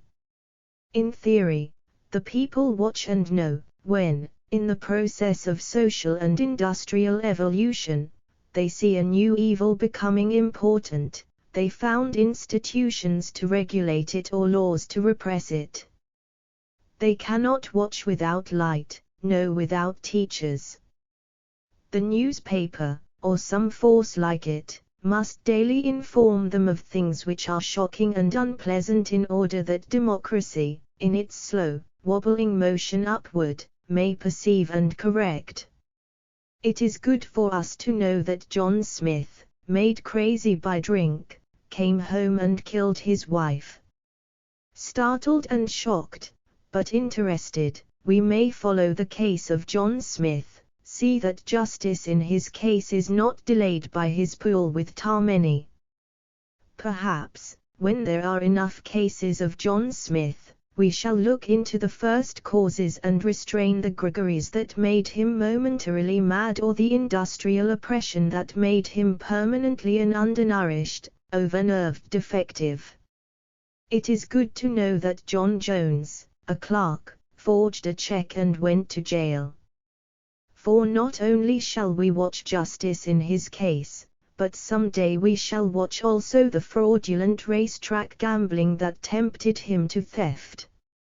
If every day we read of those crimes which grow from the misery of New York's East Side and Chicago's levee, some day democracy may get at the ultimate causes for overwork, underfeeding, tenement crowding.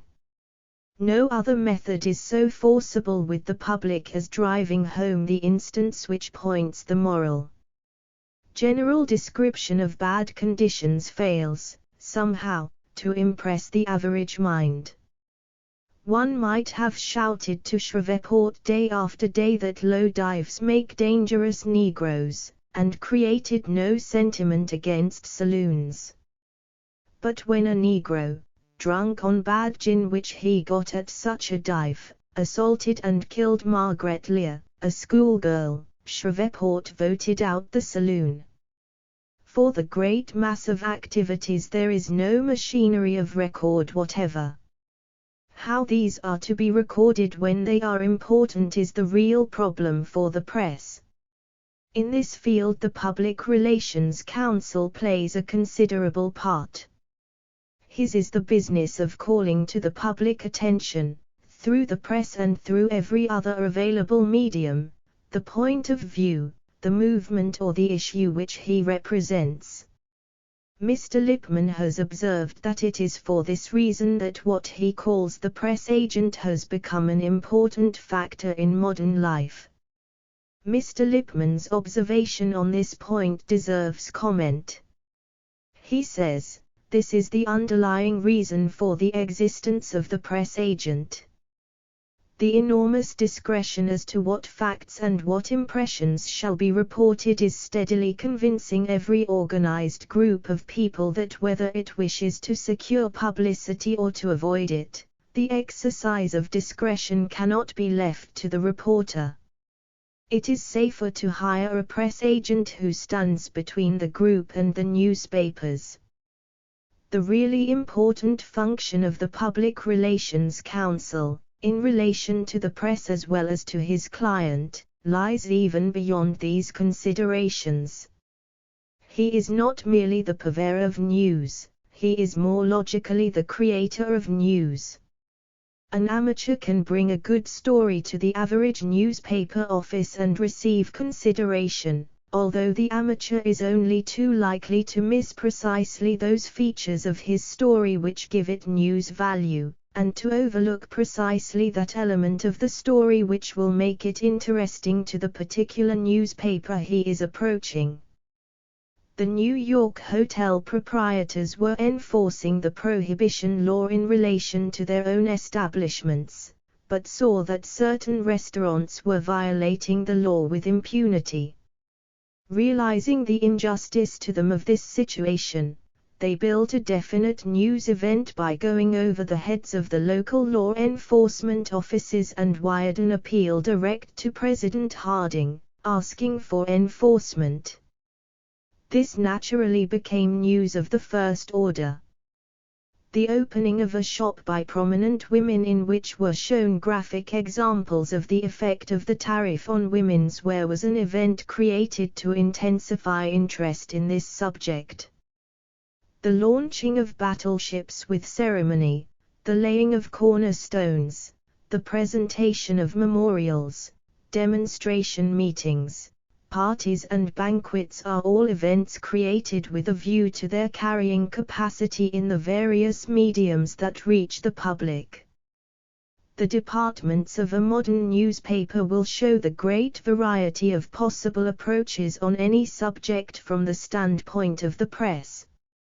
When this is correlated to the possible approaches on any subject from the standpoint of human psychology, we see the diversification of methods to which the public relations counsel can have recourse to construct events. In the metropolitan press, for instance, there are the news departments, the editorial departments, the letter to the editor department, the women's department, the society department, the current events department, the sport department, the real estate department, the business department, the financial department, the shipping department, the investment department, the educational department, the photographic department and the other special feature writers and sections, different in different journals. In a valuable study on the newspaper reading habits of business executives and professional men in New York compiled by Professor George Burton Hotchkiss, head of the Department of Advertising and Marketing, and Richard B. Franken, lecturer in advertising at New York University, there are several tables setting forth the features of morning and evening newspapers preferred as a whole by the group to whom the questionnaires were sent, and by various smaller groups within the main group.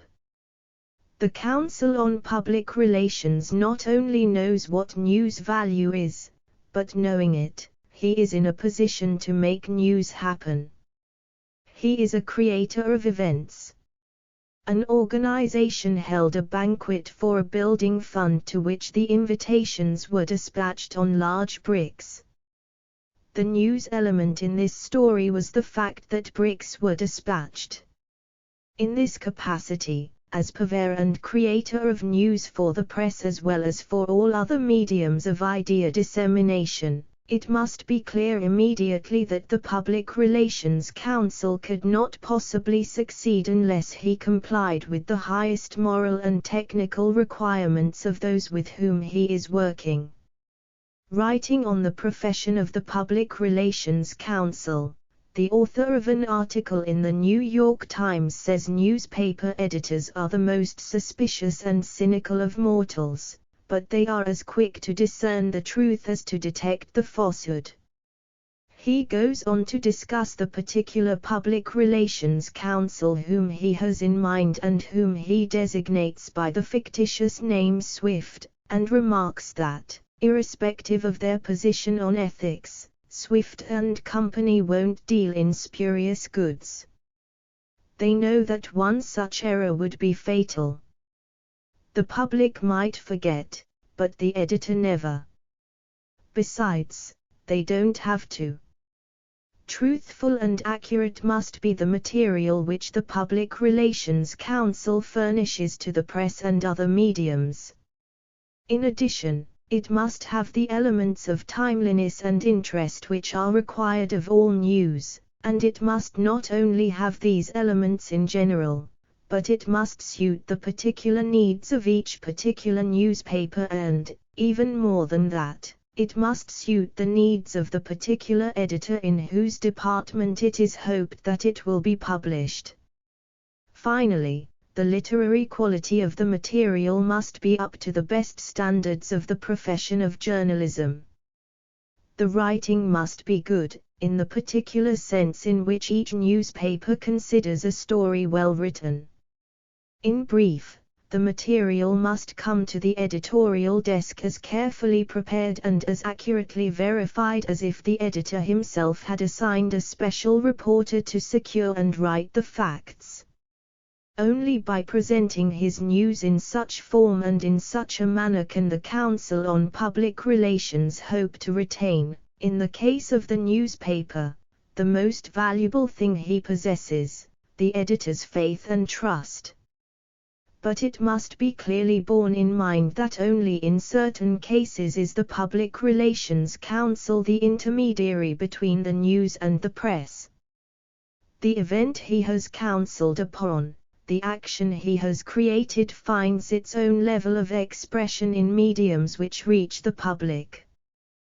The radio stations offer an avenue of approach to the public. They are controlled by private organizations, large electrical supply companies, department stores, newspapers, telegraph companies and in some cases by the government. Their programs broadcast information and entertainment to those within their radius. These programs vary in different localities. To the Public Relations Council there is a wide opportunity to utilize the means of distribution the radio program affords. In partisan matters, the controllers of the radio insist upon the presentation of all points of view in order to have the onus of propaganda removed from their shoulders. The Public Relations Council is therefore in a position to suggest to the broadcasting managers a symposium treatment of the subject in which he happens to be interested. Or in the case of information, which has not this partisan character, he is in a position to assure treatment of his subject by embodying his thesis in the form of a speech delivered by some individual of standing and reputation. In the case of events which the Public Relations Council may be instrumental in creating, such as large public meetings, the radio today becomes a natural form of distribution, just as news treatment in a newspaper does, and the broadcasting to thousands and thousands of people of the speeches becomes a corollary of the event itself. The broadcasting of Lord Robert Cecil's speech on the League of Nations, delivered at a banquet in New York, is a case in point. Many magazines, for instance, are availing themselves of the radio stations to supply speeches on the particular topics they are most interested in. So the housekeeping magazines supply the radio stations with information about that phase of women's activities. The fashion magazines do likewise in their fields. And they thereby heighten their own prestige and authority in the minds of their hearers. The use of the wireless telegraph in wartime was an important factor in broadcasting information of war aims and war accomplishments to enemy countries. It was used successfully by both Allied and Central powers. It was utilized even by the Soviet government in the announcement of its communications. This form of propagation differs slightly from the radio, referred to previously, since it depends for its efficacy not upon reaching great numbers of hearers, but upon reaching newspapers and other mediums that give currency to the material broadcasted. The wireless telegraph of course was and is a valuable asset to the Public Relations Council. The lecture platform is another well-established means of idea communication. The spoken word has to a certain extent lost its efficacy when the lecture platform alone is considered. The appeal of the lecture platform is limited by the actual number of those who hear the message. It is possible to reach vaster numbers through the printed word or the motion picture or even the radioed word. Both the weakness of the human voice and the physical characteristics of the place of assemblage bring about this limitation. The lecture platform, however, still retains its importance for the public relations counsel because it affords him the opportunity to speak before group audiences which in themselves have a news value, or because it presents the opportunity to stage dramatic events that bring intensification of interest and action on the part of larger audiences than those actually addressed. The lecture field open to the Public Relations Council for the propagation of information or ideas may be divided into several classifications. First, there are the lecture managers and bureaus, which act as agents in booking lecturers to different kinds of group audiences throughout the country. The Public Relations Council can, for instance, suggest to his client to secure a prominent person, who because of interest in a cause will be glad to undertake a lecture tour. Then a bureau may manage the tour. The tours of important proponents on such issues as the League of Nations fall in this class, as well as the tours of prominent authors, arranged by publishers in their behalf. Then there is the lecture tour managed by the client himself and arranged through the booking of engagements with such local groups as might be interested in assuming sponsorship for what is said. A soap company might engage a lecturer on cleanliness to speak in the schools of leading communities. Or a woolen firm arrange for a home economics authority to lecture to women's clubs on dress. These speeches, of course, locally, gain a wider audience than the speaker would who addressed a single meeting because they give opportunity for treatment in newspapers, advertising, circularizing, and other mediums. The lecture field offers another means of communication inasmuch as it gives the Public Relations Council a range of group leaders to whom he can furnish the facts and ideas he is trying to propagate. The lecturers of boards of education in cities throughout the country, the lecturers before schools and other institutions of learning, the lecturers of one sort or another who address varied audiences can be reached directly and can become the carriers of the information the Public Relations Council desires to give forth. The meeting or public demonstration, at which prominent speakers voice their views upon the particular problem or problems at issue, would fall quite naturally under this same classification. Its main purpose, of course, is not so much to reach the audience being addressed as to make a focal point of interest for those thousands and millions who do not attend, but who get the reverberations of the speaker's voice through other mediums than their own auditory sensation. Advertising is a medium open to the Public Relations Council. In the sense in which the word is used here, the term applies to every form of paid space available for the carrying of a message. From the newspaper advertisement to the billboard, its forms are so varied that it has developed its own literature and its own principles and practice. In considering his objectives and the mediums through which his potential public can be reached, the Public Relations Council always considers advertising space as among his most important adjuncts.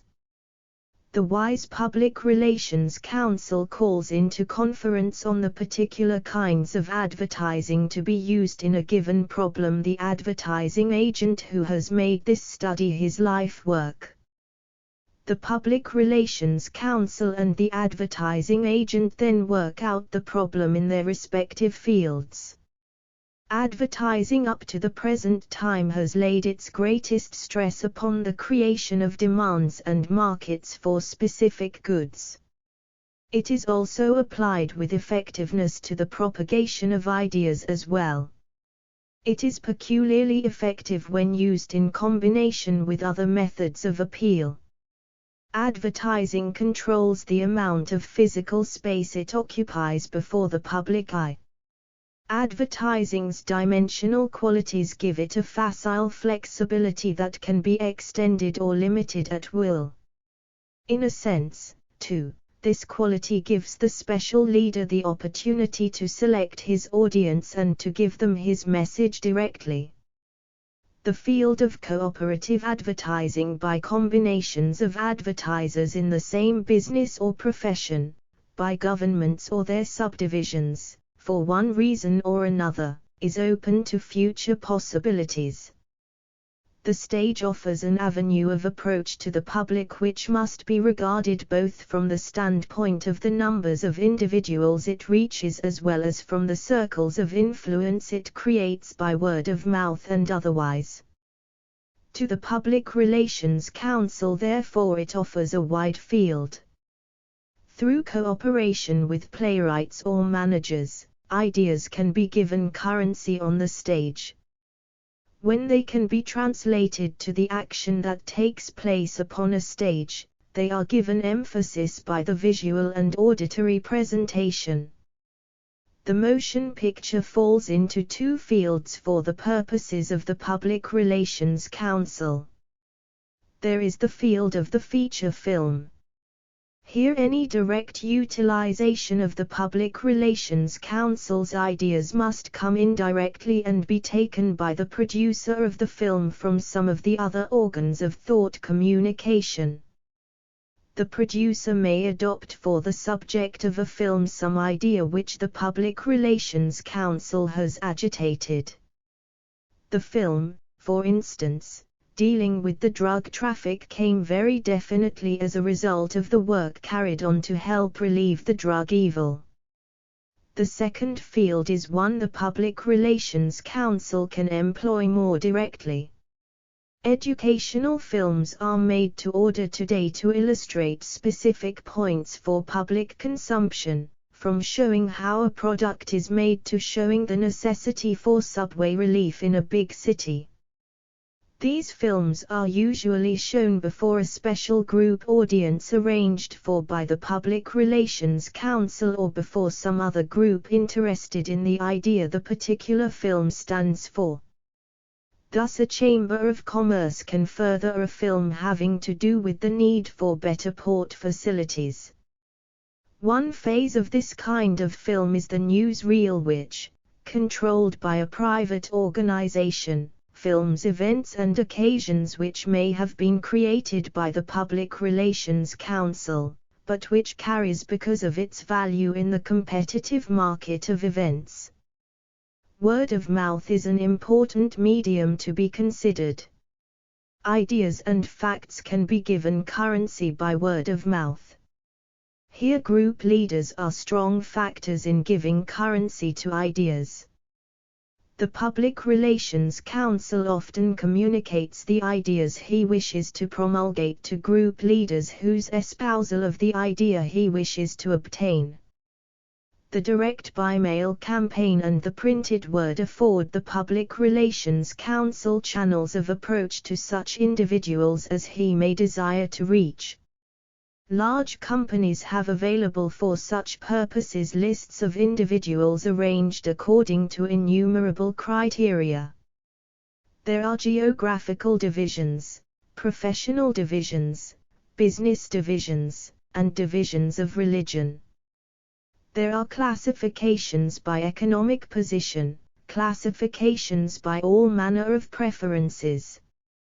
This classification of his public into the right groups for the proper appeals is one of the most important functions of the Public Relations Council, as we have pointed out.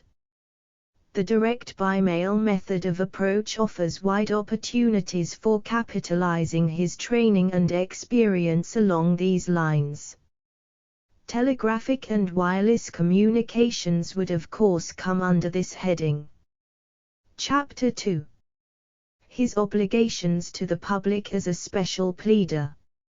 It has been the history of new professions, and every profession has been at some time a new profession, that they are accepted by the public and become firmly established only after two significant handicaps are overcome. The first of these, oddly enough, lies in public opinion itself. It consists of the public's reluctance to acknowledge a dependence, however slight, upon the ministrations of any one group of persons. Medicine, even today, is still fighting this reluctance. The law is fighting it. Yet these are established professions. The second handicap is that any new profession must become established, not through the efforts and activities of others, who might be considered impartial, but through its own energy. These handicaps are particularly potent in a profession of advocacy, because it is engaged in the partisan representation of one point of view. The legal profession is perhaps the most familiar example of this fact, and in this light at least a trenchant comparison may be drawn between the bar and the new profession of the public relations counsel.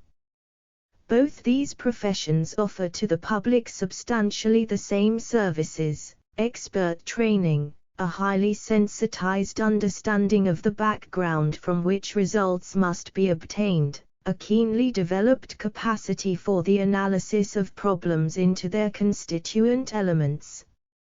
Both professions are in constant danger of arousing crowd antagonism, because they often stand in frank and open opposition to the fixed point of view of one or another of the many groups which compose society.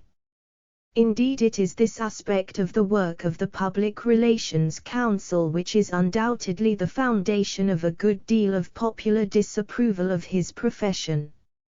Even Mr. Martin, who on several occasions in his volume talks with severe condemnation of what he calls propaganda, sees and admits the fundamental psychological factors which make the adherents to one point of view impute degraded or immoral motives to believers in other points of view. He says, "The crowd man can, when his fiction is challenged, save himself from spiritual bankruptcy, preserve his defenses, keep his crowd from going to pieces, only by a demur. Anyone who challenges the crowd's fictions must be ruled out of court. He must not be permitted to speak. As a witness to contrary values, his testimony must be discounted. The worth of his evidence must be discredited by belittling the disturbing witness. He is a bad man, the crowd must not listen to him. His motives must be evil, he is bought up, he is an immoral character, he tells lies, he is insincere, or he has not the courage to take a stand, or there is nothing new in what he says." Ibsen's Enemy of the People illustrates this point very well. The crowd votes that Dr. Stockman may not speak about the baths, the real point at issue. Indeed, the mayor takes the floor and officially announces that the doctor's statement that the water is bad is unreliable and exaggerated. Then the president of the Householders Association makes an address accusing the doctor of secretly aiming at revolution. When finally Dr. Stockman speaks and tells his fellow citizens the real meaning of their conduct, and utters a few plain truths about the compact majority, the crowd saves its face, not by proving the doctor false, but by howling him down, voting him an enemy of the people and throwing stones through the window. If we analyze a specific example of the Public Relations Council's work, we see the workings of the crowd mind, which have made it so difficult for his profession to gain popular approval. Let us take, for example, the tariff situation again. It is manifestly impossible for either side in the dispute to obtain a totally unbiased point of view as to the other side. The importer calls the manufacturer unreasonable, he imputes selfish motives to him. For his own part he identifies the establishment of the conditions upon which he insists with such things as social welfare, national safety, Americanism, lower prices to the consumer, and whatever other fundamentals he can seize upon. Every newspaper report carrying the flavor of adverse suggestion, whether on account of its facts or on account of the manner of its writing, is immediately branded as untrue, unfortunate, ill-advised. It must, the importer concludes, it must have been inspired by insidious machinations from the manufacturer's interests. But is the manufacturer any more reasonable? If the newspapers publish stories unfavorable to his interests, then the newspapers have been bought up, influenced, they are partisan and many other unreasonable things. The manufacturer, just like the importer, identifies his side of the struggle with such fundamental standards as he can seize upon, a living wage, reduced prices to the consumer, the American standard of employment, fair play, justice. To each the contentions of the other are untenable. Now, carry this situation one step further to the point at which the public relations counsel is retained, on behalf of one side or the other. Observe how sincerely each side and its adherents call even the verifiable facts and figures of the other by that dread name propaganda.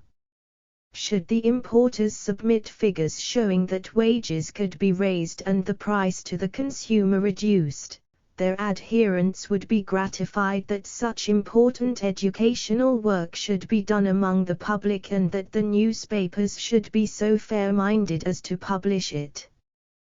The manufacturers, on the other hand, will call such material propaganda and blame either the newspaper which publishes those figures or the economist who compiled them, or the public relations counsel who advised collating the material. The only difference between propaganda and education really, is in the point of view. The advocacy of what we believe in is education. The advocacy of what we don't believe in is propaganda. Each of these nouns carries with it social and moral implications. Education is valuable, commendable, enlightening, instructive. Propaganda is insidious, dishonest, underhand, misleading. It is only today that the viewpoint on this question is undergoing a slight change, as the following editorial would indicate. The relativity of truth, says Mr. Elmer Davis, is a commonplace to any newspaper man, even to one who has never studied epistemology, and, if the phrase is permissible, truth is rather more relative in Washington than anywhere else. Now and then it is possible to make a downright statement, such and such a bill has passed in one of the houses of Congress, or failed to pass, the administration has issued this or that statement, the president has approved, or vetoed, a certain bill. But most of the news that comes out of Washington is necessarily rather vague, for it depends on the assertions of statesmen who are reluctant to be quoted by name, or even by description. This more than anything else is responsible for the sort of fog, the haze of miasmatic exhalations, which hangs over news with a Washington dateline. News coming out of Washington is apt to represent not what is so but what might be so under certain contingencies, what may turn out to be so, what some eminent personage says is so, or even what he wants the public to believe is so when it is not. Most subjects on which there is a so-called definite public opinion are much more vague and indefinite, much more complex in their facts and in their ramifications than the news from Washington, which the historian of the New York Times describes.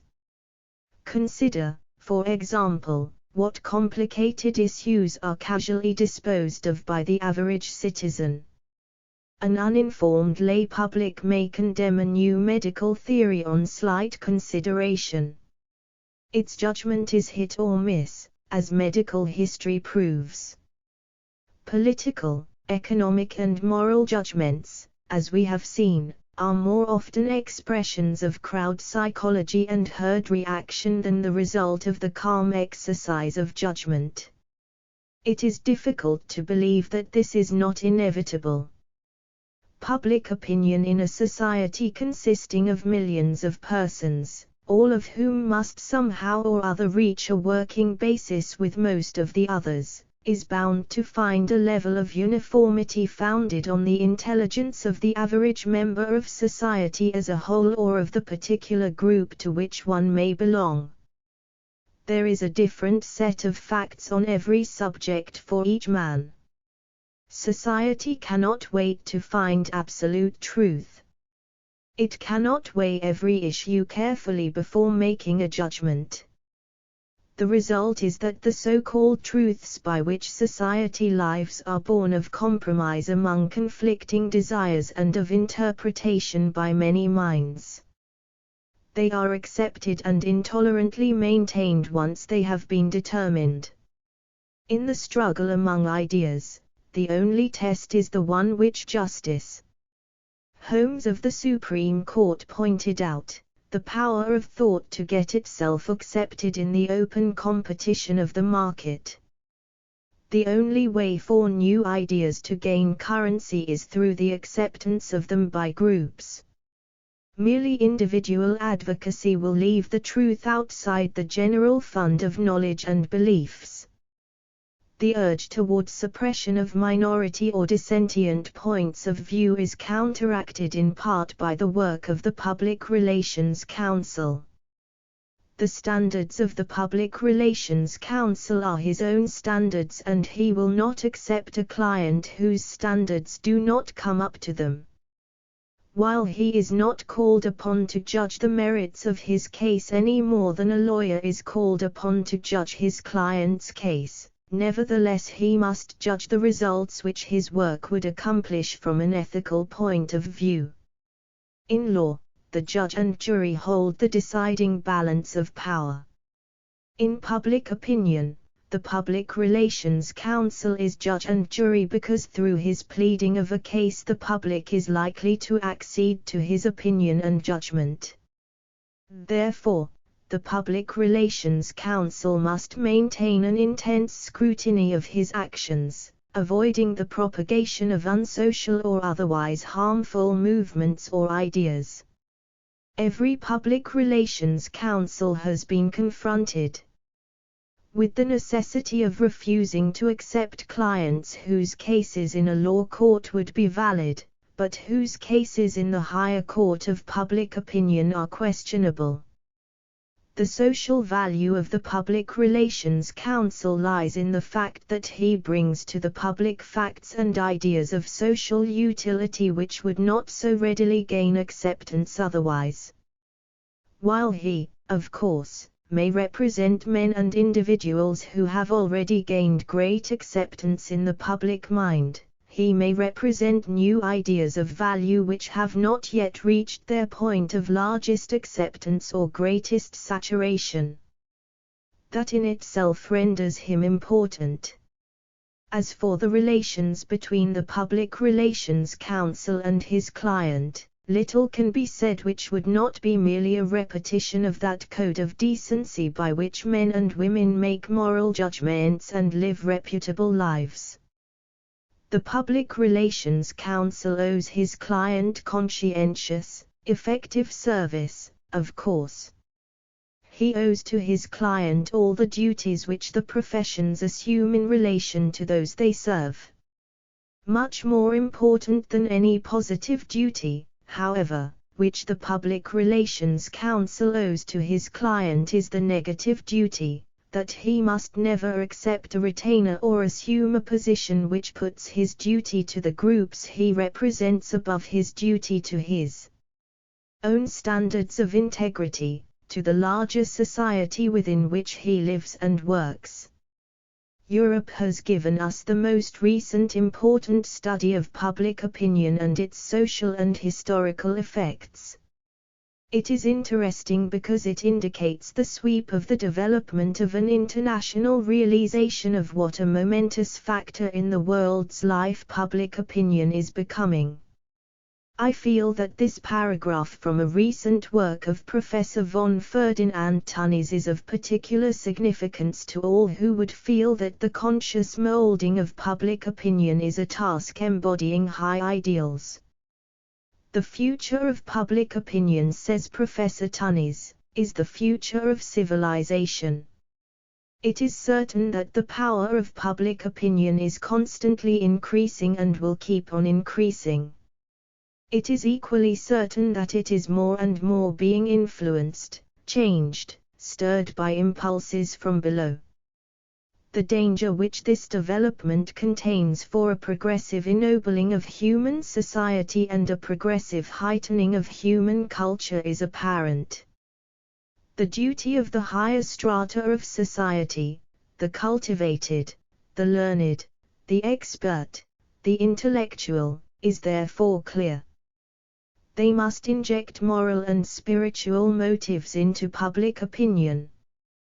Public opinion must become public conscience.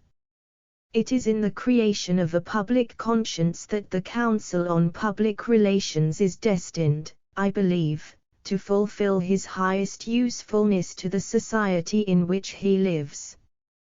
The end.